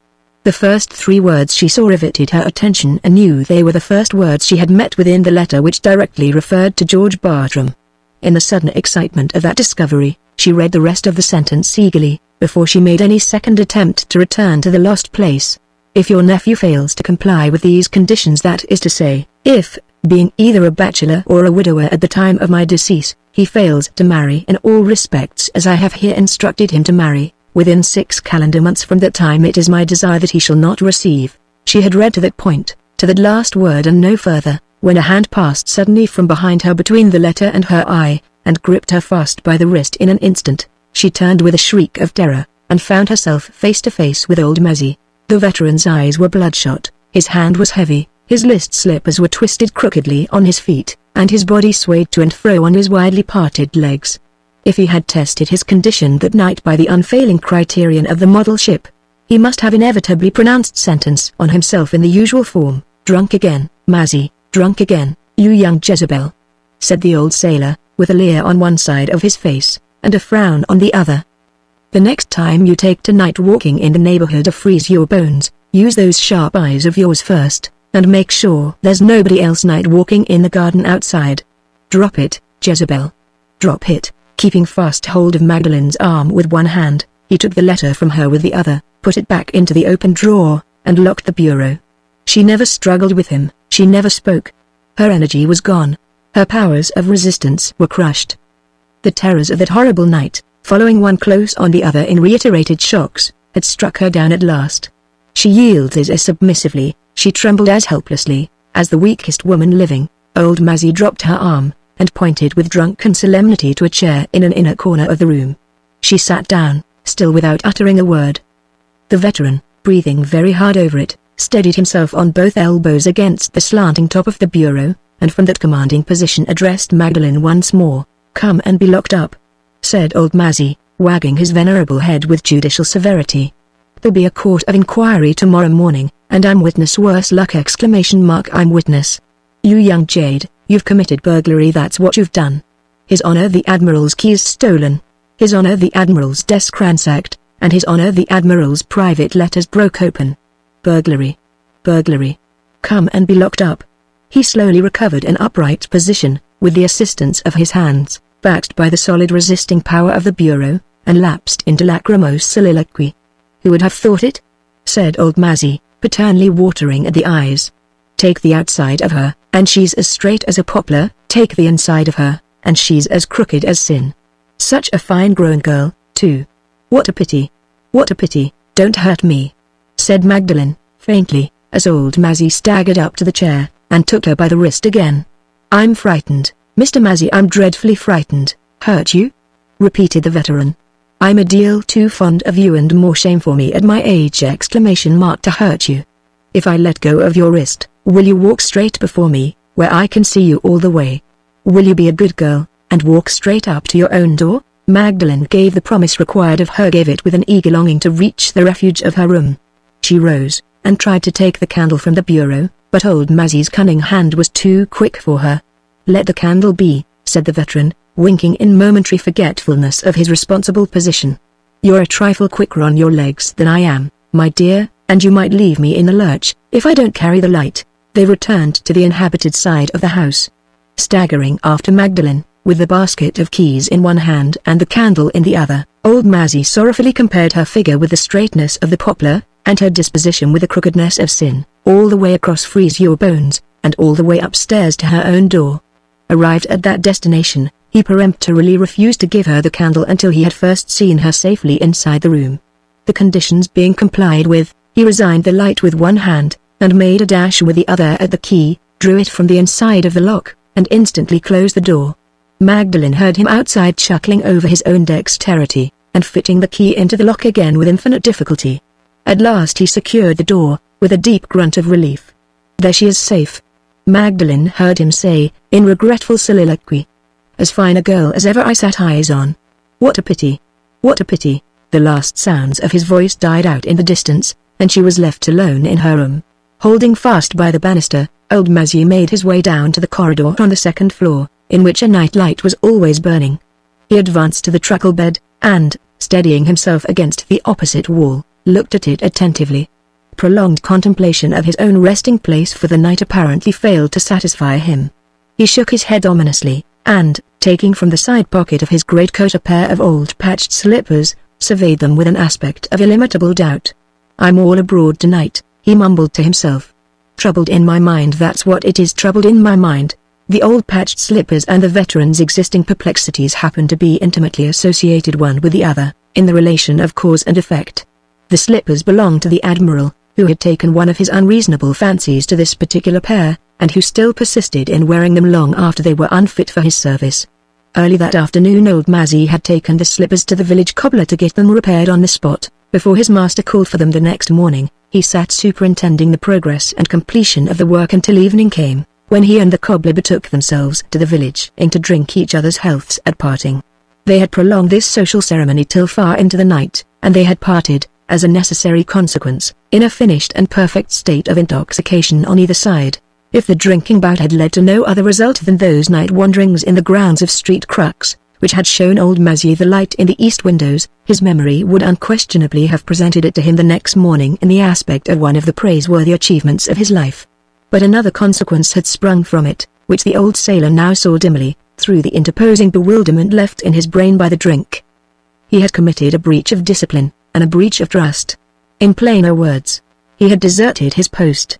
The one safeguard against Admiral Bartram's constitutional tendency to somnambulism was the watch and ward which his faithful old servant kept outside his door. No entreaties had ever prevailed on him to submit to the usual precaution taken in such cases. He peremptorily declined to be locked into his room. He even ignored his own liability, whenever a dream disturbed him, to walk in his sleep. Over and over again, old Mazzy had been roused by the Admiral's attempts to push past the truckle bed, or to step over it, in his sleep, and over again, when the veteran had reported the fact the next morning, his master had declined to believe him. As the old sailor now stood, staring in vacant inquiry at the bedchamber door, these incidents of the past rose confusedly on his memory, and forced on him the serious question whether the Admiral had left his room during the earlier hours of the night. If by any mischance the sleepwalking fit had seized him, the slippers in old Mazzy's hand pointed straight to the conclusion that followed: his master must have passed barefoot in the cold night over the stone stairs and passages of Street Crux. "Lord send he's been quiet," muttered old Mazzy, daunted, bold as he was and drunk as he was, by the bare contemplation of that prospect. "If his honour's been walking tonight, it will be the death of him." He roused himself for the moment by main force, strong in his dog-like fidelity to the Admiral, though strong in nothing else, and fought off the stupor of the drink. He looked at the bed with steadier eyes and a clearer mind. Magdalen's precaution in returning it to its customary position presented it to him necessarily in the aspect of a bed which had never been moved from its place. He next examined the counterpane carefully. Not the faintest vestige appeared of the indentation which must have been left by footsteps passing over it. There was the plain evidence before him, the evidence recognizable at last by his own bewildered eyes, that the Admiral had never moved from his room. "I'll take the pledge tomorrow," mumbled old Mazzy, in an outburst of grateful relief. The next moment the fumes of the liquor floated back insidiously over his brain, and the veteran, returning to his customary remedy, paced the passage in zigzag as usual, and kept watch on the deck of an imaginary ship. Soon after sunrise, Magdalen suddenly heard the grating of the key from outside in the lock of the door. The door opened, and old Mazzy reappeared on the threshold.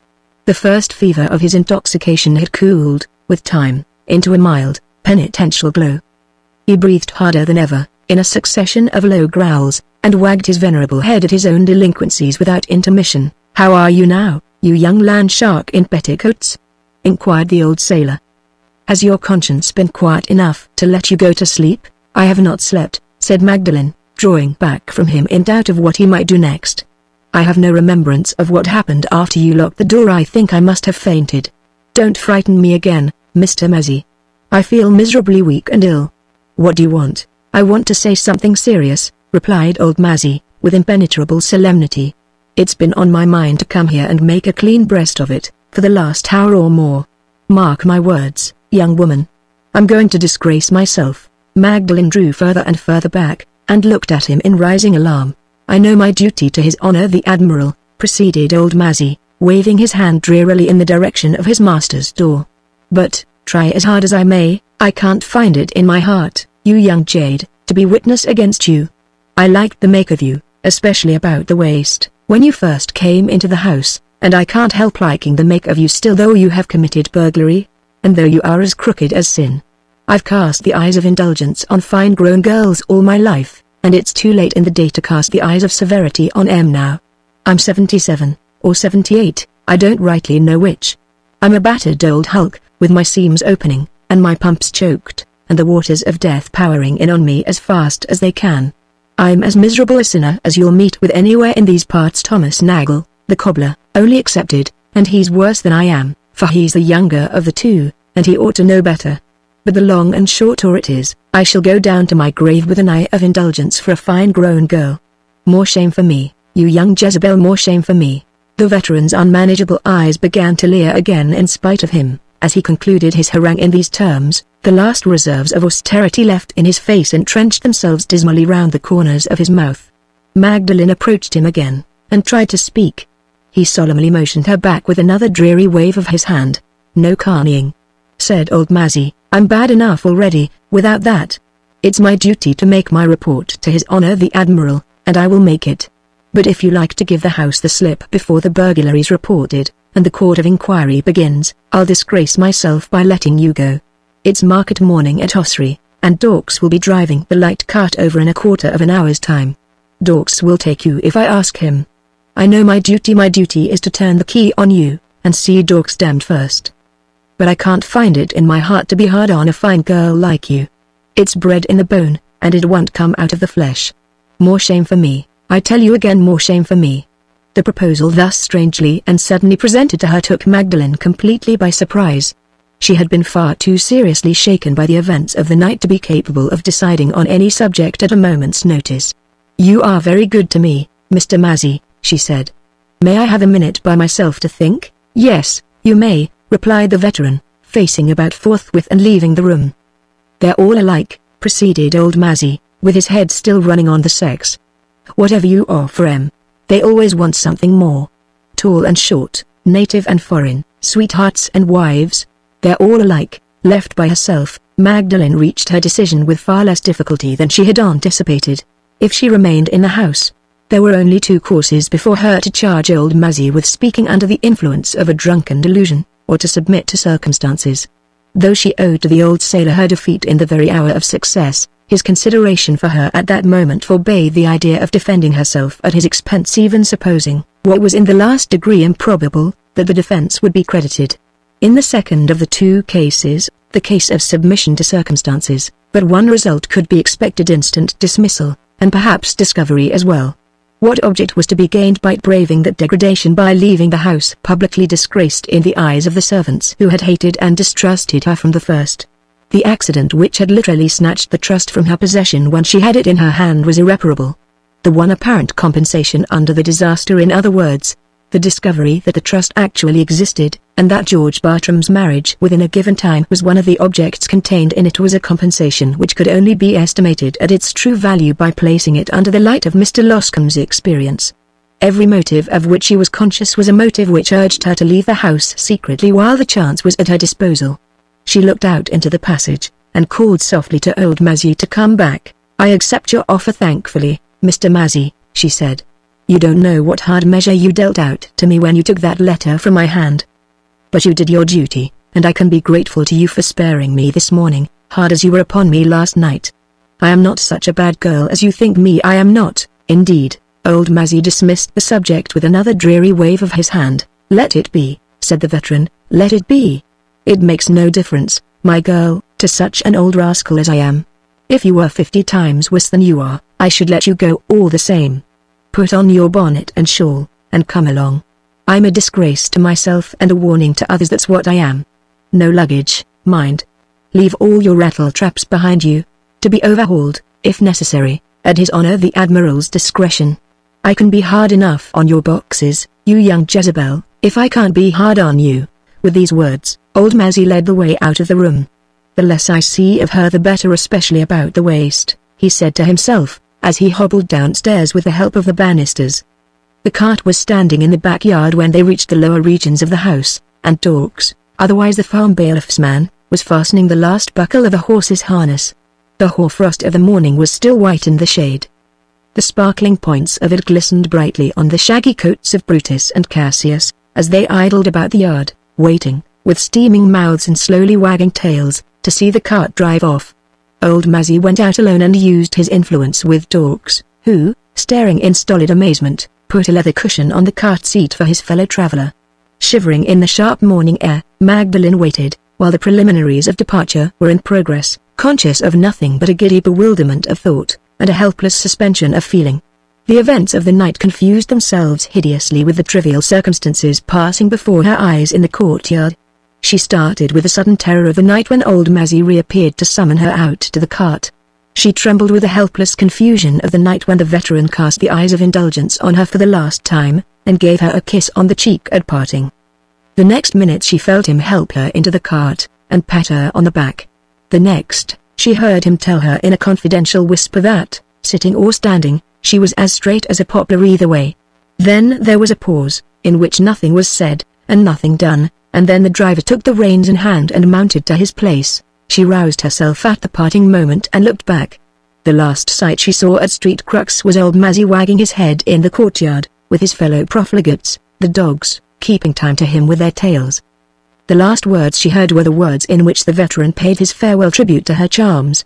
"Burglary or no burglary," said old Mazzy, "she's a fine-grown girl, if ever there was a fine one yet. What a pity! What a pity!" The end of the 7th scene. Between the scenes. Progress of the story through the post. From George Bartram to Admiral Bartram, London, April 3d, 1848. My dear uncle, one hasty line, to inform you of a temporary obstacle, which we neither of us anticipated when we took leave of each other at Street Crux. While I was wasting the last days of the week at the Grange, the Tyrrells must have been making their arrangements for leaving London. I have just come from Portland Place. The house is shut up, and the family, Miss Vanstone, of course, included, left England yesterday, to pass the season in Paris. Pray don't let yourself be annoyed by this little check at starting. It is of no serious importance whatever.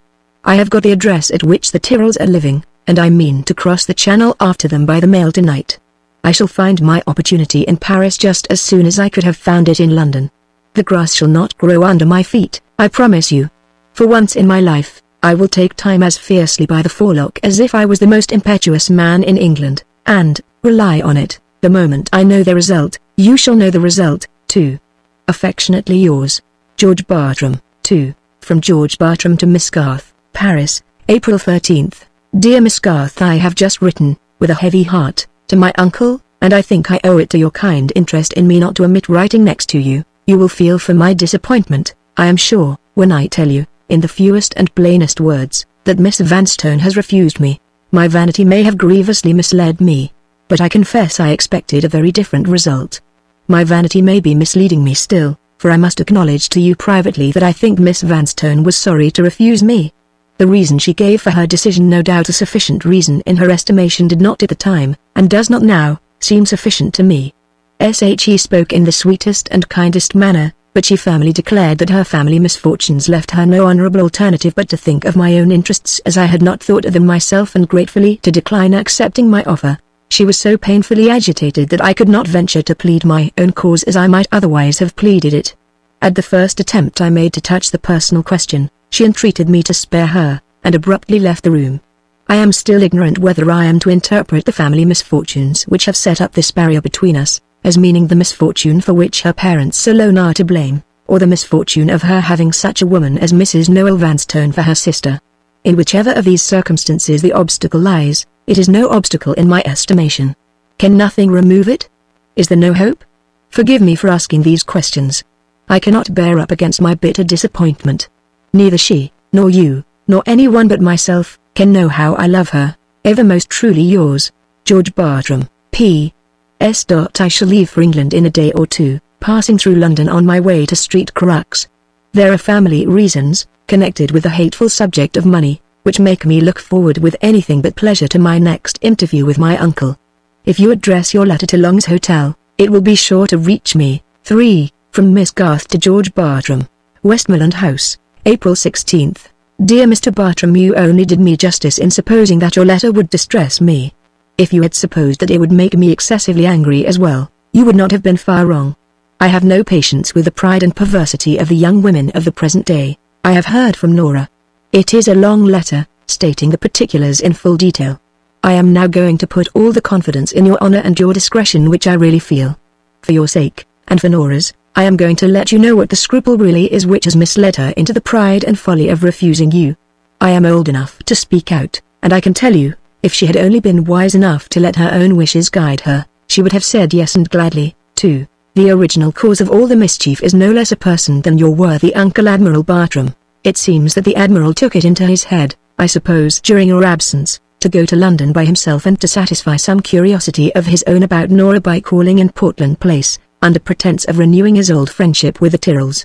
He came at luncheon time, and saw Nora, and, from all I can hear, was apparently better pleased with her than he expected or wished to be when he came into the house. So far, this is mere guesswork, but it is unluckily certain that he and Mrs. Tyrrell had some talk together alone when luncheon was over. Your name was not mentioned, but when their conversation fell on Nora, you were in both their minds, of course. The Admiral, doing her full justice personally, declared himself smitten with pity for her hard lot in life. The scandalous conduct of her sister must always stand, he feared, in the way of her future advantage. Who could marry her, without first making it a condition that she and her sister were to be absolute strangers to each other? And even then, the objection would remain the serious objection to the husband's family of being connected by marriage with such a woman as Mrs. Noel Vanstone. It was very sad, it was not the poor girl's fault, but it was none the less true that her sister was her rock ahead in life. So he ran on, with no real ill feeling toward Nora, but with an obstinate belief in his own prejudices which bore the aspect of ill feeling, and which people with more temper than judgment would be but too readily disposed to resent accordingly. Unfortunately, Mrs. Tyrrell is one of those people. She is an excellent, warm-hearted woman, with a quick temper and very little judgment, strongly attached to Nora, and heartily interested in Nora's welfare. From all I can learn, she first resented the expression of the Admiral's opinion, in his presence, as worldly and selfish in the last degree, and then interpreted it, behind his back, as a hint to discourage his nephew's visits, which was a downright insult offered to a lady in her own house. This was foolish enough so far, but worse folly was to come. As soon as your uncle was gone, Mrs. Tyrrell, most unwisely and improperly, sent for Nora, and, repeating the conversation that had taken place, warned her of the reception she might expect from the man who stood toward you in the position of a father, if she accepted an offer of marriage on your part. When I tell you that Nora's faithful attachment to her sister still remains unshaken, and that the lies hidden under her noble submission to the unhappy circumstances of her life a proud susceptibility to slights of all kinds, which is deeply seated in her nature, you will understand the true motive of the refusal which has so naturally and so justly disappointed you. They are all three equally to blame in this matter. Your uncle was wrong to state his objections so roundly and inconsiderately as he did. Mrs. Tyrrell was wrong to let her temper get the better of her, and to suppose herself insulted where no insult was intended. And Nora was wrong to place a scruple of pride, and a hopeless belief in her sister which no strangers can be expected to share, above the higher claims of an attachment which might have secured the happiness and the prosperity of her future life. But the mischief has been done. The next question is, can the harm be remedied? I hope and believe it can. My advice is this: don't take no for an answer. Give her time enough to reflect on what she has done, and to regret it, as I believe she will regret it, in secret. Trust to my influence over her to plead your cause for you at every opportunity I can find. Wait patiently for the right moment, and ask her again. Men, being accustomed to act on reflection themselves, are a great deal too apartment to believe that women act on reflection, too. Women do nothing of the sort. They act on impulse, and, in 9 cases out of 10, they are heartily sorry for it afterward. In the meanwhile, you must help your own interests by inducing your uncle to alter his opinion, or at least to make the concession of keeping his opinion to himself. Mrs. Tyrrell has rushed to the conclusion that the harm he has done he did intentionally, which is as much as to say, in so many words, that he had a prophetic conviction, when he came into the house, of what she would do when he left it. My explanation of the matter is a much simpler one. I believe that the knowledge of your attachment naturally aroused his curiosity to see the object of it, and that Mrs. Tyrrell's injudicious praises of Nora irritated his objections into openly declaring themselves. Anyway, your course lies equally plain before you. Use your influence over your uncle to persuade him into setting matters right again. Trust my settled resolution to see Nora your wife before 6 months more are over our heads, and believe me, your friend and well-wisher, Harriet Garth. 4. From Mrs. Drake to George Bartram, Street Crux, April 17th. Sir, I direct these lines to the hotel you usually stay at in London, hoping that you may return soon enough from foreign parts to receive my letter without delay. I am sorry to say that some unpleasant events have taken place at Street Crux since you left it, and that my honored master, the Admiral, is far from enjoying his usual good health. On both these accounts, I venture to write to you on my own responsibility, for I think your presence is needed in the house. Early in the month the most regrettable circumstance took place.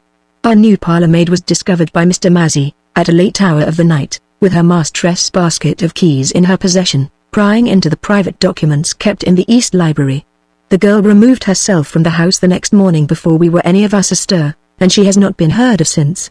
This event has annoyed and alarmed my master very seriously, and to make matters worse, on the day when the girl's treacherous conduct was discovered, the Admiral was seized with the first symptoms of a severe inflammatory cold.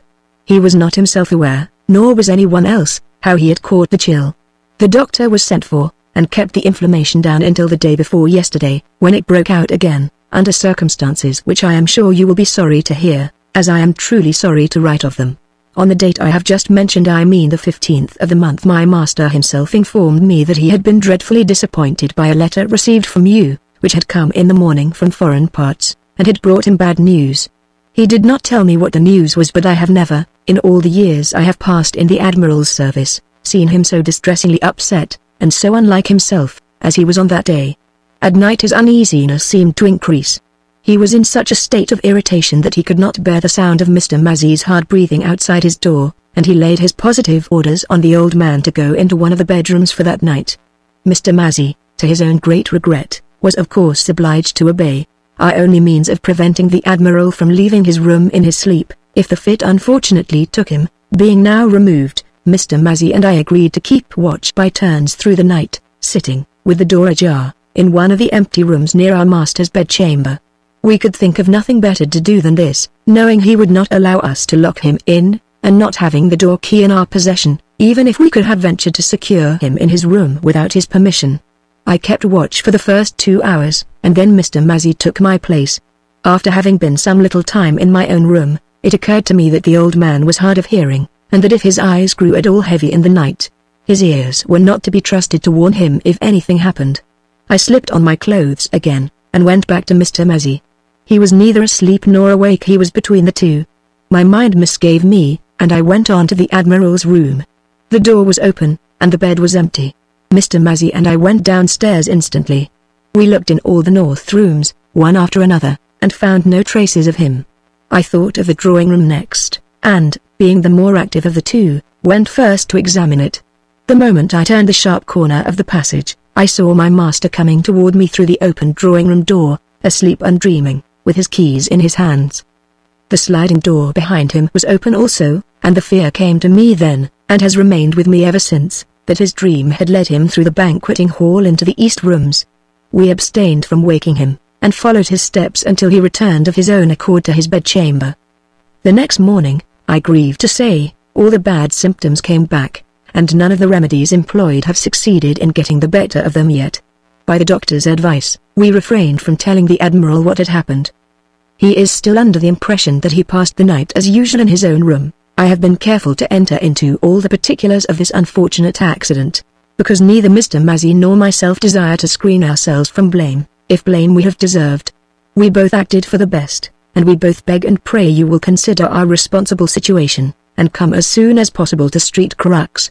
Our honored master is very hard to manage, and the doctor thinks, as we do, that your presence is wanted in the house. I remain, sir, with Mr. Mazzy's respects and my own, your humble servant, Sophia Drake, V. From George Bartram to Miss Garth, Street Crux, April 22d. Dear Miss Garth, pray excuse my not thanking you sooner for your kind and consoling letter. We are in sad trouble at Street Crux. Any little irritation I might have felt at my poor uncle's unlucky interference in Portland Place is all forgotten in the misfortune of his serious illness. He is suffering from internal inflammation, produced by cold, and symptoms have shown themselves which are dangerous at his age. A physician from London is now in the house. You shall hear more in a few days. Meantime, believe me, with sincere gratitude, yours most truly, George Bartram, Vi. From Mr. Loscombe to Mrs. Noel Vanstone, Lincoln's Inn Fields, May 6th. Dear Madam, I have unexpectedly received some information which is of the most vital importance to your interests. The news of Admiral Bartram's death has reached me this morning. He expired at his own house, on the 4th of the present month. This event at once disposes of the considerations which I had previously endeavored to impress on you, in relation to your discovery at Street Crux. The wisest course we can now follow is to open communications at once with the executors of the deceased gentleman, addressing them through the medium of the Admiral's legal adviser. In the first instance, I have dispatched a letter this day to the solicitor in question. It simply warns him that we have lately become aware of the existence of a private document, controlling the deceased gentleman in his use of the legacy devised to him by Mr. Noel Vanstone's will. My letter assumes that the document will be easily found among the Admiral's papers, and it mentions that I am the solicitor appointed by Mrs. Noel Vanstone to receive communications on her behalf. My object in taking this step is to cause a search to be instituted for the trust in the very probable event of the executors not having met with it yet before the usual measures are adopted for the administration of the Admiral's estate. We will threaten legal proceedings, if we find that the object does not succeed. But I anticipate no such necessity. Admiral Bartram's executors must be men of high standing and position, and they will do justice to you and to themselves in this matter by looking for the trust. Under these circumstances, you will naturally ask, what are our prospects when the document is found? Our prospects have a bright side and a dark side. Let us take the bright side to begin with. What do we actually know? We know, first, that the trust does really exist. Secondly, that there is a provision in it relating to the marriage of Mr. George Bartram in a given time. Thirdly, that the time, 6 months from the date of your husband's death, expired on the 3rd of this month.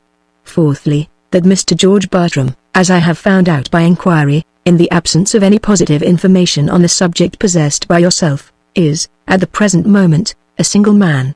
The conclusion naturally follows, that the object contemplated by the trust, in this case, is an object that has failed, if no other provisions have been inserted in the document, or if, being inserted, those other provisions should be discovered to have failed also. I believe it to be impossible, especially if evidence can be found that the Admiral himself considered the trust binding on him, for the executors to deal with your husband's fortune as legally forming part of Admiral Bartram's estate.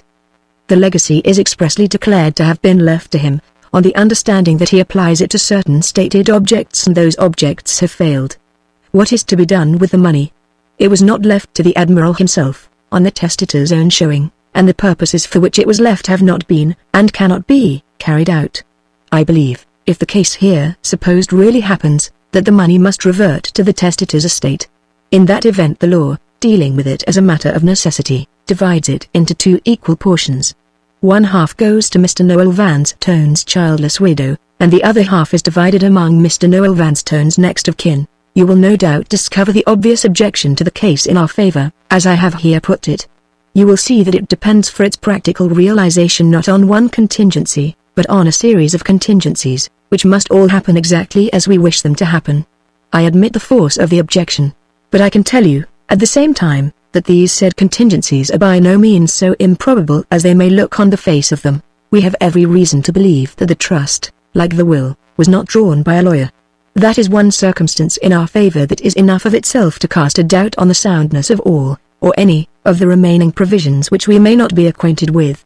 Another chance which we may count on is to be found, as I think, in that strange handwriting, placed under the signature on the 3rd page of the letter, which you saw, but which you, unhappily, omitted to read. All the probabilities point to those lines as written by Admiral Bartram, and the position which they occupy is certainly consistent with the theory that they touch the important subject of his own sense of obligation under the trust. I wish to raise no false hopes in your mind. I only desire to satisfy you that we have a case worth trying. As for the dark side of the prospect, I need not enlarge on it. After what I have already written, you will understand that the existence of a sound provision, unknown to us, in the trust, which has been properly carried out by the Admiral or which can be properly carried out by his representatives, would be necessarily fatal to our hopes. The legacy would be, in this case, devoted to the purpose or purposes contemplated by your husband, and, from that moment, you would have no claim. I have only to add, that as soon as I hear from the late Admiral's man of business, you shall know the result. Believe me, dear madam, faithfully yours, John Loscombe. 7. From George Bartram to Miss Garth, Street Crux, May 15th. Dear Miss Garth, I trouble you with another letter, partly to thank you for your kind expression of sympathy with me, under the loss that I have sustained, and partly to tell you of an extraordinary application made to my uncle's executors, in which you and Miss Vanstone may both feel interested, as Mrs. Noel Vanstone is directly concerned in it. Knowing my own ignorance of legal technicalities, I enclose a copy of the application, instead of trying to describe it. You will notice as suspicious, that no explanation is given of the manner in which the alleged discovery of one of my uncle's secrets was made, by persons who are total strangers to him. On being made acquainted with the circumstances, the executors at once applied to me. I could give them no positive information, for my uncle never consulted me on matters of business. But I felt in honor bound to tell them, that during the last 6 months of his life, the Admiral had occasionally let fall expressions of impatience in my hearing, which led to the conclusion that he was annoyed by a private responsibility of some kind. I also mentioned that he had imposed a very strange condition on me, a condition which, in spite of his own assurances to the contrary, I was persuaded could not have emanated from himself, of marrying within a given time, which time has now expired, or of not receiving from him a certain sum of money, which I believed to be the same in amount as the sum bequeathed to him in my cousin's will. The executors agreed with me that these circumstances gave a color of probability to an otherwise incredible story, and they decided that a search should be instituted for the secret trust, nothing in the slightest degree resembling this same trust having been discovered, up to that time, among the Admiral's papers. The search, no trifle in such a house as this, has now been in full progress for a week. It is superintended by both the executors, and by my uncle's lawyer, who is personally, as well as professionally, known to Mr. Loscombe, Mrs. Noel Vanstone's solicitor, and who has been included in the proceedings at the express request of Mr. Loscombe himself. Up to this time, nothing whatever has been found. Thousands and thousands of letters have been examined, and not one of them bears the remotest resemblance to the letter we are looking for. Another week will bring the search to an end. It is only at my express request that it will be persevered with so long. But as the Admiral's generosity has made me so laird to everything he possessed, I feel bound to do the fullest justice to the interests of others, however hostile to myself those interests may be. With this view, I have not hesitated to reveal to the lawyer a constitutional peculiarity of my poor uncle's, which was always kept a secret among us at his own request. I mean his tendency to somnambulism. I mentioned that he had been discovered, by the housekeeper and his old servant, walking in his sleep, about 3 weeks before his death, and that the part of the house in which he had been seen, and the basket of keys which he was carrying in his hand, suggested the inference that he had come from one of the rooms in the east wing, and that he might have opened some of the pieces of furniture in one of them. I surprised the lawyer, who seemed to be quite ignorant of the extraordinary actions constantly performed by somnambulists, by informing him that my uncle could find his way about the house, lock and unlock doors, and remove objects of all kinds from one place to another, as easily in his sleep as in his waking hours. And I declared that, while I felt the faintest doubt in my own mind whether he might not have been dreaming of the trust on the night in question, and putting the dream in action in his sleep, I should not feel satisfied unless the rooms in the east wing were searched again. It is only right to add that there is not the least foundation in fact for this idea of mine. During the latter part of his fatal illness, my poor uncle was quite incapable of speaking on any subject whatever. From the time of my arrival at Street Crux, in the middle of last month, to the time of his death, not a word dropped from him which referred in the remotest way to the secret trust. Here then, for the present, the matter rests. If you think it right to communicate the contents of this letter to Miss Vanstone, pray tell her that it will not be my fault if her sister's assertion, however preposterous it may seem to my uncle's executors, is not fairly put to the proof. Believe me, dear Miss Garth, always truly yours, George Bartram, P. S. As soon as all business matters are settled, I am going abroad for some months, to try the relief of change of scene. The house will be shut up, and left under the charge of Mrs. Drake. I have not forgotten your once telling me that you should like to see Street Crux, if you ever found yourself in this neighborhood. If you are at all likely to be in Essex during the time when I am abroad, I have provided against the chance of your being disappointed, by leaving instructions with Mrs. Drake to give you, and any friends of yours, the freest admission to the house and grounds. 8. From Mr. Loscombe to Mrs. Noel Vanstone, Lincoln's Inn Fields, May 24th. Dear Madam, after a whole fortnight's search conducted, I'm bound to admit, with the most conscientious and unrelaxing care, no such document as the secret trust has been found among the papers left at Street Crux by the late Admiral Bartram. Under these circumstances, the executors have decided on acting under the only recognizable authority which they have to guide them, their Admiral's own will. This document, executed some years since, bequeaths the whole of his estate, both real and personal, that is to say, all the lands he possesses, and all the money he possesses, at the time of his death, to his nephew. The will is plain, and the result is inevitable. Your husband's fortune is lost to you from this moment. Mr. Georgi Bartram legally inherits it, as he legally inherits the house and estate of Street Crux. I make no comment upon this extraordinary close to the proceedings. The trust may have been destroyed, or the trust may be hidden in some place of concealment inaccessible to discovery.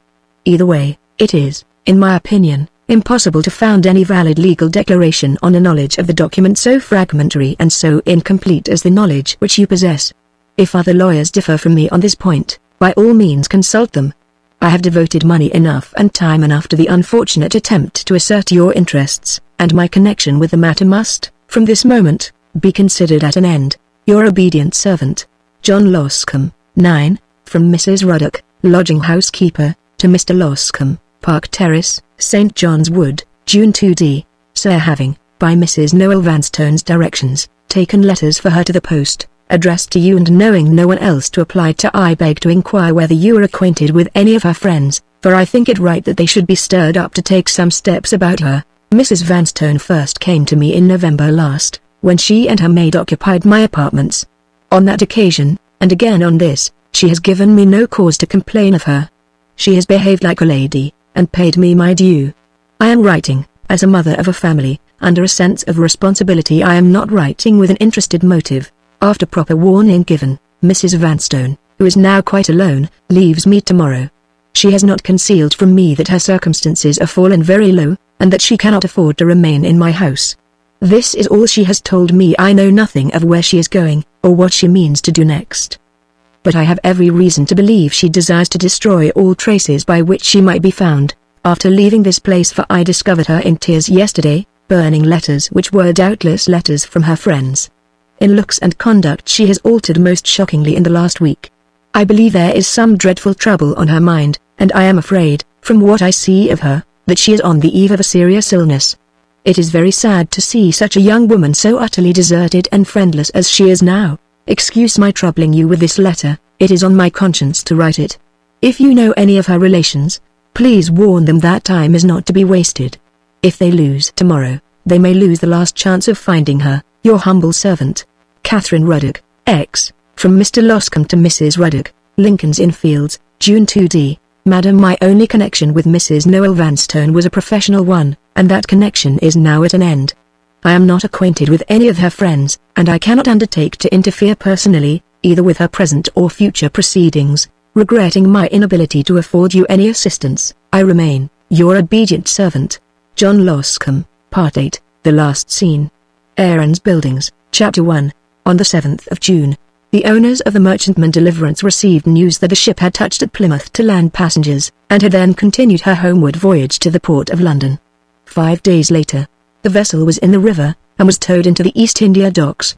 Having transacted the business on shore for which he was personally responsible, Captain Kirk made the necessary arrangements, by letter, for visiting his brother-in-law's parsonage in Suffolk, on the 17th of the month. As usual in such cases, he received a list of commissions to execute for his sister on the day before he left London. One of these commissions took him into the neighbourhood of Camden Town. He drove to his destination from the docks, and then, dismissing the vehicle, set forth to walk back southward, toward the New Road. He was not well acquainted with the district, and his attention wandered further and further away from the scene around him as he went on. His thoughts, roused by the prospect of seeing his sister again, had led his memory back to the night when he had parted from her, leaving the house on foot. The spell so strangely laid on him, in that past time, had kept its hold through all after events.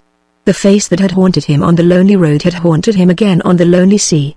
The woman who had followed him, as in a dream, to his sister's door, had followed him, thought of his thought, and spirit of his spirit to the deck of his ship.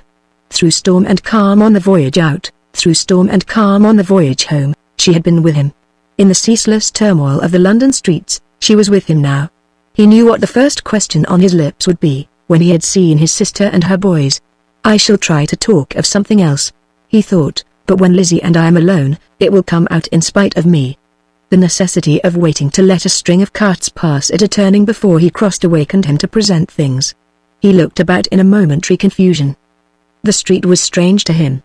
He had lost his way. The first foot passenger of whom he inquired appeared to have no time to waste in giving information. hurriedly directing him to cross to the other side of the road, to turn down the first street he came to on his right hand, and then to ask again. The stranger unceremoniously hastened on without waiting to be thanked. Kirk followed his directions and took the turning on his right. The street was short and narrow, and the houses on either side were of the poorer order. He looked up as he passed the corner to see what the name of the place might be. It was called Aaron's Buildings. Low down on the side of the buildings along which he was walking, a little crowd of idlers was assembled round two cabs, both drawn up before the door of the same house. Kirk advanced to the crowd, to ask his way of any civil stranger among them who might not be in a hurry this time. On approaching the cabs, he found a woman disputing with the drivers, and heard enough to inform him that two vehicles had been sent for by mistake, where only one was wanted. The house door was open, and when he turned that way next, he looked easily into the passage, over the heads of the people in front of him. The sight that met his eyes should have been shielded in pity from the observation of the street. He saw a slatternly girl, with a frightened face, standing by an old chair placed in the middle of the passage, and holding a woman on the chair, too weak and helpless to support herself, a woman apparently in the last stage of illness, who was about to be removed, when the dispute outside was ended, in one of the cabs. Her head was drooping when he first saw her, and an old shawl which covered it had fallen forward so as to hide the upper part of her face. Before he could look away again, the girl in charge of her raised her head and restored the shawl to its place. The action disclosed her face to view, for an instant only, before her head drooped once more on her bosom. In that instant he saw the woman whose beauty was the haunting remembrance of his life, whose image had been vivid in his mind not 5 minutes since. The shock of the double recognition, the recognition, at the same moment, of the face, and of the dreadful change in it struck him speechless and helpless. The steady presence of mind in all emergencies which had become a habit of his life, failed him for the first time. The poverty-stricken street, the squalid mob round the door, swam before his eyes. He staggered back and caught at the iron railings of the house behind him. Where are they taking her to? He heard a woman ask, close at his side. To the hospital, if they will have her, was the reply. And to the workhouse, if they won't. That horrible answer roused him. He pushed his way through the crowd and entered the house. The misunderstanding on the pavement had been set right, and one of the cabs had driven off. As he crossed the threshold of the door he confronted the people of the house at the moment when they were moving her. The cabman who had remained was on one side of the chair, and the woman who had been disputing with the two drivers was on the other. They were just lifting her, when Kirk's tall figure darkened the door. "What are you doing with that lady?" he asked. The cabman looked up with the insolence of his reply visible in his eyes, before his lips could utter it. But the woman, quicker than he, saw the suppressed agitation in Kirk's face, and dropped her hold of the chair in an instant. "Do you know her, sir?" asked the woman, eagerly. "Are you one of her friends?" "Yes," said Kirk, without hesitation. "It's not my fault, sir," pleaded the woman, shirking under the look he fixed on her. "I would have waited patiently till her friends found her. I would, indeed." Kirk made no reply. He turned, and spoke to the cabman. "Go out," he said, "and close the door after you. I'll send you down your money directly." "What room in the house did you take her from, when you brought her here?"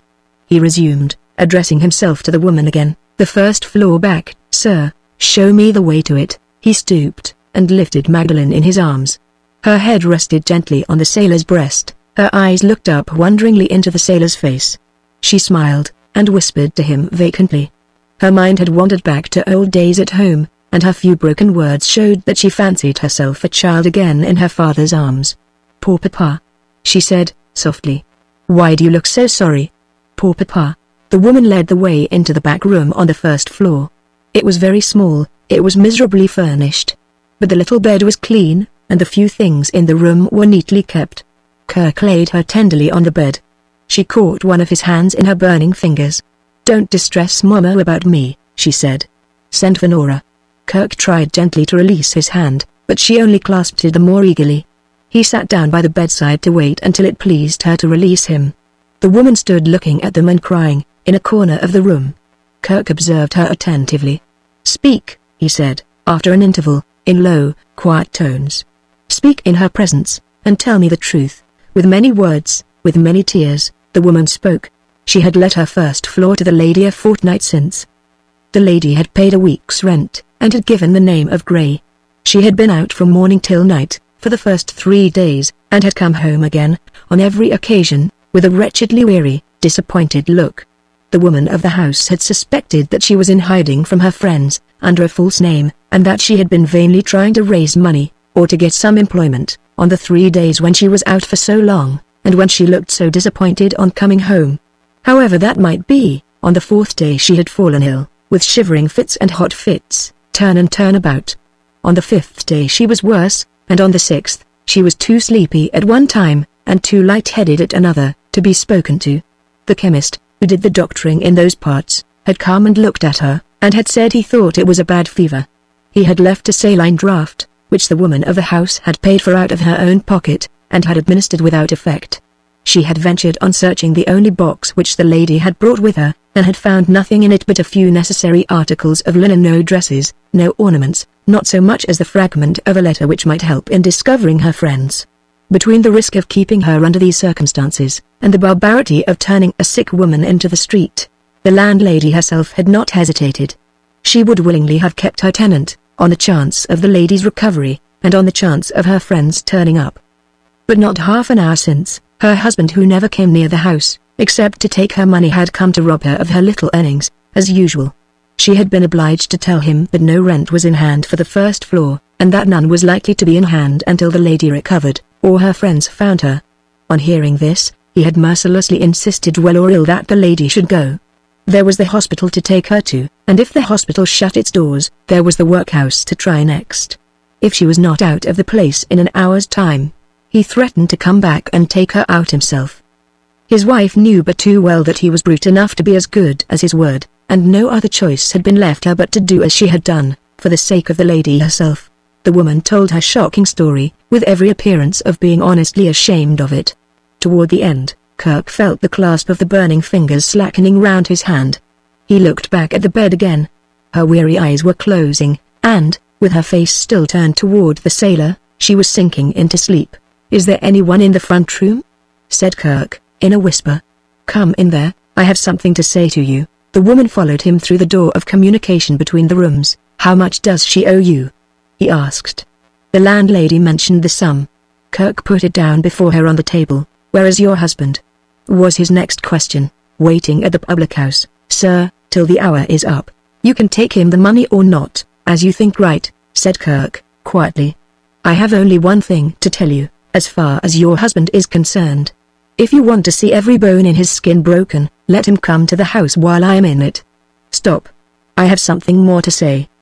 Do you know of any doctor in the neighborhood who can be depended on?" "Not in our neighborhood, sir. But I know of one within half an hour's walk of us. Take the cab at the door, and, if you find him at home, bring him back in it. Say I am waiting here for his opinion on a very serious case. He shall be well paid, and you shall be well paid. Make haste." The woman left the room. Kirk sat down alone, to wait for her return. He hid his face in his hands, and tried to realize the strange and touching situation in which the accident of a moment had placed him. Hidden in the squalid byways of London under a false name, cast, friendless and helpless, on the mercy of strangers, by illness which had struck her prostrate, mind and body alike. So he met her again, the woman who had opened a new world of beauty to his mind, the woman who had called love to life in him by a look. What horrible misfortune had struck her so cruelly, and struck her so low? What mysterious destiny had guided him to the last refuge of her poverty and despair, in the hour of her sorest need? "If it is ordered that I am to see her again, I shall see her." Those words came back to him now, the memorable words that he had spoken to his sister at parting. With the thought in his heart, he had gone where his duty called him. Months and months had passed, thousands and thousands of miles, protracting their desolate length on the unresting waters, had rolled between them. And through the lapse of time, and over the waste of oceans, day after day, and night after night, as the winds of heaven blew, and the good ship toiled on before them, he had advanced nearer and nearer to the end that was waiting for him. He had journeyed blindfold to the meeting on the threshold of that miserable door. "What has brought me here?" he said to himself in a whisper. "The mercy of chance? No. The mercy of God." He waited, unregardful of the place, unconscious of the time, until the sound of footsteps on the stairs came suddenly between him and his thoughts. The door opened, and the doctor was shown into the room. "Dr. Merrick," said the landlady, placing a chair for him. "Mr. Merrick," said the visitor, smiling quietly as he took the chair. "I'm not a physician, I am a surgeon in general practice." "Physician or surgeon?" There was something in his face and manner which told Kirk at a glance that he was a man to be relied on. After a few preliminary words on either side, Mr. Merrick sent the landlady into the bedroom to see if his patient was awake or asleep. The woman returned, and said she was betwixt the two, light in the head again, and burning hot. The doctor went at once into the bedroom, telling the landlady to follow him, and to close the door behind her. A weary time passed before he came back into the front room. When he reappeared, his face spoke for him. Before any question could be asked, "Is it a serious illness?" said Kirk, his voice sinking low, his eyes anxiously fixed on the doctor's face. "It is a dangerous illness," said Mr. Merrick, with an emphasis on the word. He drew his chair nearer to Kirk and looked at him attentively. "May I ask you some questions which are not strictly medical?" he inquired. Kirk bowed. "Can you tell me what her life has been before she came into this house, and before she fell ill?" "I have no means of knowing. I have just returned to England after a long absence." "Did you know of her coming here?" "I only discovered it by accident." "Has she no female relations?" "No mother? No sister? No one to take care of her but yourself?" "No one unless I can succeed in tracing her relations." "No one but myself." Mr. Merrick was silent. He looked at Kirk more attentively than ever. "Strange," thought the doctor. "He is here, in sole charge of her, and is this all he knows?" Kirk saw the doubt in his face, and addressed himself straight to that doubt, before another word passed between them. "I see my position here surprises you," he said, simply. "Will you consider it the position of a relation, the position of her brother or her father, until her friends can be found?" His voice faltered, and he laid his hand earnestly on the doctor's arm. "I have taken this trust on myself," he said, "and as God shall judge me, I will not be unworthy of it." The poor weary head lay on his breast again. The poor fevered fingers clasped his hand once more, as he spoke those words. "I believe you," said the doctor, warmly. "I believe you are an honest man. Pardon me if I have seemed to intrude myself on your confidence. I respect your reserve from this moment. It is sacred to me. In justice to both of us, let me say that the questions I have asked were not prompted by mere curiosity. No common cause will account for the illness which has laid my patient on that bed. She has suffered some long-continued mental trial, some wearing and terrible suspense, and she has broken down under it. It might have helped me if I could have known what the nature of the trial was, and how long or how short a time elapsed before she sank under it. In that hope I spoke, when you told me she was dangerously ill," said Kirk. "Did you mean danger to her reason or to her life?" "To both," replied Mr. Merrick. "Her whole nervous system has given way, all the ordinary functions of her brain are in a state of collapse. I can give you no plainer explanation than that of the nature of the malady. The fever which frightens the people of the house is merely the effect. The cause is what I have told you. She may lie on that bed for weeks to come, passing alternately, without a gleam of consciousness, from a state of delirium to a state of repose. You must not be alarmed if you find her sleep lasting far beyond the natural time. That sleep is a better remedy than any I can give, and nothing must disturb it. All our art can accomplish is to watch her, to help her with stimulants from time to time, and to wait for what nature will do." "Must she remain here? Is there no hope of our being able to remove her to a better place?" "No hope whatever, for the present. She has already been disturbed, as I understand, and she is seriously the worse for it. Even if she gets better, even if she comes to herself again, it would still be a dangerous experiment to move her too soon. The least excitement or alarm would be fatal to her. You must make the best of this place as it is. The landlady has my directions, and I will send a good nurse to help her. There is nothing more to be done. So far as her life can be said to be in any human hands, it is as much in your hands now as in mine. Everything depends on the care that is taken of her, under your direction, in this house." With those farewell words he rose and quitted the room. Left by himself, Kirk walked to the door of communication, and, knocking at it softly, told the landlady he wished to speak with her. He was far more composed, far more like his own resolute self, after his interview with the doctor, than he had been before it. A man living in the artificial social atmosphere which this man had never breathed would have felt painfully the worldly side of the situation, its novelty and strangeness, the serious present difficulty in which it placed him, the numberless misinterpretations in the future to which it might lead. Kirk never gave the situation a thought. He saw nothing but the duty it claimed from him, a duty which the doctor's farewell words had put plainly before his mind. Everything depended on the care taken of her, under his direction, in that house. There was his responsibility, and he unconsciously acted under it, exactly as he would have acted in a case of emergency with women and children on board his own ship. He questioned the landlady in short, sharp sentences, The only change in him was in the lower tone of his voice, and in the anxious looks which he cast, from time to time, at the room where she lay. "Do you understand what the doctor has told you?" "Yes, sir. The house must be kept quiet." "Who lives in the house?" "Only me and my daughter, sir. We live in the parlors.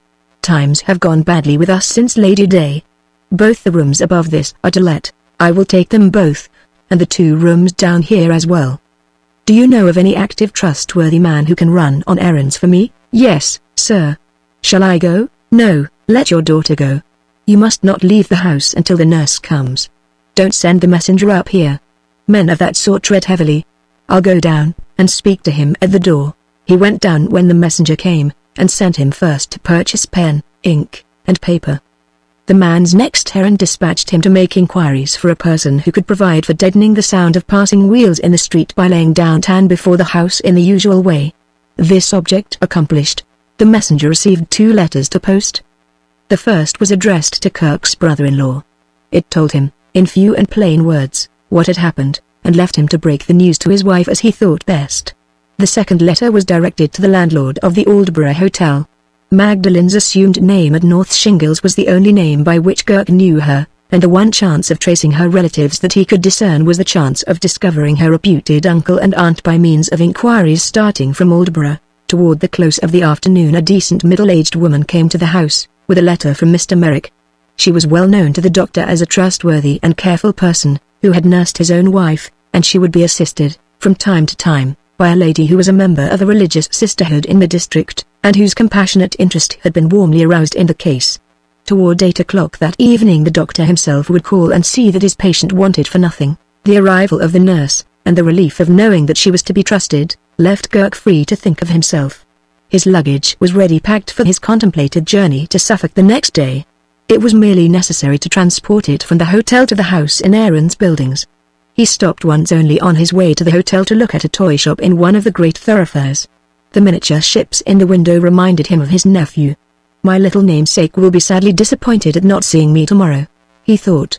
"I must make it up to the boy by sending him something from his uncle." He went into the shop and bought one of the ships. It was secured in a box, and packed and directed in his presence. He put a carload on the deck of the miniature vessel before the cover of the box was nailed on, bearing this inscription, "A ship for the little sailor, with a big sailor's love." "Children like to be written to, Mom," he said, apologetically, to the woman behind the counter. "Send the box as soon as you can. I am anxious the boy should get it tomorrow." Toward the dusk of the evening he returned with his luggage to Aaron's Buildings. He took off his boots in the passage and carried his trunk upstairs himself, stopping, as he passed the first floor, to make his inquiries. Mr. Merrick was present to answer them. "She was awake and wondering," said the doctor, "a few minutes since. But we have succeeded in composing her, and she is sleeping now. Have no words escaped her, sir, which might help us to find her friends?" Mr. Merrick shook his head. "Weeks and weeks may pass yet," he said, "and that poor girl's story may still be a sealed secret to all of us. We can only wait." So the day ended, the first of many days that were to come. Chapter 2. The warm sunlight of July shining softly through a green blind, an open window with fresh flowers set on the sill, a strange bed, in a strange room, a giant figure of the female sex, like a dream of Mrs. Ragg, towering aloft on one side of the bed, and trying to clap its hands, another woman, quickly, stopping the hands before they could make any noise, a mild expostulating voice, like a dream of Mrs. Ragg again, breaking the silence in these words, "She knows me, Mom, she knows me. If I mustn't be happy, it will be the death of me." Such were the first sights, such were the first sounds, to which, after 6 weeks of oblivion, Magdalen suddenly and strangely awoke. After a little, the sights grew dim again, and the sound sank into silence. Sleep, the merciful, took her once more, and hushed her back to repose. Another day and the sights were clearer, the sounds were louder. Another and she heard a man's voice, through the door, asking for news from the sick room. The voice was strange to her, it was always cautiously lowered to the same quiet tone. It inquired after her, in the morning, when she woke at noon, when she took her refreshment in the evening, before she dropped asleep again. "Who is so anxious about me?" That was the first thought her mind was strong enough to form. Who is so anxious about me? More days and she could speak to the nurse at her bedside, she could answer the questions of an elderly man, who knew far more about her than she knew about herself, and who told her he was Mr. Merrick, the doctor. She could sit up in bed, supported by pillows, wondering what had happened to her, and where she was. She could feel a growing curiosity about that quiet voice, which still asked after her, morning, noon, and night, on the other side of the door. Another day's delay and Mr. Merrick asked her if she was strong enough to see an old friend. A meek voice, behind him, articulating high in the air, said, "It's only me." The voice was followed by the prodigious bodily apparition of Mrs. Ragg, with her cap all awry, and one of her shoes in the next room. "Oh, look at her! Look at her!" cried Mrs. Ragg, in an ecstasy, dropping on her knees at Magdalen's bedside, with a thump that shook the house. "Bless her heart, she's well enough to laugh at me already. Cheer, boys, cheer. I beg your pardon, Doctor, my conduct isn't ladylike, I know. It's my head, sir, it isn't me. I must give vent somehow, or my head will burst." No coherent sentence, in answer to any sort of question put to her, could be extracted that morning from Mrs. Ragg. She rose from one climax of verbal confusion to another and finished her visit under the bed, groping inscrutably for the second shoe. The morrow came and Mr. Merrick promised that she should see another old friend on the next day. In the evening, when the inquiring voice asked after her, as usual, and when the door was opened a few inches to give the reply, she answered faintly for herself, "I'm better, thank you." There was a moment of silence and then, just as the door was shut again, the voice sank to a whisper, and said, fervently, "Thank God." Who was he? She had asked them all, and no one would tell her. Who was he? The next day came, and she heard her door opened softly. Brisk footsteps dripped into the room, a lithe little figure advanced to the bedside. Was it a dream again? No. There he was in his own evergreen reality, with a copious flow of language pouring smoothly from his lips, with a lambent dash of humor twinkling in his party-colored eyes. There he was, more audacious, more persuasive, more respectable than ever, in a suit of glossy black, with a speckless white cravat, and a rampant shirt frilled and unblushing. The invincible, unchangeable Ragg. "Not a word, my dear girl," said the captain, seating himself comfortably at the bedside, in his old confidential way.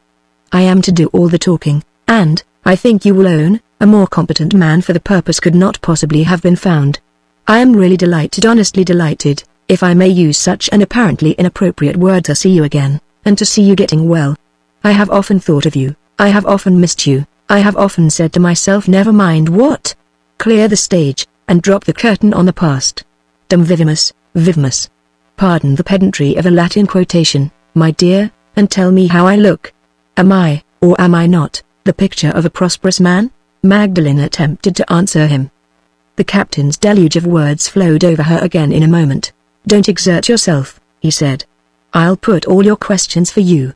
What have I been about? Why do I look so remarkably well off? And how in the world did I find my way to this house?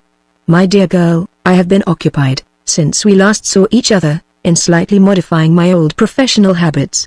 I have shifted from moral agriculture to medical agriculture. Formerly I preyed on the public sympathy, now I prey on the public stomach. Stomach and sympathy, sympathy and stomach, look them both fairly in the face when you reach the wrong side of 50, and you will agree with me that they come to much the same thing. However that may be, here I am, incredible as it may appear, a man with an income, at last. The founders of my fortune are 3 in number.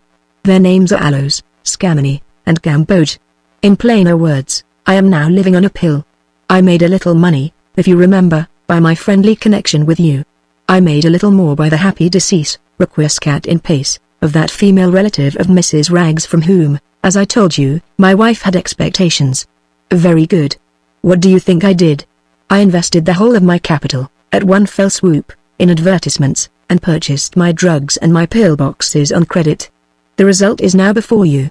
Here I am, a grand financial fact. Here I am, with my clothes positively paid for, with a balance at my banker's, with my servant in livery, and my gig at the door, solvent, flourishing, popular, and all on a pill. Magdalen smiled. The captain's face assumed an expression of mock gravity. He looked as if there was a serious side to the question, and as if he meant to put it next. "It's no laughing matter to the public, my dear," he said. "They can't get rid of me and my pill, they must take us. There is not a single form of appeal in the whole range of human advertisement which I am not making to the unfortunate public at this moment. Hire the last new novel, there I am, inside the boards of the book. Send for the last new song the instant you open the leaves, I drop out of it. Take a cab, I fly in at the window in red. Buy a box of tooth powder at the chemist's, I wrap it up for you in blue. Show yourself at the theatre, I flutter down on you in yellow. The mere titles of my advertisements are quite irresistible. Let me quote a few from last week's issue. Proverbial title, A Pill in Time Saves 9. Familiar title, Excuse me, how is your stomach? Patriotic title, What are the 3 characteristics of a true-born Englishman? His hearth, his home, and his pill. Title in the form of a nursery dialogue, Mama, I am not well. What is the matter, my pet? I want a little pill. Title in the form of a historical anecdote, New discovery in the mine of English history. When the princes were smothered in the tower, their faithful attendant collected all their little possessions left behind them. Among the touching trifles dear to the poor boys, he found a tiny box. It contained the pill of the period. Is it necessary to say how inferior that pill was to its successor, which prince and peasant alike may now obtain, etc., etc. The place in which my pill is made is an advertisement in itself. I have got one of the largest shops in London. Behind one counter, visible to the public through the lucid medium of plate glass, are 24 young men, in white aprons, making the pill. Behind another counter are 24 young men, in white cravats, making the boxes. At the bottom of the shop are 3 elderly accountants, posting the vast financial transactions accruing from the pill in 3 enormous ledgers. Over the door are my name, portrait, and autograph, expanded to colossal proportions, and surrounded in flowing letters, by the motto of the establishment, Down with the Doctors. Even Mrs. Ragg contributes her quota to this prodigious enterprise. She is the celebrated woman whom I have cured of indescribable agonies from every complaint under the sun. Her portrait is engraved on all the wrappers, with the following inscription beneath it: Before she took the pill you might have blown this patient away with a feather. Look at her now. Last, not least, my dear girl, the pill is the cause of my finding my way to this house. My department in the prodigious enterprise already mentioned is to scour the United Kingdom in a gig, establishing agencies everywhere. While founding one of those agencies, I heard of a certain friend of mine, who had lately landed in England, after a long sea voyage. I got his address in London. He was a lodger in this house. I called on him forthwith, and was stunned by the news of your illness. Such, in brief, is the history of my existing connection with British medicine, and so it happens that you see me at the present moment sitting in the present chair, now as ever, yours truly, Horatio Ragg. In these terms the captain brought his personal statement to a close. He looked more and more attentively at Magdalen, the nearer he got to the conclusion. Was there some latent importance attaching to his last words which did not appear on the face of them? There was. His visit to the sick room had a serious object, and that object he had now approached. In describing the circumstances under which he had become acquainted with Magdalen's present position, Captain Ragg had skirted, with his customary dexterity, round the remote boundaries of truth. Emboldened by the absence of any public scandal in connection with Noel Vanstone's marriage, or with the event of his death as announced in the newspaper obituary, the captain, roaming the Eastern Circuit, had ventured back to Aldborough a fortnight since, to establish an agency there for the sale of his wonderful pill. No one had recognized him but the landlady of the hotel, who at once insisted on his entering the house and reading Kirk's letter to her husband. The same night Captain Ragg was in London, and was closeted with a sailor in the second-floor of Materan's buildings. The serious nature of the situation, the indisputable certainty that Kirk must fail in tracing Magdalen's friends unless he first knew who she really was, had decided the captain on disclosing part, at least, of the truth. Declining to enter into any particulars for family reasons, which Magdalen might explain on her recovery, if she pleased, he astounded Kirk by telling him that the friendless woman whom he had rescued, and whom he had only known up to that moment as Miss Bygrave, was no other than the youngest daughter of Andrew Vanstone. The disclosure, on Kirk's side, of his father's connection with a young officer in Canada, had followed naturally on the revelation of Magdalen's real name. Captain Ragg had expressed his surprise, but had made no further remark at the time. A fortnight later, however, when the patient's recovery forced the serious difficulty on the doctor of meeting the questions which Magdalen was sure to ask, the captain's ingenuity had come, as usual, to the rescue. "You can't tell her the truth," he said, without awakening painful recollections of her stay at Aldborough, into which I am not at liberty to enter. "Don't acknowledge just yet that Mr. Kirk only knew her as Miss Bygrave of North Shingles when he found her in this house. Tell her boldly that he knew who she was, and that he felt, what she must feel, that he had a hereditary right to help and protect her as his father's son. I am, as I have already told you," continued the captain, sticking fast to his old assertion, a distant relative of the Coombe Raven family, and, if there is nobody else at hand to help you through this difficulty, my services are freely at your disposal. No one else was at hand, and the emergency was a serious one. Strangers undertaking the responsibility might ignorantly jar on past recollections, which it would, perhaps, be the death of her to revive too soon. Near relatives might, by their premature appearance at the bedside, produce the same deplorable result. The alternative lay between irritating and alarming her by leaving her inquiries unanswered, or trusting Captain Ragg. In the doctor's opinion, the second risk was the least serious risk of the two, and the captain was now seated at Magdalen's bedside in discharge of the trust confided to him. Would she ask the question which it had been the private object of all Captain Ragg's preliminary talk lightly and pleasantly to provoke? Yes, as soon as his silence gave her the opportunity, she asked it. Who was that friend of his living in the house? You ought by rights to know him as well as I do, said the captain. He is the son of one of your father's old military friends, when your father was quartered with his regiment in Canada. Your cheeks mustn't flush up. If they do, I shall go away. She was astonished, but not agitated. Captain Ragg had begun by interesting her in the remote past, which she only knew by hearsay, before he ventured on the delicate ground of her own experience. In a moment more she advanced to her next question. What was his name? Kirk, proceeded the captain. Did you never hear of his father, Major Kirk, commanding officer of the regiment in Canada?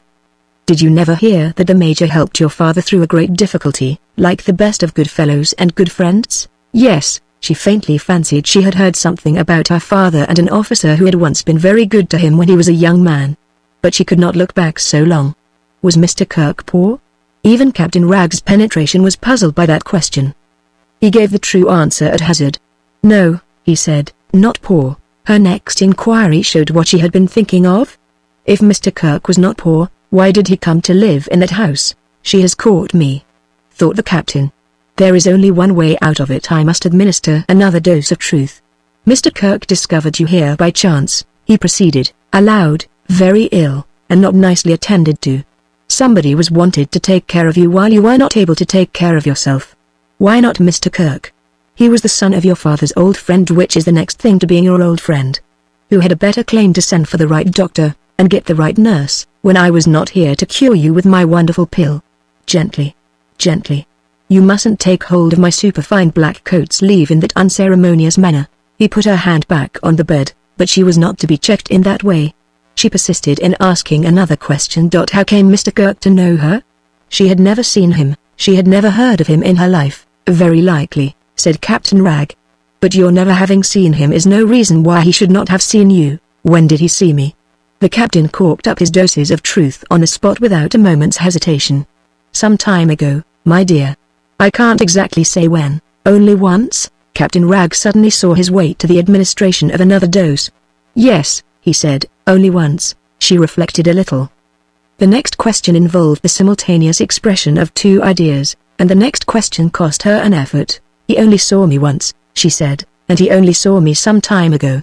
How came he to remember me when he found me here? Aha! said the captain. Now you have hit the right nail on the head at last. You can't possibly be more surprised at his remembering you than I am. A word of advice, my dear. When you are well enough to get up and see Mr. Kirk, try how that sharp question of yours sounds in his ears, and insist on his answering it himself. Slipping out of the dilemma in that characteristically adroit manner, Captain Ragg got briskly on his legs again and took up his hat. Wait, she pleaded. I want to ask you. Not another word, said the captain. I have given you quite enough to think of for one day. My time is up, and my gig is waiting for me. I am off, to scour the country as usual. I am off, to cultivate the field of public indigestion with the triple ploughshare of aloes, scammony and gamboge. He stopped and turned round at the door. By the by, a message from my unfortunate wife. If you will allow her to come and see you again, Mrs. Ragg solemnly promises not to lose her shoe next time. I don't believe her. What do you say? May she come? Yes, whenever she likes, said Magdalen. If I ever get well again, may poor Mrs. Ragg come and stay with me? Certainly, my dear. If you have no objection, I will provide her beforehand with a few thousand impressions in red, blue, and yellow of her own portrait. You might have blown this patient away with a feather before she took the pill. Look at her now. She is sure to drop herself about perpetually wherever she goes. and the most gratifying results, in an advertising point of view, must inevitably follow. Don't think me mercenary, I merely understand the age I live in. He stopped on his way out, for the second time, and turned round once more at the door. You have been a remarkably good girl, he said, and you deserve to be rewarded for it. I'll give you a last piece of information before I go. Have you heard anybody inquiring after you, for the last day or two, outside your door? Ah, I see you have. A word in your ear, my dear. That's Mr. Kirk.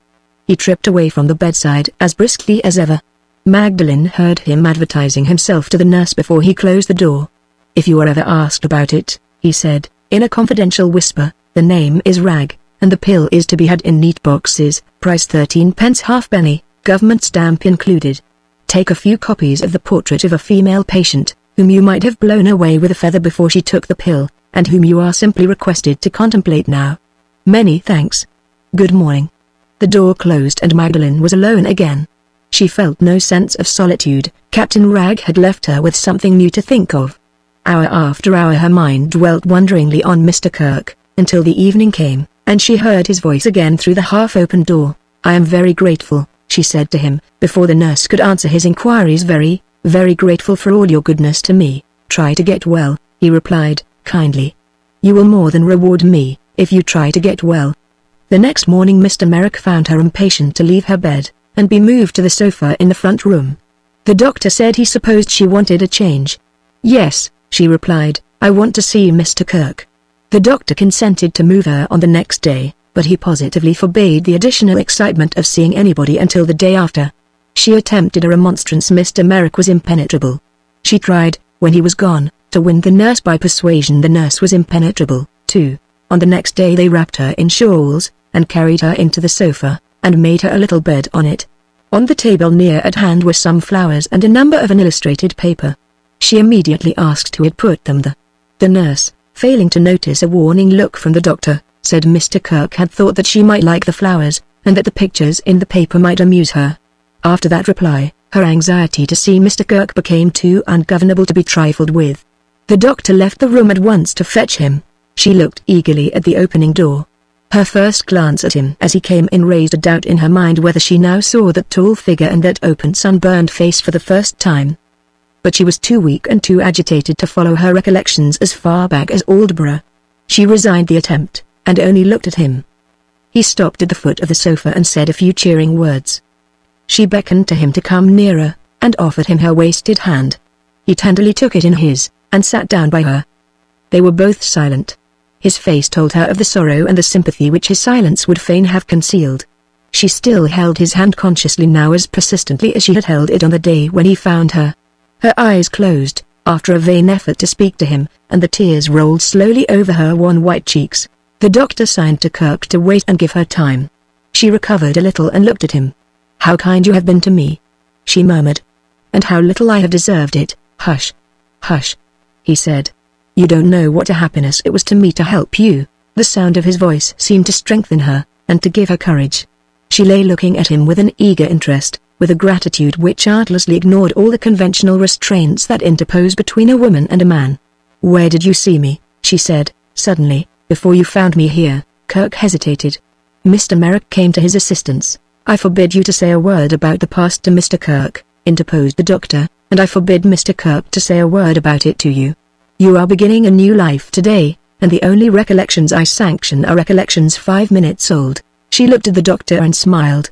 I must ask him one question, she said, and turned back again to Kirk. Is it true that you had only seen me once before you came to this house? Quite true. He made the reply with a sudden change of color which she instantly detected. Her brightening eyes looked at him more earnestly than ever, as she put her next question. How came you to remember me after only seeing me once? His hand unconsciously closed on hers, and pressed it for the first time. He attempted to answer, and hesitated at the first word. I have a good memory, he said at last, and suddenly looked away from her with a confusion so strangely unlike his customary self-possession of manner that the doctor and the nurse both noticed it. Every nerve in her body felt that momentary pressure of his hand, with the exquisite susceptibility which accompanies the first faltering advance on the way to health. She looked at his changing color, she listened to his hesitating words, with every sensitive perception of her sex and age quickened to seize intuitively on the truth. In the moment when he looked away from her, she gently took her hand from him, and turned her head aside on the pillow. "Can it be?" she thought, with a flutter of delicious fear at her heart, with a glow of delicious confusion burning on her cheeks. "Can it be?" The doctor made another sign to Kirk. He understood it, and rose immediately. The momentary discomposure in his face and manner had both disappeared. He was satisfied in his own mind that he had successfully kept his secret, and in the relief of feeling that conviction he had become himself again. "Goodbye till tomorrow," he said, as he left the room. "Goodbye," she answered, softly, without looking at him. Mr. Merrick took the chair which Kirk had resigned, and laid his hand on her pulse. "Just what I feared," remarked the doctor, too quick by half. She petulantly snatched away her wrist. "Don't," she said, shrinking from him. "Pray don't touch me." Mr. Merrick good-humoredly gave up his place to the nurse. "I'll return in half an hour," he whispered, "and carry her back to bed. Don't let her talk. Show her the pictures in the newspaper, and keep her quiet in that way." When the doctor returned, the nurse reported that the newspaper had not been wanted. The patient's conduct had been exemplary. She had not been at all restless, and she had never spoken a word. The days passed, and the time grew longer and longer which the doctor allowed her to spend in the front room. She was soon able to dispense with the bed on the sofa. She could be dressed, and could sit up, supported by pillows, in an armchair. Her hours of emancipation from the bedroom represented the great daily event of her life. They were the hours she passed in Kirk's society. She had a double interest in him now: her interest in the man whose protecting care had saved her reason and her life, her interest in the man whose heart's deepest secrets she had surprised. Little by little they grew as easy and familiar with each other as old friends. Little by little she presumed on all her privileges, and wound her way unsuspected into the most intimate knowledge of his nature. Her questions were endless. Everything that he could tell her of himself and his life she drew from him delicately and insensibly. He, the least self-conscious of mankind, became an egotist in her dexterous hands. She found out his pride in his ship, and practiced on it without remorse. She drew him into talking of the fine qualities of the vessel, of the great things the vessel had done in emergencies, as he had never in his life talked yet to any living creature on shore. She found him out in private seafaring anxieties and unnutterable seafaring exaltations which he had kept a secret from his own mate. She watched his kindling face with a delicious sense of triumph in adding fuel to the fire. She trapped him into forgetting all considerations of time and place, and striking as hearty a stroke on the rickety little lodging-house table, in the fervor of his talk, as if his hand had descended on the solid bulwark of his ship. His confusion at the discovery of his own forgetfulness secretly delighted her. She could have cried with pleasure when he penitently wondered what he could possibly have been thinking of. At other times she drew him from dwelling on the pleasures of his life, and led him into talking of its perils, the perils of that jealous mistress the sea, which had absorbed so much of his existence, which had kept him so strangely innocent and ignorant of the world on shore. Twice he had been shipwrecked. Times innumerable he and all with him had been threatened with death, and had escaped their doom by the narrowness of a hair-breadth. He was always unwilling at the outset to speak of this dark and dreadful side of his life. It was only by adroitly tempting him, by laying little snares for him in his talk, that she lured him into telling her of the terrors of the great deep. She sat listening to him with a breathless interest, looking at him with a breathless wonder, as those fearful stories made doubly vivid by the simple language in which he told them fell, one by one, from his lips. His noble unconsciousness of his own heroism, the artless modesty with which he described his own acts of dauntless endurance and devoted courage, without an idea that they were anything more than plain acts of duty to which he was bound by the vocation that he followed, raised him to a place in her estimation so hopelessly high above her that she became uneasy and impatient until she had pulled down the idol again which she herself had set up. It was on these occasions that she most rigidly exacted from him all those little familiar attentions so precious to women in their intercourse with men. This hand, she thought, with an exquisite delight in secretly following the idea while he was close to her, this hand that has rescued the drowning from death is shifting my pillows so tenderly that I hardly know when they are moved. This hand that has seized men mad with mutiny, and driven them back to their duty by main force, is mixing my lemonade and peeling my fruit more delicately and more neatly than I could do it for myself. Oh, if I could be a man, how I should like to be such a man as this. She never allowed her thoughts, while she was in his presence, to lead her beyond that point. It was only when the night had separated them that she ventured to let her mind dwell on the self-sacrificing devotion which had so mercifully rescued her. Kirk little knew how she thought of him, in the secrecy of her own chamber, during the quiet hours that elapsed before she sank to sleep. No suspicion crossed his mind of the influence which he was exerting over her, of the new spirit which he was breathing into that new life, so sensitively open to impression in the first freshness of its recovered sense. She has nobody else to amuse her, poor thing, he used to think, sadly, sitting alone in his small second-floor room. If a rough fellow like me can beguile the weary hours till her friends come here, she is heartily welcome to all that I can tell her. He was out of spirits and restless now whenever he was by himself. Little by little he fell into a habit of taking long, lonely walks at night, when Magdalen thought he was sleeping upstairs. Once he went away abruptly in the daytime on business, as he said. Something had passed between Magdalen and himself the evening before which had led her into telling him her age. 20 last birthday, he thought. Take 20 from 41. An easy sum in subtraction, as easy a sum as my little nephew could wish for. He walked to the docks, and looked bitterly at the shipping. I mustn't forget how a ship is made, he said. It won't be long before I'm back at the old work again. On leaving the docks he paid a visit to a brother sailor, a married man. In the course of conversation he asked how much older his friend might be than his friend's wife. There was 6 years difference between them. I suppose that's difference enough? Said Kirk. Yes, said his friend, quite enough. Are you looking out for a wife at last? Try a seasoned woman of 35, that's your mark, Kirk, as near as I can calculate. The time passed smoothly and quickly, the present time, in which she was recovering so happily, the present time, which Hugh was beginning to distrust already. Early one morning Mr. Merrick surprised Kirk by a visit in his little room on the second floor. I came to the conclusion yesterday, said the doctor, entering abruptly on his business, that our patient was strong enough to justify us at last in running all risks, and communicating with her friends, and I have accordingly followed the clue which that queer fellow, Captain Ragg, put into our hands. You remember he advised us to apply to Mr. Pendrell, the lawyer? I saw Mr. Pendrell 2 days ago, and was referred by him not overwillingly, as I thought, to a lady named Miss Garth. I heard enough from her to satisfy me that we have exercised a wise caution in acting as we have done. It is a very, very sad story, and I am bound to say that I, for one, make great allowances for the poor girl downstairs. Her only relation in the world is her elder sister. I have suggested that the sister shall write to her in the first instance, and then, if the letter does her no harm, follow it personally in a day or 2. I have not given the address, by way of preventing any visits from being paid here without my permission. All I have done is to undertake to forward the letter, and I shall probably find it at my house when I get back. Can you stop at home until I send my man with it? There is not the least hope of my being able to bring it myself.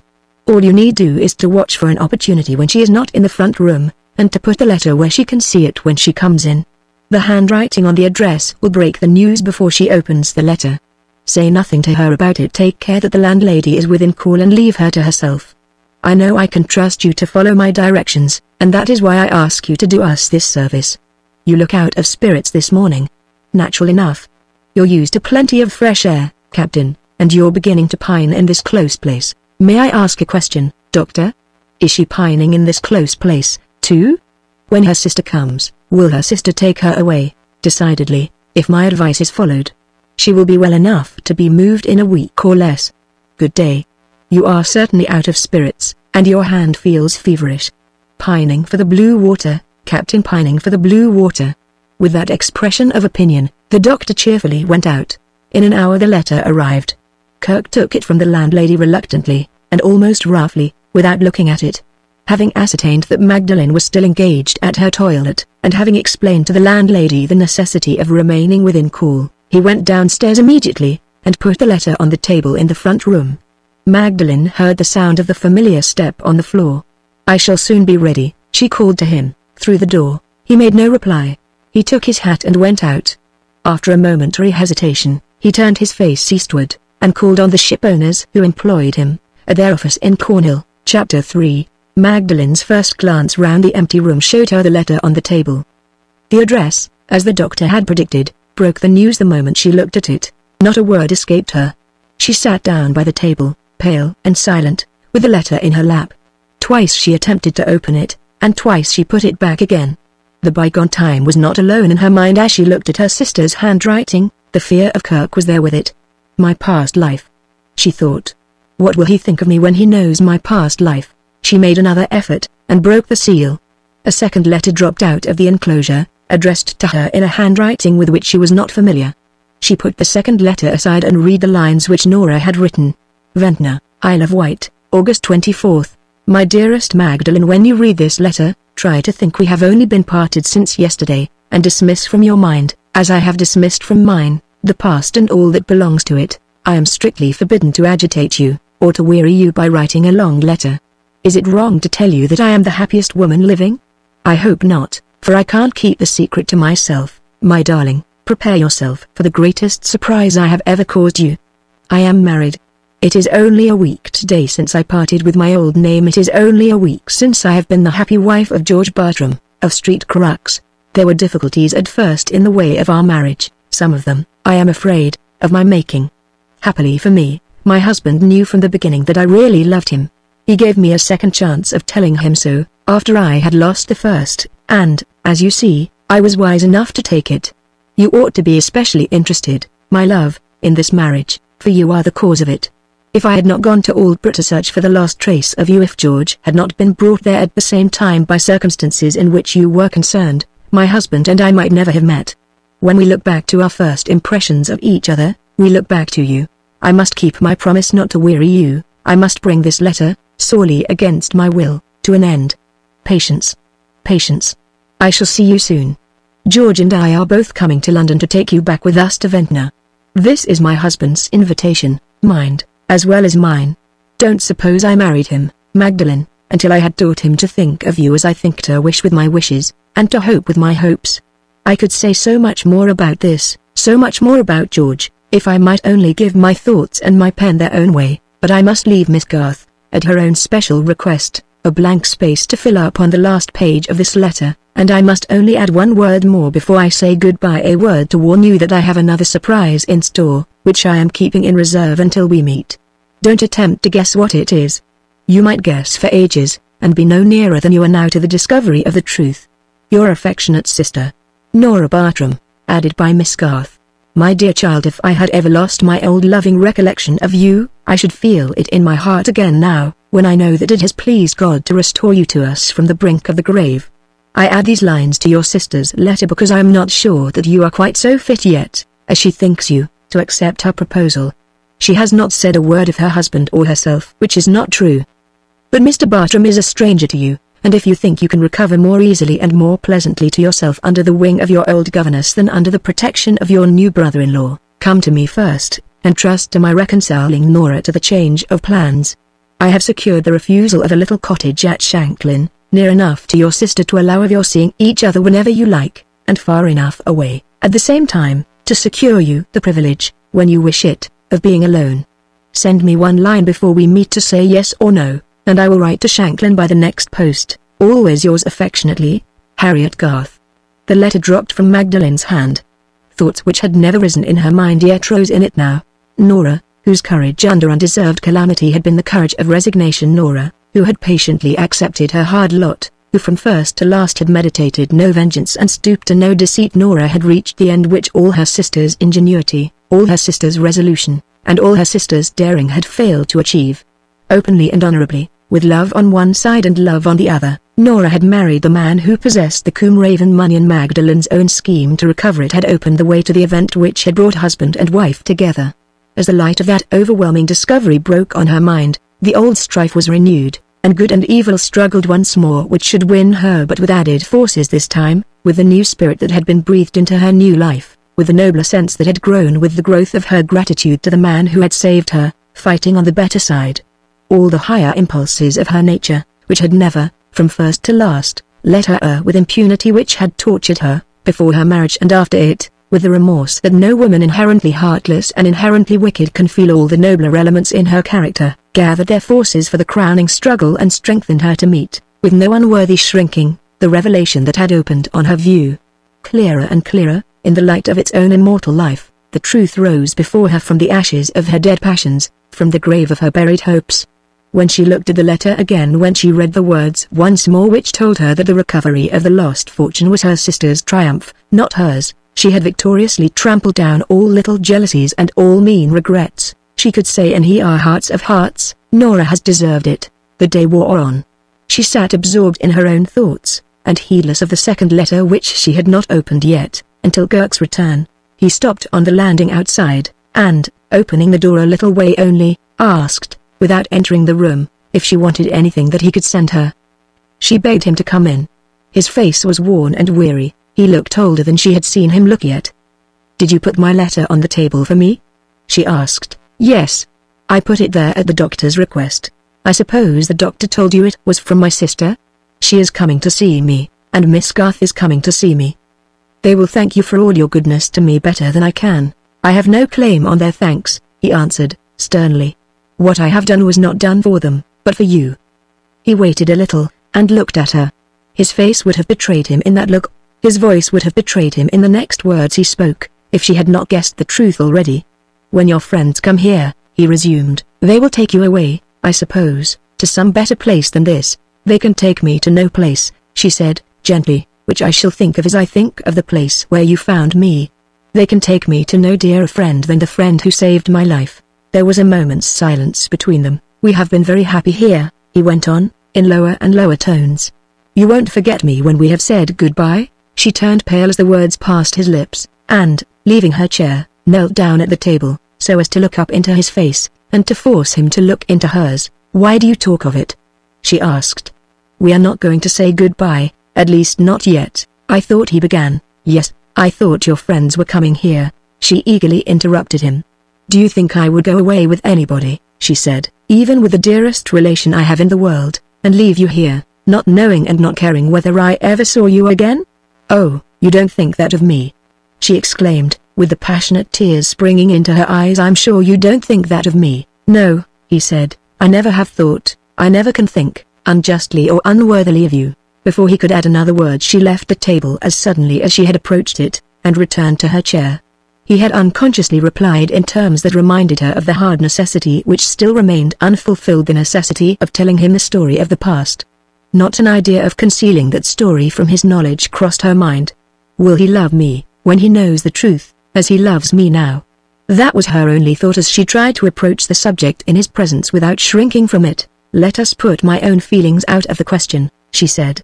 "There is a reason for my not going away, unless I first have the assurance of seeing you again. You have a claim, the strongest claim of anyone, to know how I came here, unknown to my friends, and how it was that you found me fallen so low." "I make no claim," he said, hastily. "I wish to know nothing which distresses you to tell me. You have always done your duty," she rejoined, with a faint smile. "Let me take example from you, if I can, and try to do mine. I am old enough to be your father," he said, bitterly. "Duty is more easily done at my age than it is at yours." His age was so constantly in his mind now that he fancied it must be in her mind too. She had never given it a thought. The reference he had just made to it did not divert her for a moment from the subject on which she was speaking to him. "You don't know how I value your good opinion of me," she said, struggling resolutely to sustain her sinking courage. "How can I deserve your kindness, how can I feel that I am worthy of your regard, until I have opened my heart to you? Oh, don't encourage me in my own miserable weakness. Help me to tell the truth, force me to tell it, for my own sake if not for yours." He was deeply moved by the fervent sincerity of that appeal. "You shall tell it," he said. "You are right and I was wrong." He waited a little, and considered.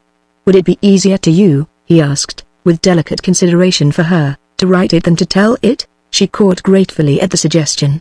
"Far easier," she replied. "I can be sure of myself, I can be sure of hiding nothing from you, if I write it. Don't write to me on your side," she added, suddenly, seeing with a woman's instinctive quickness of penetration the danger of totally renouncing her personal influence over him. "Wait till we meet, and tell me with your own lips what you think." "Where shall I tell it?" "Here," she said eagerly. "Here, where you found me helpless, here, where you have brought me back to life, and where I have first learned to know you. I can bear the hardest words you say to me if you will only say them in this room. It is impossible I can be away longer than a month. A month will be enough and more than enough. If I come back." She stopped confusedly. "I am thinking of myself," she said, "when I ought to be thinking of you. You have your own occupations and your own friends. Will you decide for us? Will you say how it shall be?" "It shall be as you wish. If you come back in a month, you will find me here. Will it cause you no sacrifice of your own comfort and your own plans?" "It will cause me nothing," he replied, "but a journey back to the city." He rose and took his hat. "I must go there at once," he added, "or I shall not be in time. It is a promise between us?" she said, and held out her hand. "Yes," he answered, a little sadly, "it is a promise." Slight as it was, the shade of melancholy in his manner pained her. Forgetting all other anxieties in the anxiety to cheer him, she gently pressed the hand he gave her. If that won't tell him the truth, she thought, nothing will. It failed to tell him the truth, but it forced a question on his mind which he had not ventured to ask himself before. Is it her gratitude, or her love, that is speaking to me? He wondered. If I was only a younger man, I might almost hope it was her love. That terrible sum in subtraction which had first presented itself on the day when she told him her age began to trouble him again as he left the house. He took 20 from 41, at intervals, all the way back to the shipowner's office in Cornhill. Left by herself, Magdalen approached the table to write the line of answer which Miss Garth requested, and gratefully to accept the proposal that had been made to her. The second letter which she had laid aside and forgotten was the first object that caught her eye on changing her place. She opened it immediately, and, not recognizing the handwriting, looked at the signature. To her unutterable astonishment, her correspondent proved to be no less a person than old Mr. Clare. The philosopher's letter dispensed with all the ordinary forms of address, and entered on the subject without prefatory phrases of any kind, in these uncompromising terms: "I have more news for you of that contemptible cur, my son." Here it is in the fewest possible words. "I always told you, if you remember, that Frank was a sneak." The very first trace recovered of him, after his running away from his employers in China, presents him in that character. Where do you think he turns up next? He turns up, hidden behind a couple of flour barrels, on board an English vessel bound homeward from Hong Kong to London. The name of the ship was the Deliverance, and the commander was one Captain Kirk. Instead of acting like a sensible man, and throwing Frank overboard, Captain Kirk was fool enough to listen to his story. He made the most of his misfortunes, you may be sure. He was half-starved. He was an Englishman lost in a strange country, without a friend to help him. His only chance of getting home was to sneak into the hold of an English vessel, and he had sneaked in, accordingly, at Hong Kong, 2 days since. That was his story. Any other out in Frank's situation would have been rope-ended by any other captain. Deserving no pity from anybody, Frank was, as a matter of course, coddled and compassionated on the spot. The captain took him by the hand, the crew pitied him, and the passengers patted him on the back. He was fed, clothed, and presented with his passage home. Luck enough so far, you will say. Nothing of the sort, nothing like luck enough for my despicable son. The ship touched at the Cape of Good Hope. Among his other acts of folly, Captain Kirk took a woman passenger on board at that place, not a young woman by any means, the elderly widow of a rich colonist. Is it necessary to say that she forthwith became deeply interested in Frank and his misfortunes? Is it necessary to tell you what followed? Look back at my son's career, and you will see that what followed was all of a piece with what went before. He didn't deserve your poor father's interest in him, and he got it. He didn't deserve your attachment, and he got it. He didn't deserve the best place in one of the best offices in London. He didn't deserve an equally good chance in one of the best mercantile houses in China. He didn't deserve food, clothing, pity, and a free passage home, and he got them all. Last, not least, he didn't even deserve to marry a woman old enough to be his grandmother, and he has done it. Not 5 minutes since I sent his wedding cards out to the dust hole, and tossed the letter that came with them into the fire. The last piece of information which that letter contains is that he and his wife are looking out for a house and estate to suit them. Mark my words. Frank will get one of the best estates in England, a seat in the House of Commons will follow as a matter of course, and one of the legislators of this ass-ridden country will be my lout. If you are the sensible girl I have always taken you for, you have long since learned to rate Frank at his true value, and the news I send you will only confirm your contempt for him. I wish your poor father could but have lived to see this day. Often as I have missed my old gossip, I don't know that I ever felt the loss of him so keenly as I felt it when Frank's wedding cards and Frank's letter came to this house. Your friend, if you ever want one, Francis Clare, Sen. With one momentary disturbance of her composure, produced by the appearance of Kirk's name in Mr. Clare's singular narrative, Magdalen read the letter steadily through from beginning to end. The time when it could have distressed her was gone by. The scales had long since fallen from her eyes. Mr. Clare himself would have been satisfied if he had seen the quiet contempt on her face as she laid aside his letter. The only serious thought it cost her was a thought in which Kirk was concerned. The careless manner in which he had referred in her presence to the passengers on board his ship, without mentioning any of them by their names, showed her that Frank must have kept silence on the subject of the engagement once existing between them. The confession of that vanished delusion was left for her to make, as part of the story of the past which she had pledged herself unreservedly to reveal. She wrote to Miss Garth, and sent the letter to the post immediately. The next morning brought a line of rejoinder. Miss Garth had written to secure cottage at Shanklin, and Mr. Merrick had consented to Magdalen's removal on the following day. Nora would be the first to arrive at the house, and Miss Garth would follow, with a comfortable carriage to take the invalid to the railway. Every needful arrangement had been made for her. The effort of moving was the one effort she would have to make. Magdalen read the letter thankfully, but her thoughts wandered from it, and followed Kirk on his return to the city. What was the business which had once already taken him there in the morning? And why had the promise exchanged between them obliged him to go to the city again, for the second time in one day? Was it by any chance business relating to the sea? Were his employers tempting him to go back to his ship? Chapter 4. The first agitation of the meeting between the sisters was over. The first vivid impressions, half pleasurable, half painful, had softened a little, and Nora and Magdalen sat together hand in hand, each wrapped in the silent fullness of her own joy. Magdalen was the first to speak. "You have something to tell me, Nora?" "I have 1,000 things to tell you, my love, and you have 10,000 things to tell me." "Do you mean that second surprise which I told you of in my letter?" "Yes." "I suppose it must concern me very nearly, or you would hardly have thought of mentioning it in your first letter." "It does concern you very nearly. You have heard of George's house in Essex? You must be familiar, at least, with the name of Street Crux ? What is there to start at, my dear? I am afraid you are hardly strong enough for any more surprises just yet." "Quite strong enough, Nora. I have something to say to you about Street Crux. I have a surprise, on my side, for you." "Will you tell it me now?" "Not now. You shall know it when we are at the seaside. You shall know it before I accept the kindness which has invited me to your husband's house." "What can it be?" "Why not tell me at once? You used often to set me the example of patience, Nora, in old times. Will you set me the example now?" "With all my heart." "Shall I return to my own story as well?" "Yes." "Then we will go back to it at once. I was telling you that Street Crux is George's house, in Essex, the house he inherited from his uncle. Knowing that Miss Garth had a curiosity to see the place, he left word, when he went abroad after the Admiral's death, that she and any friends who came with her were to be admitted, if she happened to find herself in the neighborhood during his absence. Miss Garth and I, and a large party of Mr. Tyrrell's friends, found ourselves in the neighborhood not long after George's departure. We had all been invited to see the launch of Mr. Tyrrell's new yacht from the builder's yard at Wivenhoe, in Essex. When the launch was over, the rest of the company returned to Colchester to dine. Miss Garth and I contrived to get into the same carriage together, with nobody but my 2 little pupils for our companions. We gave the coachman his orders, and drove round by Street Crux.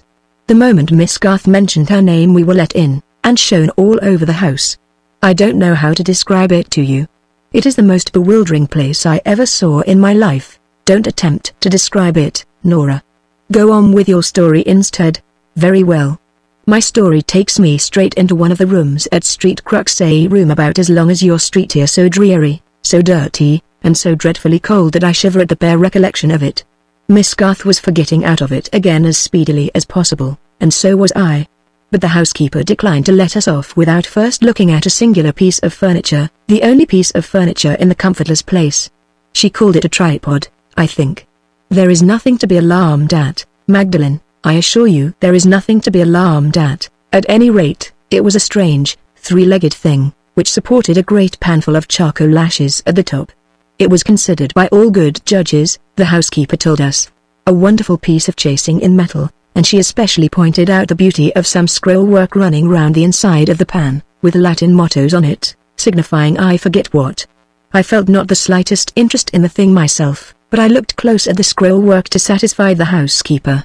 To confess the truth, she was rather tiresome with her mechanically learned lecture on fine metal work, and, while she was talking, I found myself idly stirring the soft feathery white ashes backward and forward with my hand, pretending to listen, with my mind 100 miles away from her.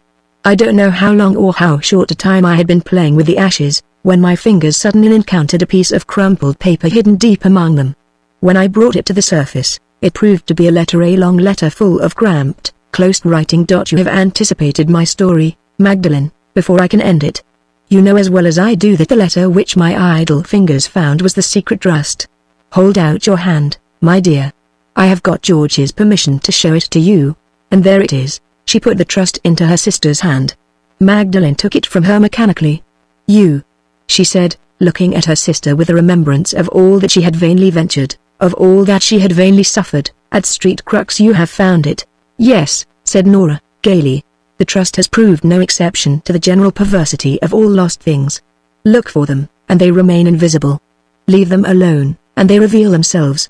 You and your lawyer, Magdalene, were both justified in supposing that your interest in this discovery was an interest of no common kind.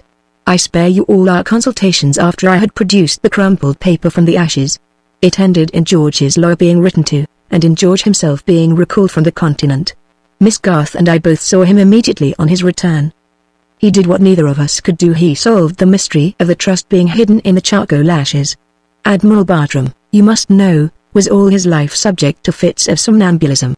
He had been found walking in his sleep not long before his death, just at the time, too, when he was sadly troubled in his mind on the subject of that very letter in your hand. George's idea is that he must have fancied he was doing in his sleep what he would have died rather than do in his waking moments, destroying the trust. The fire had been lighted in the pan not long before, and he no doubt saw it still burning in his dream. This was George's explanation of the strange position of the letter when I discovered it. The question of what was to be done with the letter itself came next, and was no easy question for a woman to understand. But I determined to master it, and I did master it, because it related to you. "Let me try to master it, in my turn," said Magdalene. "I have a particular reason for wishing to know as much about this letter as you know yourself.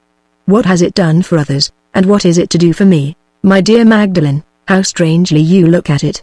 How strangely you talk of it. Worthless as it may appear, that morsel of paper gives you a fortune. Is my only claim to the fortune the claim which this letter gives me? Yes, the letter is your only claim. Shall I try if I can explain it in 2 words? Taken by itself, the letter might, in the lawyer's opinion, have been made a matter for dispute, though I am sure George would have sanctioned no proceeding of that sort. Taken, however, with the postscript which Admiral Bartram attached to it, you will see the lines if you look under the signature on the 3rd page. It becomes legally binding, as well as morally binding, on the Admiral's representatives. I have exhausted my small stock of legal words, and must go on in my own language instead of in the lawyer's. The end of the thing was simply this. All the money went back to Mr. Noel Vanstone's estate, another legal word. My vocabulary is richer than I thought, for one plain reason, that it had not been employed as Mr. Noel Vanstone directed. If Mrs. Girdlestone had lived, or if George had married me a few months earlier, results would have been just the other way. As it is, half the money has been already divided between Mr. Noel Vanstone's next of kin, which means, translated into plain English, my husband, and his poor bedridden sister, who took the money formally, one day, to satisfy the lawyer, and who gave it back again generously, the next, to satisfy herself. So much for one half of this legacy. The other half, my dear, is all yours. How strangely events happen, Magdalene. It is only 2 years since you and I were left disinherited orphans, and we are sharing our poor father's fortune between us, after all. Wait a little, Nora. Our shares come to us in very different ways, do they? Mine comes to me by my husband. Yours comes to you." She stopped confusedly, and changed color. "Forgive me, my own love," she said, putting Magdalene's hand to her lips. "I have forgotten what I ought to have remembered. I have thoughtlessly distressed you." "No," said Magdalene, "you have encouraged me." "Encouraged you? You shall see." With those words, she rose quietly from the sofa, and walked to the open window. Before Nora could follow her, she had torn the trust to pieces, and had cast the fragments into the street. She came back to the sofa and laid her head, with a deep sigh of relief, on Nora's bosom. "I will owe nothing to my past life," she said. "I have parted with it as I have parted with those torn morsels of paper. All the thoughts and all the hopes belonging to it are put away from me forever. Magdalene, my husband will never allow you. I will never allow you myself." "Hush. Hush. What your husband thinks right, Nora, you and I will think right too. I will take from you what I could never have taken if that letter had given it to me. The end I dreamed of has come. Nothing is changed but the position I once thought we might hold toward each other. Better as it is, my love, far, far better as it is." So she made the last sacrifice of the old perversity and the old pride. So she entered on the new and nobler life. A month had passed. The autumn sunshine was bright even in the murky streets. and the clocks in the neighborhood were just striking 2, as Magdalene returned alone to the house in Aaron's buildings. "Is he waiting for me?" she asked, anxiously, when the landlady let her in. He was waiting in the front room. Magdalene stole up the stairs and knocked at the door. He called to her carelessly and absently to come in, plainly thinking that it was only the servant who applied for permission to enter the room. "You hardly expected me so soon?" she said, speaking on the threshold, and pausing there to enjoy his surprise as he started to his feet and looked at her. The only traces of illness still visible in her face left a delicacy in its outline which added refinement to her beauty. She was simply dressed in muslin. Her plain straw bonnet had no other ornament than the white ribbon with which it was sparingly trimmed. She had never looked lovelier in her best days than she looked now, as she advanced to the table at which he had been sitting, with a little basket of flowers that she had brought with her from the country, and offered him her hand. He looked anxious and careworn when she saw him closer. She interrupted his first inquiries and congratulations to ask if he had remained in London since they had parted, if he had not even gone away, for a few days only, to see his friends in Suffolk. No, he had been in London ever since.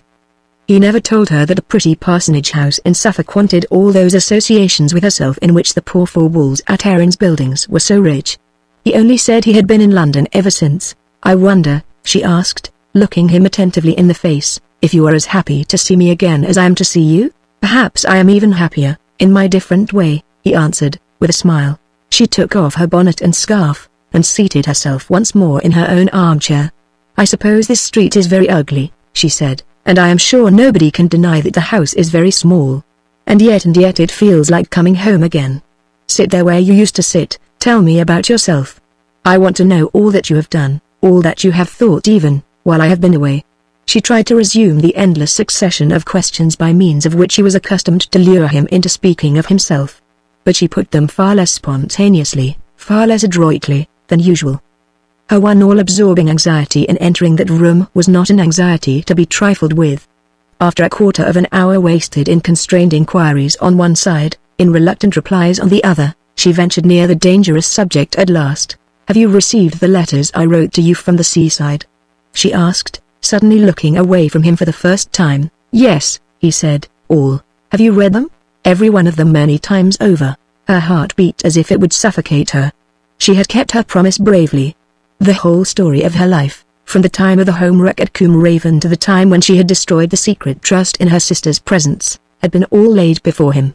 Nothing that she had done, nothing even that she had thought, had been concealed from his knowledge. As he would have kept a pledged engagement with her, so she had kept her pledged engagement with him. She had not faltered in the resolution to do this, and now she faltered over the one decisive question which she had come there to ask. Strong as the desire in her was to know if she had lost or won him, the fear of knowing was at that moment stronger still. She waited and trembled, she waited, and said no more. "May I speak to you about your letters?" he asked. "May I tell you?" If she had looked at him as he said those few words, she would have seen what he thought of her in his face.